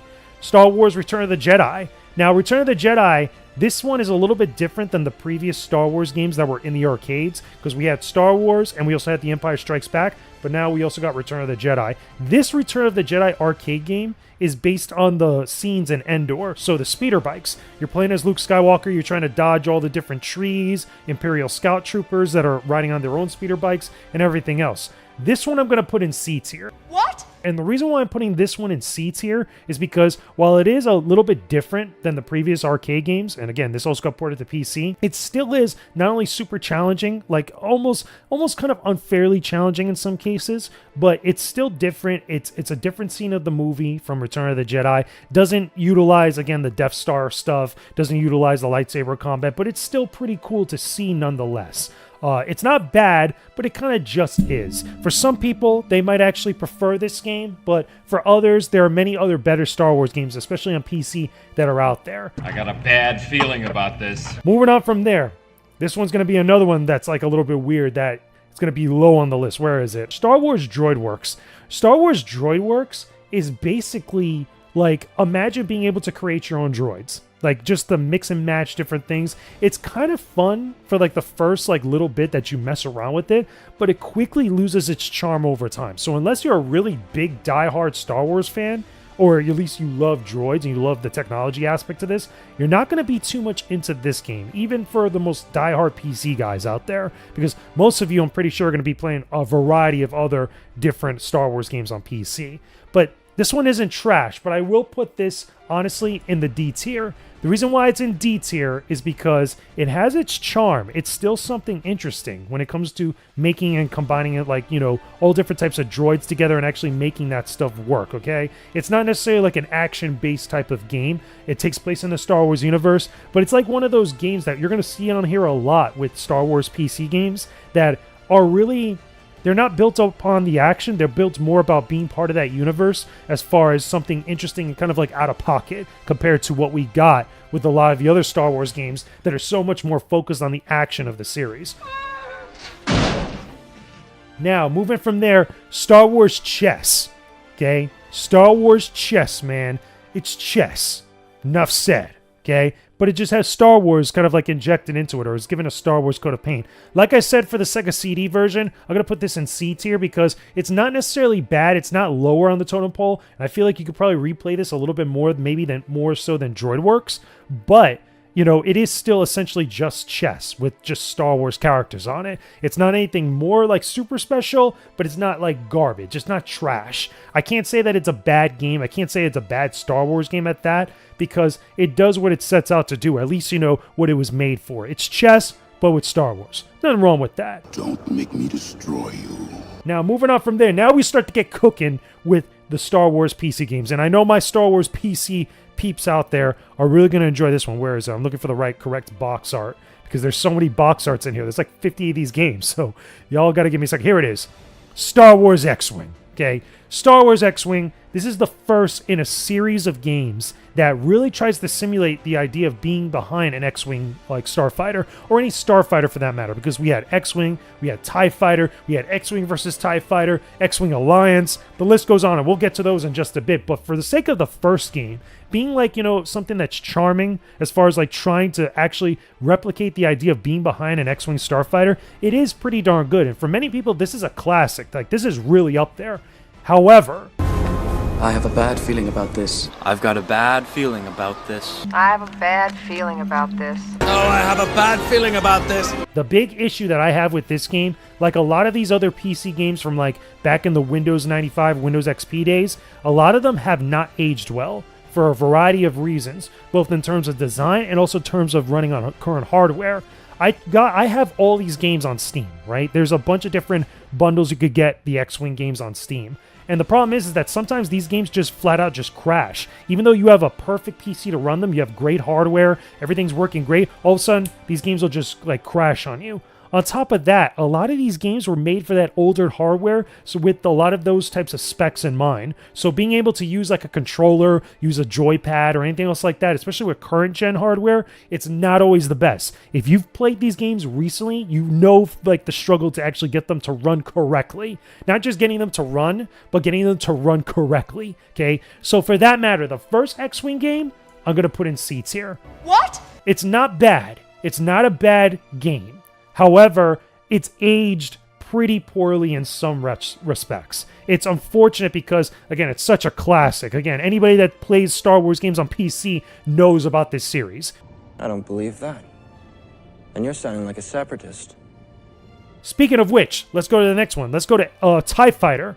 Okay, TIE Fighter is a little bit more different. I think this was the second or X-Wing Alliance, because again, I get a little bit mixed up with the ordering of these, but I'm going to go through each one of these games, okay? This one's a little bit better, but from the TIE Fighter, the Imperial perspective, very similar in premise to X-Wing, which is cool because, again, people that love the Rebel Alliance would also love the idea of being able to play things from the Empire's perspective with the same idea, similar controls, a few little tweaks to quality of life stuff. However, again, I run into the same issue with X-Wing, but I also apply to TIE Fighter.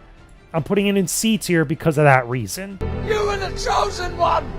Again, these games they haven't aged as gracefully as we would like them to. I would love to see X-Wing and TIE Fighter get some sort of remaster or reimagining. You know, obviously we have Squadrons, which is like built in the same spirit, but I mean an actual titled Star Wars X-Wing remastered or remake or whatever. I feel like same thing with TIE Fighter, that it would be really cool to see that and see like how that approach, like given the same stuff with Squadrons, but applied to the actual content of these games. Be kind of cool. Speaking of which, X-Wing Alliance. Now, this is when things start to get a little bit better, and they start to age a little bit more gracefully compared to their predecessors. For that reason, X-Wing Alliance goes in B tier.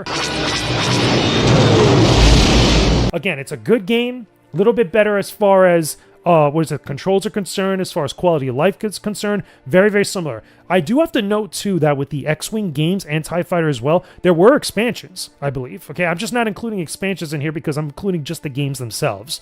But a lot of stuff, including the mod scene, other things that can get involved with this, you start to see a lot of this when we start to get more towards the era of X-Wing Alliance, TIE Fighter, X-Wing itself, and then, of course, finally, the last one that's part of the series, X-Wing versus TIE Fighter, which I believe was the last one that was released. If not, X-Wing Alliance came afterwards. That one also gets put into B tier.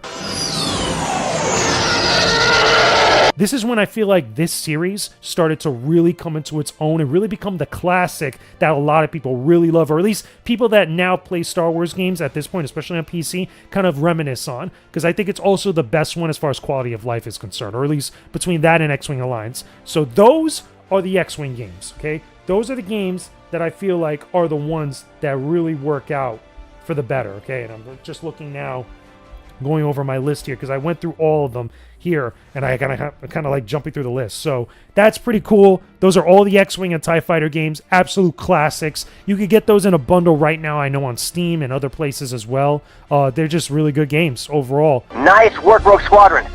We might make a name for ourselves after all. Next game we're going to jump to, again, we're kind of running through some of these games because there's so many.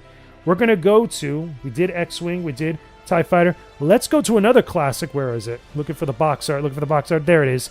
Rebel Assault. Now, Rebel Assault is another classic, much like the X-Wing series, that I feel like has really had a rough time aging gracefully, because the idea and the premise of it is really darn cool. The idea of that, again, you're going through a lot of these different style of, like, you know, games that are, you know, much more shooter and kind of like oriented to like an on-rails type of thing. Very similar to the other sequel that came afterwards, which also, by the way, Rebel Assault was only released on the Sega CD and on the PC. It never came to any other platform, which was interesting. But this one, I'm going to put in C tier because Rebel Assault is another one that I feel like is kind of janky, hasn't aged all that gracefully, still cool in premise, not garbage, but still not as good as it probably should be after years after its release. Now, moving on to its sequel, Rebel Assault 2, which is another one. This is the game that came to PlayStation 1 that had its own version of it, while this one also had a PC version. This one is also going into C tier because I've talked about this even on the PlayStation tier list. This game, it's kind of stiff,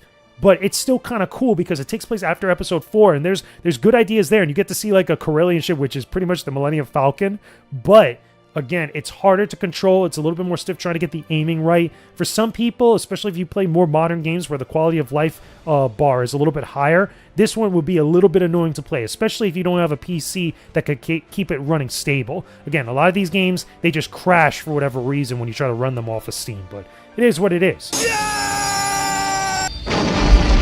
So those are some classic games right there. Look at this list so far. Not bad. Not bad, not garbage, thank God. It's not as bad as the Nintendo handheld games is concerned. But look at all those classic PC Star Wars games. We got the arcade games, we got Star Wars Chess, we got the X-Wing series looking pretty good. That's awesome. Now, let's move on to another classic. That I should say, a classic, I use that term really loosely. Star Wars Yoda stories. I've got a bad feeling about this. I have a bad feeling about this. I have a bad feeling about this. So where the heck is Star Wars Yoda stories going to go? This is infamous for being one of the worst Star Wars games for a lot of people. And it's unfortunate because the way I look at this, I think people are way too hard on this game.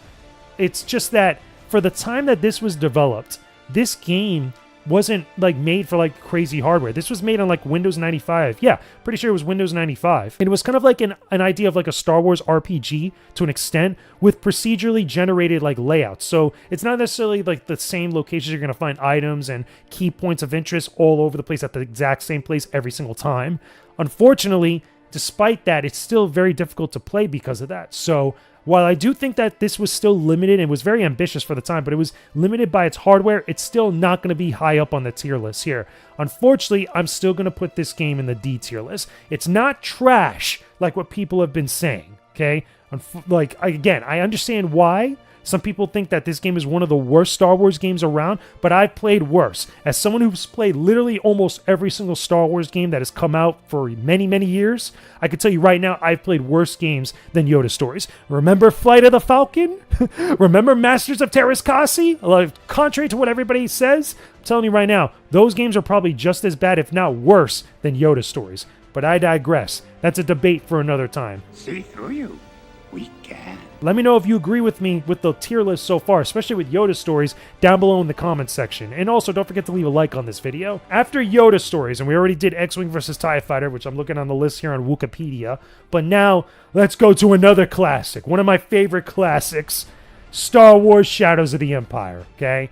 Now, I've talked about this game extensively. Okay, I love Shadows of the Empire. One of the best EU stories out there. If you were part of the hype back in the day in like the mid-90s for Shadows of the Empire and you saw the books, the comics, the game on N64, you guys know exactly what I'm talking about. So the game for the N64 got ported over to the PC. And instead of just a one-to-one port, it actually had cutscenes, like CG cutscenes for the PC version of Shadows of the Empire, which is cool, which I love, which I appreciate. Granted, the CG is very rough right now because it hasn't aged all that well, but still, it's essentially the same story as the N64 game, just with voice acting, with different types of visuals, but the gameplay is almost exactly the same. And if you have a good PC to run it, you could run it at like 60 frames per second and make it run really good. The controls could still be a little bit stiff. I prefer the N64 controls, but you could make things work with a PC mouse and keyboard or even a gamepad. So, that being said, though, how does it stack up on the tier list here? I don't think it's S or A tier. Let me put it that way. As much as I love this game, I don't think it's high up on the tier list. And I definitely don't think it's trash. And I don't even think it's D tier. So does it end up being B tier or C tier? Now, even though I scored the N64 version one way, this one might end up being differently. I'm going to put this in B tier. For a couple reasons. Number one, story is pretty darn good, okay, for an EU Star Wars story. Number two, we have the extra cutscenes and the voice acting that's different from the N64 version. Some people prefer that version over this one, I understand it. Number three, it runs pretty darn good on a PC, no matter what your PC hardware is. So, while I might have given Shadows of the Empire maybe, I think, a C tier when I did the N64 list or the Nintendo console list, I still think that this is a solid B tier for PC specifically. So even though it's a little bit different, I find that the PC version is still pretty good for what it is. A surprise, to be sure, but a welcome one.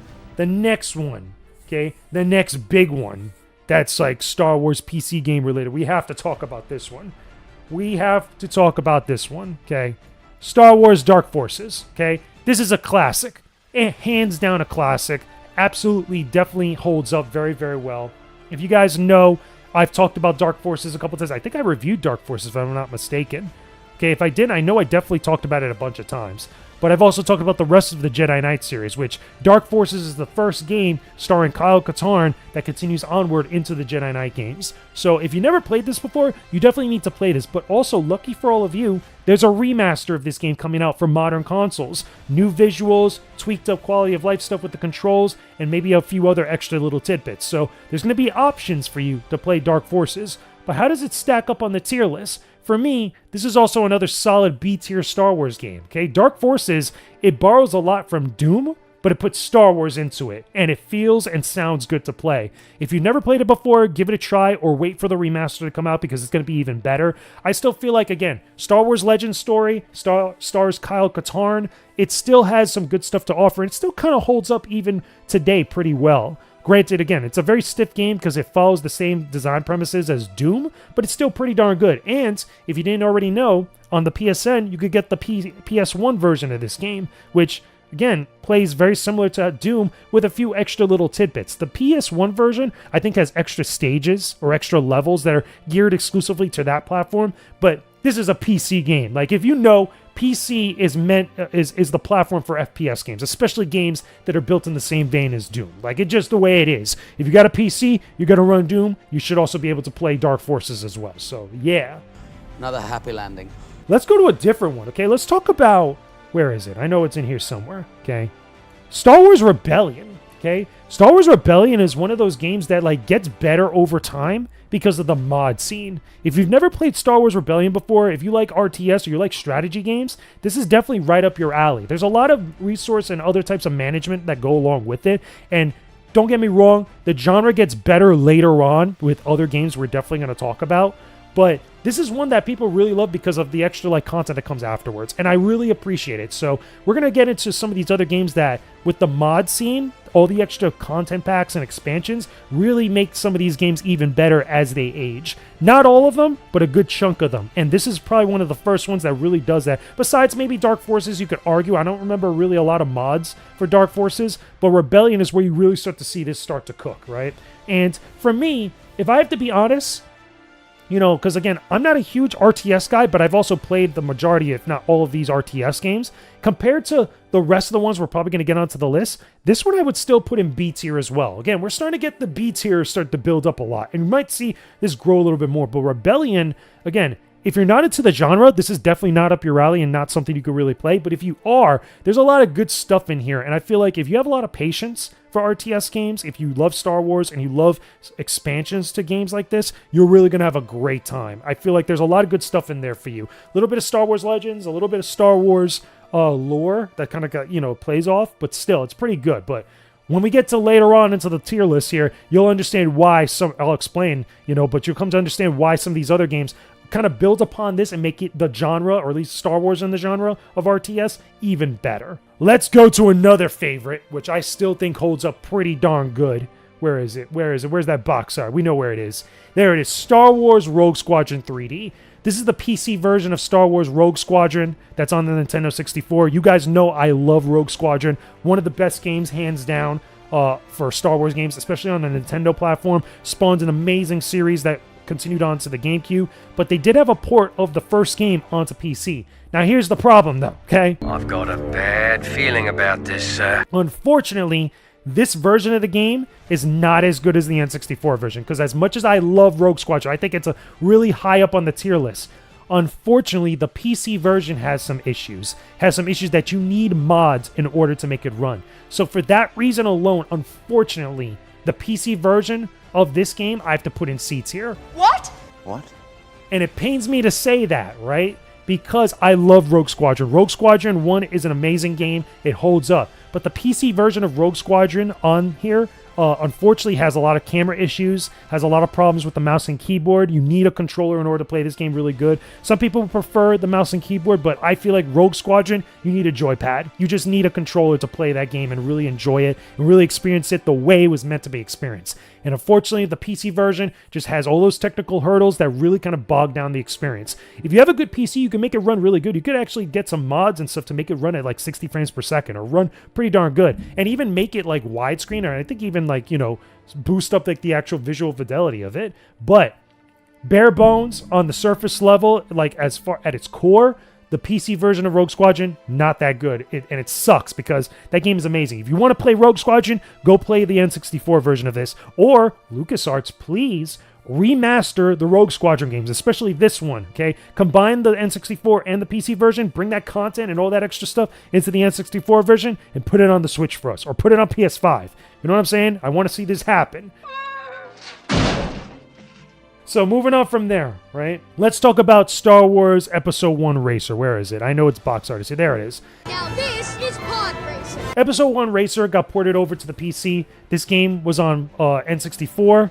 It was also ported over to modern day consoles, which you could get available right now. This game, again, I'm not a huge fan of the pod racing games. I think a lot of people overhype them because I feel like while they're good for racers, you know, in essence at their core, unfortunately, the amount of content that you get in them is not all that great. I feel like you could get a lot more value out of playing something like F-Zero or Mario Kart than something like this. As much as I love Star Wars, that's the truth. So unfortunately, the PC version is not that much different from the console counterparts, so this goes right into C tier, which is, it's a shame because we need good pod racing games. I feel like we should have gotten more pod racing games to really build and iterate on them, but we never really got something like that, unfortunately, for a lot of places. We only had really 2 main pod racing games, besides a third one that's in the arcades, which is Episode 1 Racer and Episode 1 Racer's Revenge, which is the sequel to this, which is on the PlayStation 2. We've talked about that in the PlayStation list. Go check out that video if you want to hear more about that. But the PC version of this, same game, not really anything different. It just runs on PC, and it's kind of just there. I don't believe that. And you're sounding like a separatist. Moving on to the next one. Here's another one that got ported over to PC, which is surprising, right? Where is the box art? There it is. Episode 1, The Phantom Menace. Now, this is another game that I feel like is a classic for many people, but just doesn't really do much else on PC. Like, it was on PlayStation 1, which is where the majority of people played this game, but they had a PC version of it, and it is what it is. This one is kind of going into C tier. It's just kind of there. There's not much else to say about it. I talked about this game, the PlayStation 1 version, in that PlayStation video. I said, like, look, I think that this game was decent for what it was. It's a time capsule of the time when Episode 1, The Phantom Menace, was originally coming out. But we ended up getting Jedi Power Battles right afterwards, which I feel like is the better game in comparison to this one. At last, we will reveal ourselves to the Jedi. As much as this one follows the events of the movie, I think Jedi Power Battles is the better game as far as what's based on Episode 1. So that game, Phantom Menace for PC, goes into C tier. Moving on from there, we go to the next one. Where is it? Yoda's Challenge, okay?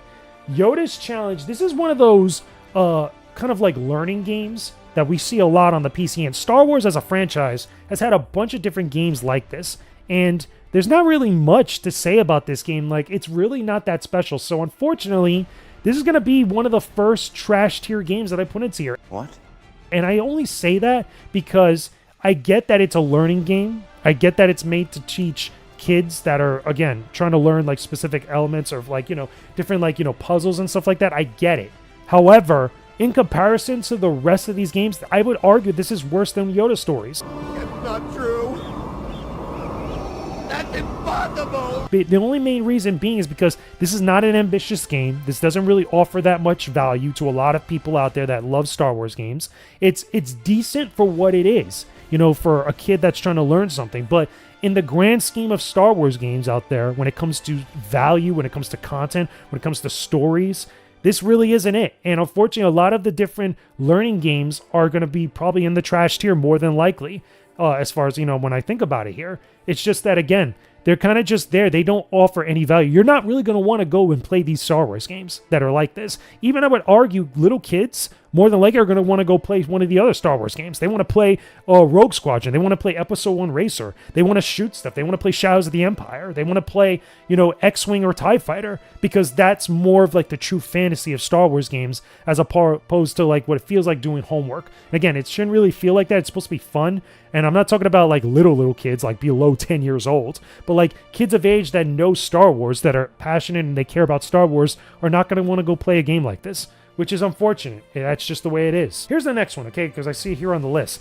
Star Wars Pit Droids, which is like a puzzle, like slash, like, you know, like strategy type of game where you're pretty much like you're Watto, or like you're controlling the different droids from Episode 1 that are in Watto's like Watto's Grove or Watto's like garage, right? And it has its charm. It has a bunch of puzzles and stuff, but again, it's not that great. So don't expect it to be up here on the tier list. Not as good as any of these games. It's going right into D list, right? I mean, I'm sorry, Watto fans, but like, there's not really much here to enjoy. Pit Droids, again, it's puzzles, and it just doesn't do anything else. Doesn't really do a lot of things for Episode 1. Doesn't really do a lot of things for the Star Wars franchise as a whole. You'll probably play this one time or maybe 2 times, and then just don't care about it. Won't even remember it after that. What, do you think you're some kind of Jedi waving your hand around like that? It is what it is. It's right there next to Yoda Stories and DroidWorks. And out of the bunch of the D tier games, DroidWorks is probably the most ambitious and the most interesting, personally for me, as far as in comparison to everything else out there. But I digress, though. Moving on from there, Star Wars Jar Jar's Journey Adventure. Where is it? There it is. It's another trash tier Star Wars game, because another one of those learning games that, again, meant for very, very young kids, but doesn't really offer anything else beyond that. You might not even remember it after playing it one time. You might not even care to play it that time. Just, it is what it is. Star Wars Force Commander. This is what I'm talking about, okay? Now we're starting to get cooking with Star Wars games on PC, okay? We're really starting to get cooking. After the X-Wing games, after Shadows of the Empire, now we start to get cooking. Star Wars Force Commander, real-time strategy, literally commanding different forces. There was some expansions for this that was pretty dope for a lot of Star Wars fans that love that RTS goodness, okay? And if I'm being real with y'all, A-tier Star Wars game. It's going right up there, okay? Impressive. Most impressive. Force Commander is an A-tier Star Wars game. If you love that genre of game in general, and you love the Star Wars coat of paint on it, this is really going to give you so much, and again, with the expansions and stuff afterwards, that are really going to give you a lot of fun to play through. The games, as they get on further along the line, when we start to get to some of the other ones you know are coming, you'll understand that some of those games just get even better and better. It just makes that genre of RTS fans have so much more to chew on. It's a lot of fun. But yeah, A-tier Star Wars game for Star Wars Force Commander. Next game on there, okay, where is it? Star Wars Math Again, another trash tier game that goes along. All these learning games are going to be in trash tier. That's just the way it is. Comparison to all these other games here, even worse than Yoda Stories, I would argue, because of their purpose and their relevance. Some people would put Yoda Stories in trash tier along with these games, but I don't think so. I think that at least Yoda Stories was ambitious enough to try something different for the time that it was developed and the time that it was actually made for that particular Windows hardware or PC hardware. After that, right? I'm trying to make sure I go in order here. Star Wars Starfighter, where is it? I know it's around here someplace. Where's that box art? Okay, Star Wars Starfighter. We've talked about this already a couple times. I put this one, honestly, Star Wars Starfighter, I put this in B tier, you know, as far as PC, because there's not really much difference I can say about this game compared to the Xbox version, to the PS2 version. You're not really getting any much different. Again, if you love Star Wars Rogue Squadron, if you love Starfighters and just the ability to pilot a Starfighter, this is right up your alley. And Starfighter focused mostly on Episode 1 time frame, like around the time of The Phantom Menace, which is cool. Funny enough, we got this game, but we never got Jedi Starfighter on PC, as far as I know. I played Jedi Starfighter on both the PlayStation 2 and on the Xbox, and yeah, PlayStation 2 and the Xbox, and it's just like, it's pretty dope. It's pretty cool. A surprise, to be sure, but a welcome one. So, either way, moving on from there, because there's not much else to say about Star Wars Starfighter, let's go to Episode 1, The Battle for Naboo. Now, I forgot that this got ported over to PC, but it's essentially the exact same game as, the one on Nintendo 64, almost one for one to an extent. Not much else to say about this. I will say that this is a little bit better than Star Wars Rogue Squadron on PC because of the way that it runs. It actually runs pretty darn good. But I am still going to put this in C tier. The only reason why I'm putting this in C tier is because, again, if you're going to play this game, I feel like you'll play it on N64. You don't really get much different on the PC other than the fact that it's just on PC. It just doesn't offer anything else beyond that. And I don't think it's better, honestly, Battle for Naboo, as much as I like that style of game, I don't think it's better than some of the X-Wing games. I don't think it's better than some of the other games. I don't think it's better than Starfighter. At least Starfighter has better visuals and just, you know, again, focuses on that same time frame with just a little bit of different context, and I just think it's better overall as far as these two games are concerned. Okay, Battle for Naboo is still pretty good, but for the PC version, I'm putting it in C tier. I feel like that's fair enough to put it there. Now we get to some good ones. Now we get to some really good ones here. Okay, look at this list. Very diverse compared to a lot of the other tier lists that we've done so far. But the next one we get is a classic for many people. Star Wars Galactic Battlegrounds, okay? This is when things start to really cook for the RTS genre. This one's going up there to S tier, okay? I'm putting it up there. S tier Star Wars game for a lot of people. The expansions of this, I know one of the big expansions for this one, I believe, was the Clone Wars expansion.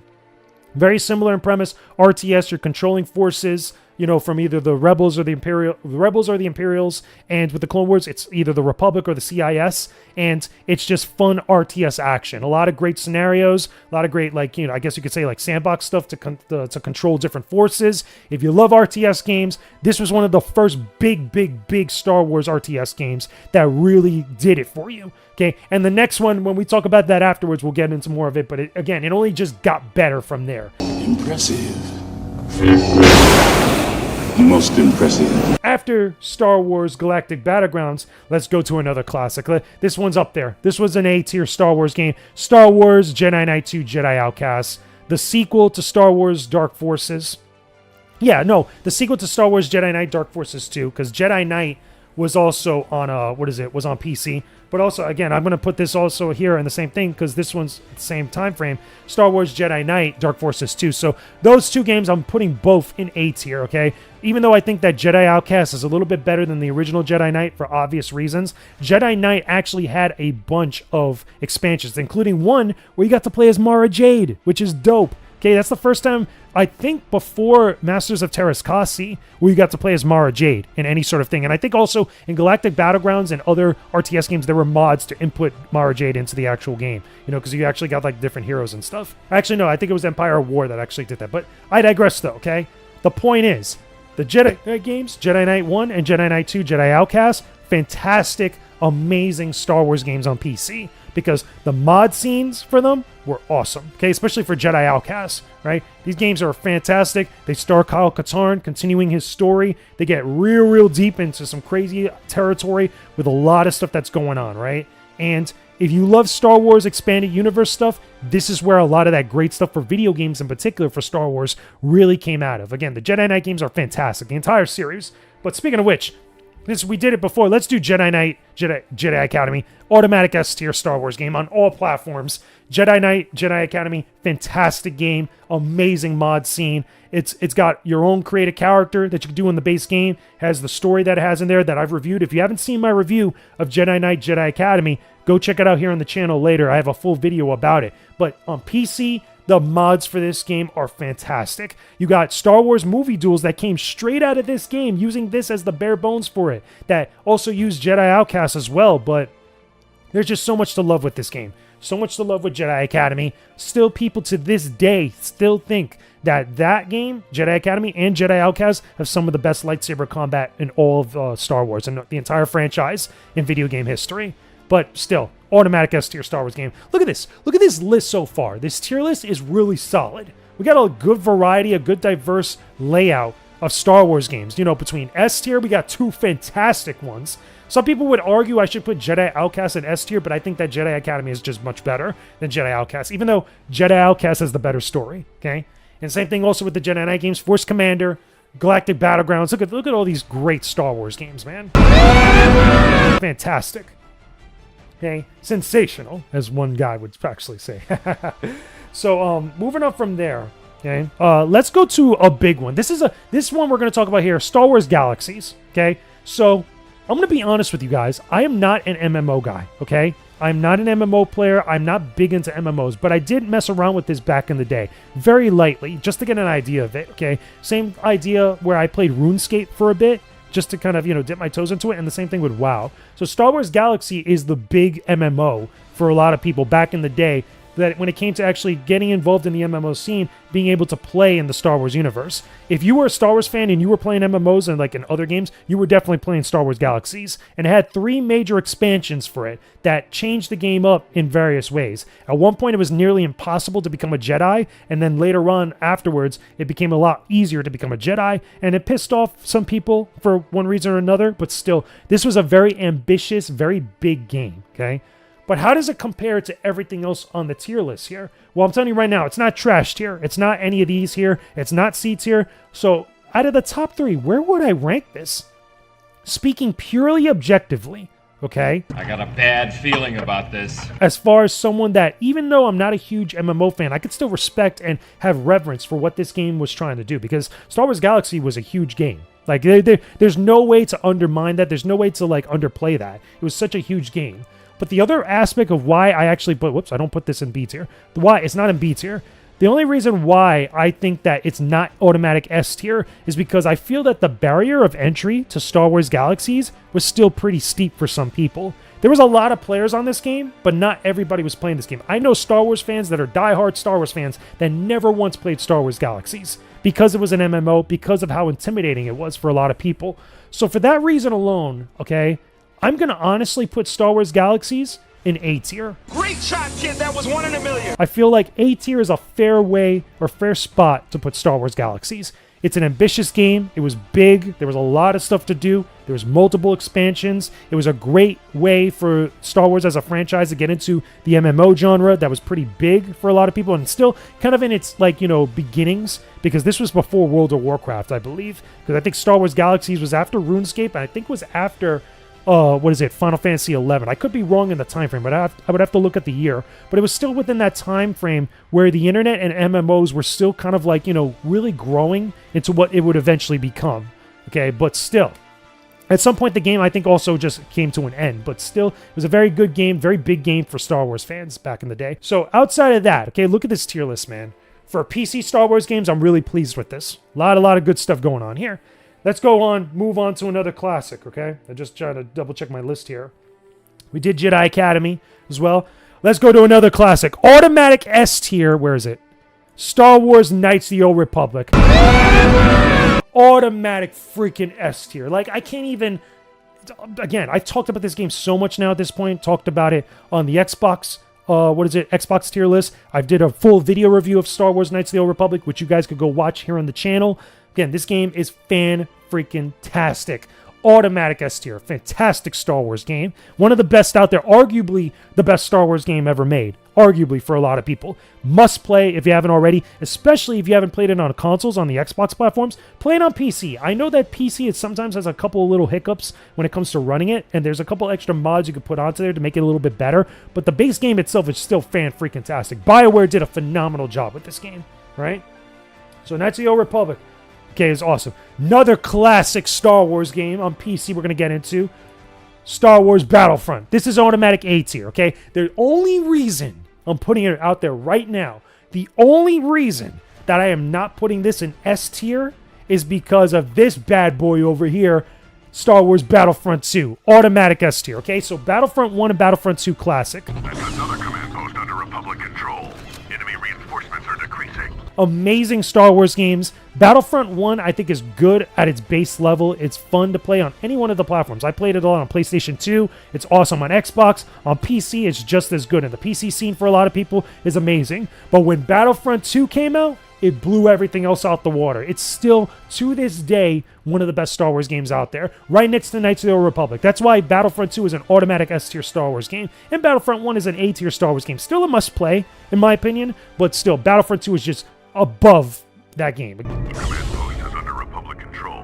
Hostile reinforcements are being depleted. So look at this tier list. It's phenomenal. So many good ones. But still, fantastic classic Star Wars games that you need to play if you haven't already done so. Those are like mandatory for every Star Wars fan. And then finally also, this one, Knights of the Old Republic 2, The Sith Lords. This is another one I'm going to put in A tier. And the only reason why I put it in A tier, again, some people would argue it belongs in S tier, but I put it in A tier because one, I think sometimes it could be a little bit tougher to run correctly on PC hardware, as well as also the other issues that the game has had on other platforms. But also, too, I just think that the story of Knights of the Old Republic 1 is better than Knights of the Old Republic 2. That's a preference thing for me. I've talked about that in the previous list that I mentioned with the Xbox tier list. But still, doesn't take away from how fantastic Knights of the Old Republic 2 is. There's a lot of great stuff in it. I just prefer Knights of the Old Republic 1 better. I think that's the better game over this one because I would, if I had to choose between the two of them that I'm going to go back to more, I'm going to go back to the first game than I do the second, but still just as good. And also keep in mind too, I will mention, because this is a good footnote,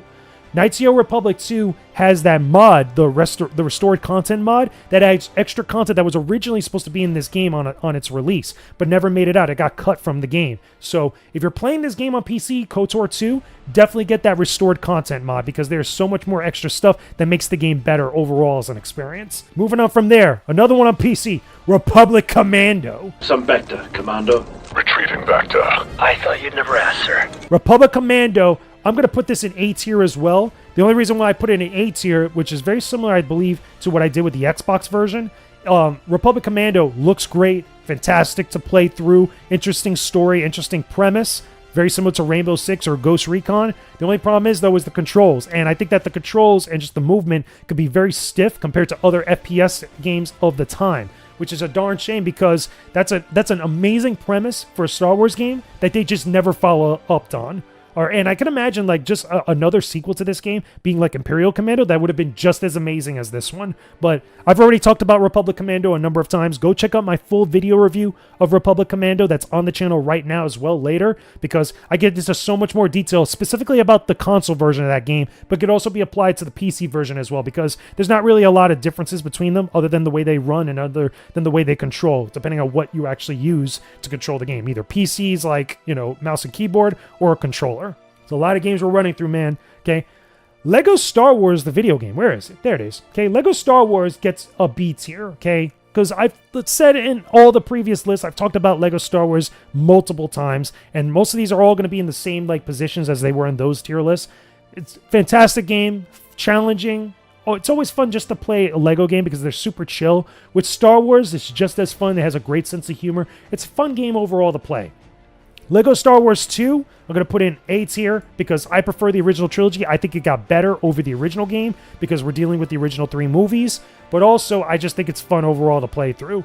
Lego Star Wars 3, I'm going to put in A tier as well because, again, you get the voice acting, you get all that extra stuff. On top of that, even more collectibles to find in there. I think it's awesome. Same thing with Lego Star Wars, the complete saga.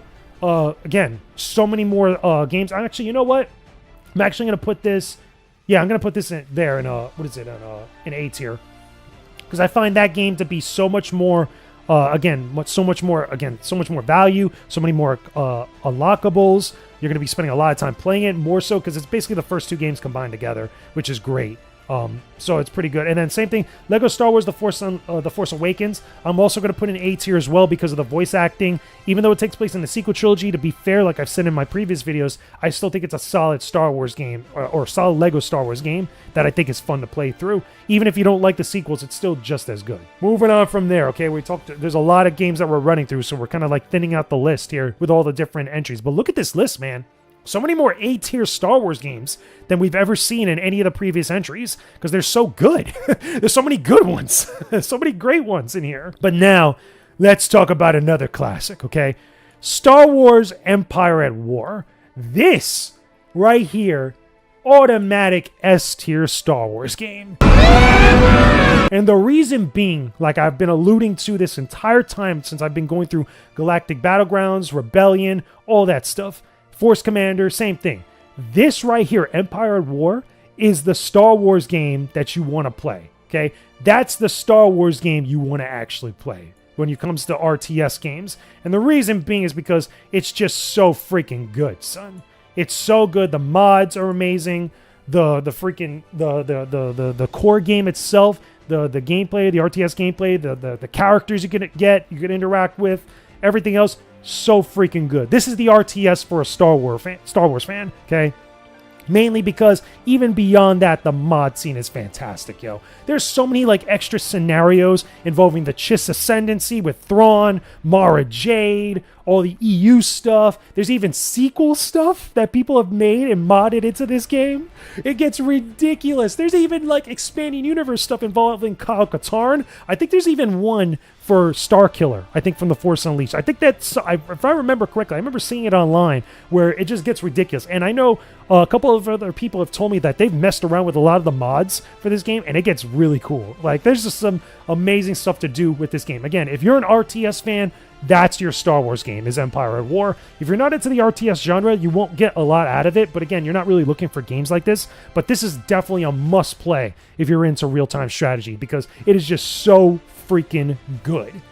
Charming to the last. Talked about all those like classic Star Wars games, and I had to move my camera a little bit because the list is getting pretty big, as you could tell. Yeah, the Gungan Frontier, okay? The Gungan Frontier is another one that's like super random, okay? It's not necessarily bad, okay? There's a couple like, I guess you could say a little like extra things you're going to get out of it, but this one I'm going to put in C tier because this is one of those episode 1 games that people will play one time and just not remember much out of it. Like, it's just kind of like whatever, okay? And that's unfortunately the truth with a lot of episode 1 games, where a lot of people just, again, we got caught up in the hype of episode 1, The Phantom Menace, because there was a lot of merchandising that came out with it, but still, it's not that bad. It's an interesting idea, as far as like setting up an ecosystem and everything else, but it's just, again, it's not garbage, it's not terrible, okay, but it's still not greater than anything. You know what? If I'm being real here, I'm going to move episode 1, Gungan Frontier, over to D tier. I think that's fair because I put the droid games in there. I think it's fair also to put that because, again, it's an interesting premise. It's an interesting idea and something different as far as approaching a Star Wars game, but it's definitely not as good as any of those games. I don't think it's the same way as like X-Wing, TIE Fighter, Rebel Assault, Racer, any of those other games. I think it's below those. So yeah, I think D tier is a much more better placement for that. I think that's a much more interesting, much more fair spot for that game to be on. So, outside of that, okay, let's move on now to Star Wars The Force Unleashed. There it is. Force Unleashed, okay, it's on PC, but there's not much different. I put this one, Force Unleashed, I'm going to be honest with you guys, I put this one in A tier, like I've always said. Again, I love The Force Unleashed. I think that's an amazing game. I think that the better version, personally for me, is on the PlayStation 3, the Ultimate Sith Edition, which is what that box art is. But still, okay, no matter where you play The Force Unleashed, as long as you're playing like the version that has the stuff that you got from the PlayStation 3, I think it's the best version. I think you're going to enjoy it. So I could put The Force Unleashed on there. Now, The Force Unleashed 2, however, even on PC, it's still a garbage game. Okay, I'm going to put that at D tier. The Force Unleashed 2, as much as people like Starkiller, this was still a bad game. And there's nothing different about this game on PC compared to the other consoles. Nothing better, nothing worse. It just is. So it stays in the spot roughly of where I put it, okay? Compared to the handheld versions, which are much more garbage compared to this, but still. Force Unleashed 2, not that great. Force Unleashed 1, however, is amazing. Definitely play it. It's not S tier because of some of the technical issues that it has, but it's still pretty darn good and definitely a must-play for a lot of Star Wars fans out there. Moving on from there, we got a couple more games. Look at this. Look at this list, man. So many A-tier Star Wars games, so many B-tier, so many S-tier, which is amazing. Okay. Star Wars The Old Republic. This is another S-tier Star Wars game. And the reason being, even though, again, I'm not a big MMO guy, but I have to respect all the ambition and all the, care that goes into The Old Republic, which is still going on right now. If you've never played Star Wars The Old Republic, it's an MMO that's set in the Old Republic era. It has a lot of the same things that you got, similar to Star Wars Galaxies, but with a lot more better quality of life stuff, a lot more mindset from modern-day MMOs from Final Fantasy XIV, World of Warcraft, Guild Wars, and many others. A lot of those different characteristics and attributes are put into Star Wars The Old Republic. And it's still maintenance today, getting a ton of expansions. I think they got 3 expansions so far, if I'm not mistaken. 3 or 4 expansions. There's a lot of content within this game, and if you want an MMO set in the Star Wars universe and you can't play Star Wars Galaxies anymore, that's the game that you're going to go to, and luckily, they're still supporting it, and it's still pretty darn good for a lot of people, so check it out if you haven't already. Again, I'm not a big MMO guy, I don't play the Old Republic myself, but I do respect it. I do see the passion, I still see the care into it, and I still see why people love that style of game. It's still pretty darn good for a lot of Star Wars fans. A surprise, to be sure, but a welcome one. Okay, we got a couple more I think I got left out of those here, and I just want to see, because again, I'm going in order for a lot of the games. Star Wars, The Clone Wars, Galactic Heroes, Republic Heroes. Same thing like I've said, this is a B-tier Star Wars game, or actually, this is a there's a B-tier Star Wars game, because, again, not much different that I could say compared to the console versions. For PC anyway, I'm going to put it in B-tier, because in comparison to everything else, I think that it's okay, it's good if you like the Clone Wars, it's good if you like co-op games, but not really much to really do. Not really much beyond that, and I feel like there's better Star Wars PC games compared to this. If you're going to play Republic Heroes, you're going to play it on consoles, more than likely, not really on PC, but that's just my own personal opinion. Let me know if you agree with me or not in the comment section down below. Let's talk about Star Wars Jedi Fallen Order. This is an A-tier Star Wars game. Not much different about this game compared to the console versions on PC. It's still an awesome game. I still think Jedi Survivor, personally, I don't have it on this list because, again, that game just came out, and, again, it's going to be an S tier. Same thing like what I said before, but A tier for Jedi Fallen Order. The game is awesome. Cal Kestis is an awesome character. It's a fun story to play through. Jedi Survivor is better, but that game also has a lot of issues with the PC version. You're going to play that on consoles, more than likely, and I would argue you might want to play this game on consoles as well, like PlayStation 4 or PlayStation 5, but if you're going to get it on PC, this is where I would place it, A tier.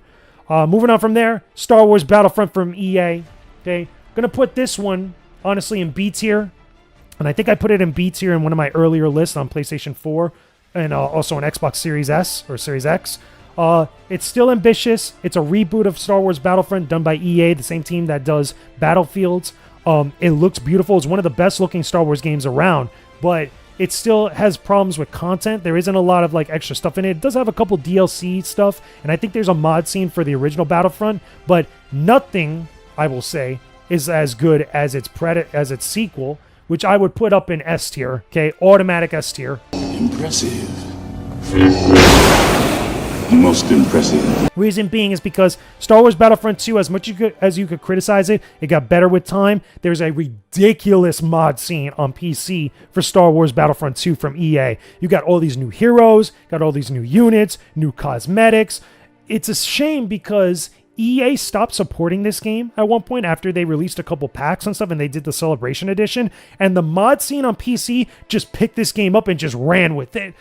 They got Ahsoka in there now, they got the Mandalorian, they got freaking, I think they even had Thrawn at one point, somebody modded into the game. There's a lot of ridiculous mods for Star Wars Battlefront 2 from EA. It's so good to see because if only they continued supporting it officially, we would have gotten some amazing collaborations with Ahsoka, Mandalorian, maybe even, Andor, or anything else involving Star Wars stuff from Disney+.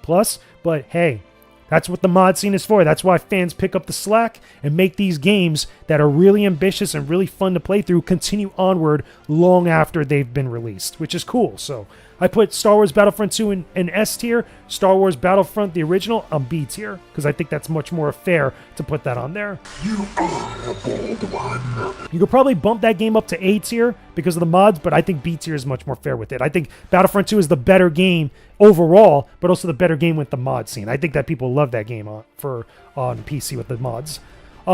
Star Wars Squadrons. Okay, Star Wars Squadrons, again, not much different compared to the console version of this. So this one I'm going to put in B tier because I think B tier is also fair to drop that in there. Star Wars Squadrons, it takes everything that you loved about the X-Wing and TIE Fighter games and modernizes it. The problem is, though, is that I think that it's interesting, but this one didn't get a lot of support. And I don't even know if it has like a big mod scene on PC. But I do know that there's just not much difference from the console versions. It's like, if you love piloting an X-Wing starfighter or a TIE fighter, you're going to love playing through this game. I just think that the story is weak. You know, in my personal opinion, I don't think that the story is all that great, especially when you compare it to like the Battlefront 2 story mode, which I think is better, even though I have problems with that story in general. But I wish that this game got more official support. I would love to see more ships. I would have loved to see more scenarios. I think it could have been really ambitious and really fun, much like in the same vein as X-Wing versus TIE Fighter or X-Wing Alliance. I feel like those games really set the template for what Squadrons could be, but again, I'm also much more of a bigger Rogue Squadron fan than I am of the TIE Fighter games or the X-Wing games, and that's a preference thing, but still, not a bad game, not a great game, but still pretty darn good for what it is. Nice work, Rogue Squadron. We might make a name for ourselves after all. And then finally, we have the Star Wars Droid Repair Bay, which is, again, I'm going to put this in C tier because it just kind of exists the way it is right there. I'm trying to make sure that I'm a little bit away from the actual list here because this list is big, yo. As you could tell, this list is really freaking big. But the Droid Repair Station, I think, is just a nice, novel game. I don't think, from my understanding, I don't think that that's a VR game. Because when I played it, I didn't play it in VR. I played it, like, just randomly at one point. Okay? Because there's other VR games. I know there's the one from, I think it's from Tales from Galaxy's Edge, which is the VR game. But I think you could also play Droid Repair Bay in VR as well, if I'm not mistaken. The point is, though, is that it's a game that just kind of exists. It's not as good as any of these other games. It's just like one of those games that was released to capitalize on the sequel trilogy and also the stuff that Disney was doing with their theme parks and Walt Disney World and Disneyland. And it kind of just is. I can't really knock it. I can't knock it in the same way that I could for the DroidWorks, because at least the DroidWorks was ambitious, but again, it's not something you're going to really want to go back to as much. So, you know what? I'm going to amend that. I'm going to put that in D tier. I'm going to put it in D tier. I think it's fair to put it right next to the other DroidWorks games. You know, now thinking about it, you know, all the droid games, all in D tier. D for droid. But still, it's just a game, Droid Repair Bay, and any one of these games, you're going to play it one time for the novelty of it. You're not going to want to come back to it ever again, or you're not going to care to. You know, same thing with the episode Gungan Frontier. Same thing. And especially the Force Unleashed 2 and Yoda stories. They're just kind of meh. They're just kind of there. You know, they're whatever. They're not that great. They're a little bit less than some of these other games. I don't believe that. And you're sounding like a separatist. So, and the only game, again, like I mentioned before, that's not on here, but I would place it up in S tier, would be Star Wars Jedi Survivor. But again, that game has a lot of issues and stuff on PC, and I feel like you're going to play that game more on consoles than you would on a PC. But I digress. Here is the ultimate tier list of Star Wars games for PC platform, man. Oh my God. So many games we ran through. 50 games, technically 51 if you count Jedi Survivor, right? But my God, so many damn games, yo. So many damn games. So starting from the top, let's just go through everything here, man. Starting from the top. Let's go from S tier, okay? S tier, we got Star Wars Galactic Battlegrounds, Star Wars Jedi Knight Jedi Academy, Star Wars Knights of the Old Republic 1, Battlefront 2 Classic, Empire at War, The Old Republic MMO, and Star Wars Battlefront 2 from EA.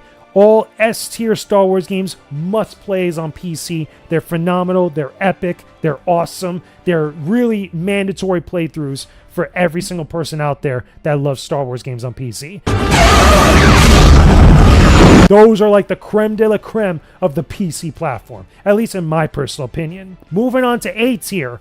A-tier Star Wars games: Star Wars Force Commander, Star Wars Jedi Knight 2 Jedi Outcast, Star Wars Jedi Knight Dark Forces 2 with all of its stuff, Star Wars Galaxies, Battlefront Classic, the original, Knights of the Old Republic 2, The Sith Lords, Republic Commando, Lego Star Wars 2, the original saga, Lego Star Wars 3, the Clone Wars, Lego Star Wars, the complete saga, Lego Star Wars, The Force Awakens, Star Wars, The Force Unleashed, and Star Wars Jedi Fallen Order. All A-tier Star Wars games. They're still must-plays in my personal opinion as far as the experience. If you want a great Star Wars game that you can really enjoy, that's not in the S-tier rank. It's a little bit less than those on the S-tier rank, but still awesome games that I could recommend to anybody, that they're a lot of fun to play through. Impressive. Most impressive. Moving on to B tier, we have Star Wars Arcade, Star Wars X-Wing Alliance, Star Wars X-Wing vs. TIE Fighter, Star Wars Shadows of the Empire, Dark Forces, the original, Dark Forces, Star Wars Rebellion, Star Wars Starfighter, Lego Star Wars, the video game, the first game, Star Wars The Clone Wars Republic Heroes, EA Star Wars Battlefront, and Star Wars Squadrons. All B-tier Star Wars games. They're pretty good for what they are. They offer a lot of good stuff for them if you decide to play them. Not as good as both S and A tier games, but still pretty darn good for what they are. I think that they're very enjoyable. You can still recommend this to any Star Wars fan that's going to get looking for something that they could play through and have a great time with them. A surprise, to be sure, but a welcome one. Going to C tier now, we got Star Wars Return of the Jedi Arcade, Star Wars Chess, Star Wars X-Wing, Star Wars TIE Fighter, Rebel Assault 2, The Hidden Empire, Star Wars Rogue Squadron 3D, Star Wars Episode 1 Racer, Star Wars Episode 1 The Phantom Menace, and Star Wars Battle for Naboo. All C-tier Star Wars games. These have a lot more issues and a lot more things that I feel like make them not as good as some of the higher tier games. You can still play them and enjoy them if you want, especially if you just are curious about them and you want to check out a Star Wars game, especially if you've never played any of them before. You could probably find them on PC right now on places like Steam or any other spot you could find Star Wars games on PC. But these are games that I feel like they're just kind of there. They exist. They're not the great ones, but they still are there, and they have the Star Wars name on them. I have a bad feeling about this. Moving on to D tier. D tier is when we start to really get low on the totem pole. We got Star Wars Droid Works, Star Wars Droid Repair Bay, Star Wars Pit Droids, Star Wars Yoda Stories, Star Wars Episode 1 The Gungan Frontier, and Star Wars The Force Unleashed 2. These are D-tier Star Wars games that either are kind of irrelevant at this point, they don't offer a lot of value when it comes to playing them, you're not really going to think about them after playing them one time, or they're just pretty terrible in comparison to the rest of the tier list, especially with The Force Unleashed 2. That game, for all its faults, man, it should have been much better than what it was. But that's the D-tier Star Wars list games. Again, not trash tier, but they're just kind of existing. They're just there, and if you're going to go play a Star Wars game, you might not go to any one of these games, to be honest with you. And then finally, we got trash tier Star Wars games, the lowest of the low on the PC, in my personal opinion. And again, it's not a knock to them being children's learning games, but these are the games that I feel like you're not really going to get much out of that you should probably avoid. And that's all the different Star Wars learning games. Okay, we got Yoda's Challenge, we got Jar Jar's Journey, and we got Star Wars Math.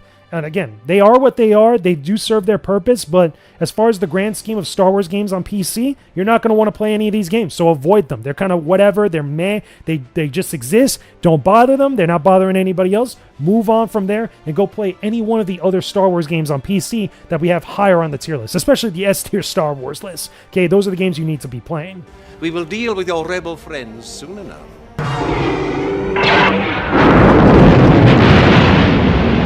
So there you go, everyone. Those are my thoughts about every single Star Wars game on PC. Like I said, the only one missing here that I didn't include a box art for, Star Wars Jedi Survivor, which I would still put in S tier along with everything else, but I would play that more on consoles than PC. The point is that these are all the games on PC when it comes to Star Wars, and there's a lot on here. A lot of classics, a lot of big ones that people grew up with, and these were so many games to run through. Again, refreshing my memory, playing some of these games. I played just about every single one of these games over the years, and it's a lot. It's a lot. It's a ridiculous amount of Star Wars content. Some great times, especially during the era of like the late 90s into the early 2000s, which I felt was the golden era of Star Wars games. This is where you got like Knights of the Republic, Battlefront 2, Jedi Academy, you know, all these Empire at War, so many good ones, man. So many great freaking Star Wars games, especially on the PC. I think the PC right now has the most S-tier Star Wars games in every single one of these episodes of these videos. which is awesome. And the same thing also has the most A-tier Star Wars games too, on top of that, because a lot of them are really freaking good on PC. That's my thoughts on all these Star Wars games. Let me know your thoughts about every single Star Wars PC game, or at least the tier list that we have now, in the comments section down below. Tell me, do you agree with my ranking of all these games on the tier list? Do you disagree with them? Where would you actually shift anything around if you would actually move around some of the games between the different tiers? Or what other games do you feel like I should have talked about more, or other games I should actually give it a little bit more credit to and put them higher on the tier list? Tell me about that stuff down below in the comment section. Make sure you leave a like on this video. Don't forget to subscribe to the channel if you haven't already done so. And make sure you check out the rest of my playlist for all the different Star Wars games for the Ultimate Star Wars Games tier list. Every single video is up right now on the channel, including all the PlayStation games and the PlayStation platforms, all the Xbox Star Wars games for the Xbox platforms, every single Nintendo Star Wars game on both handhelds and on home consoles is up right now, and the third-party consoles as well. So like the Sega Genesis, the Dreamcast, the Sega CD, all those different platforms. There's a lot on there that you definitely need to check out when you can. But with that being said, I will talk to all of you again very soon. Peace out, and stay epic, everybody.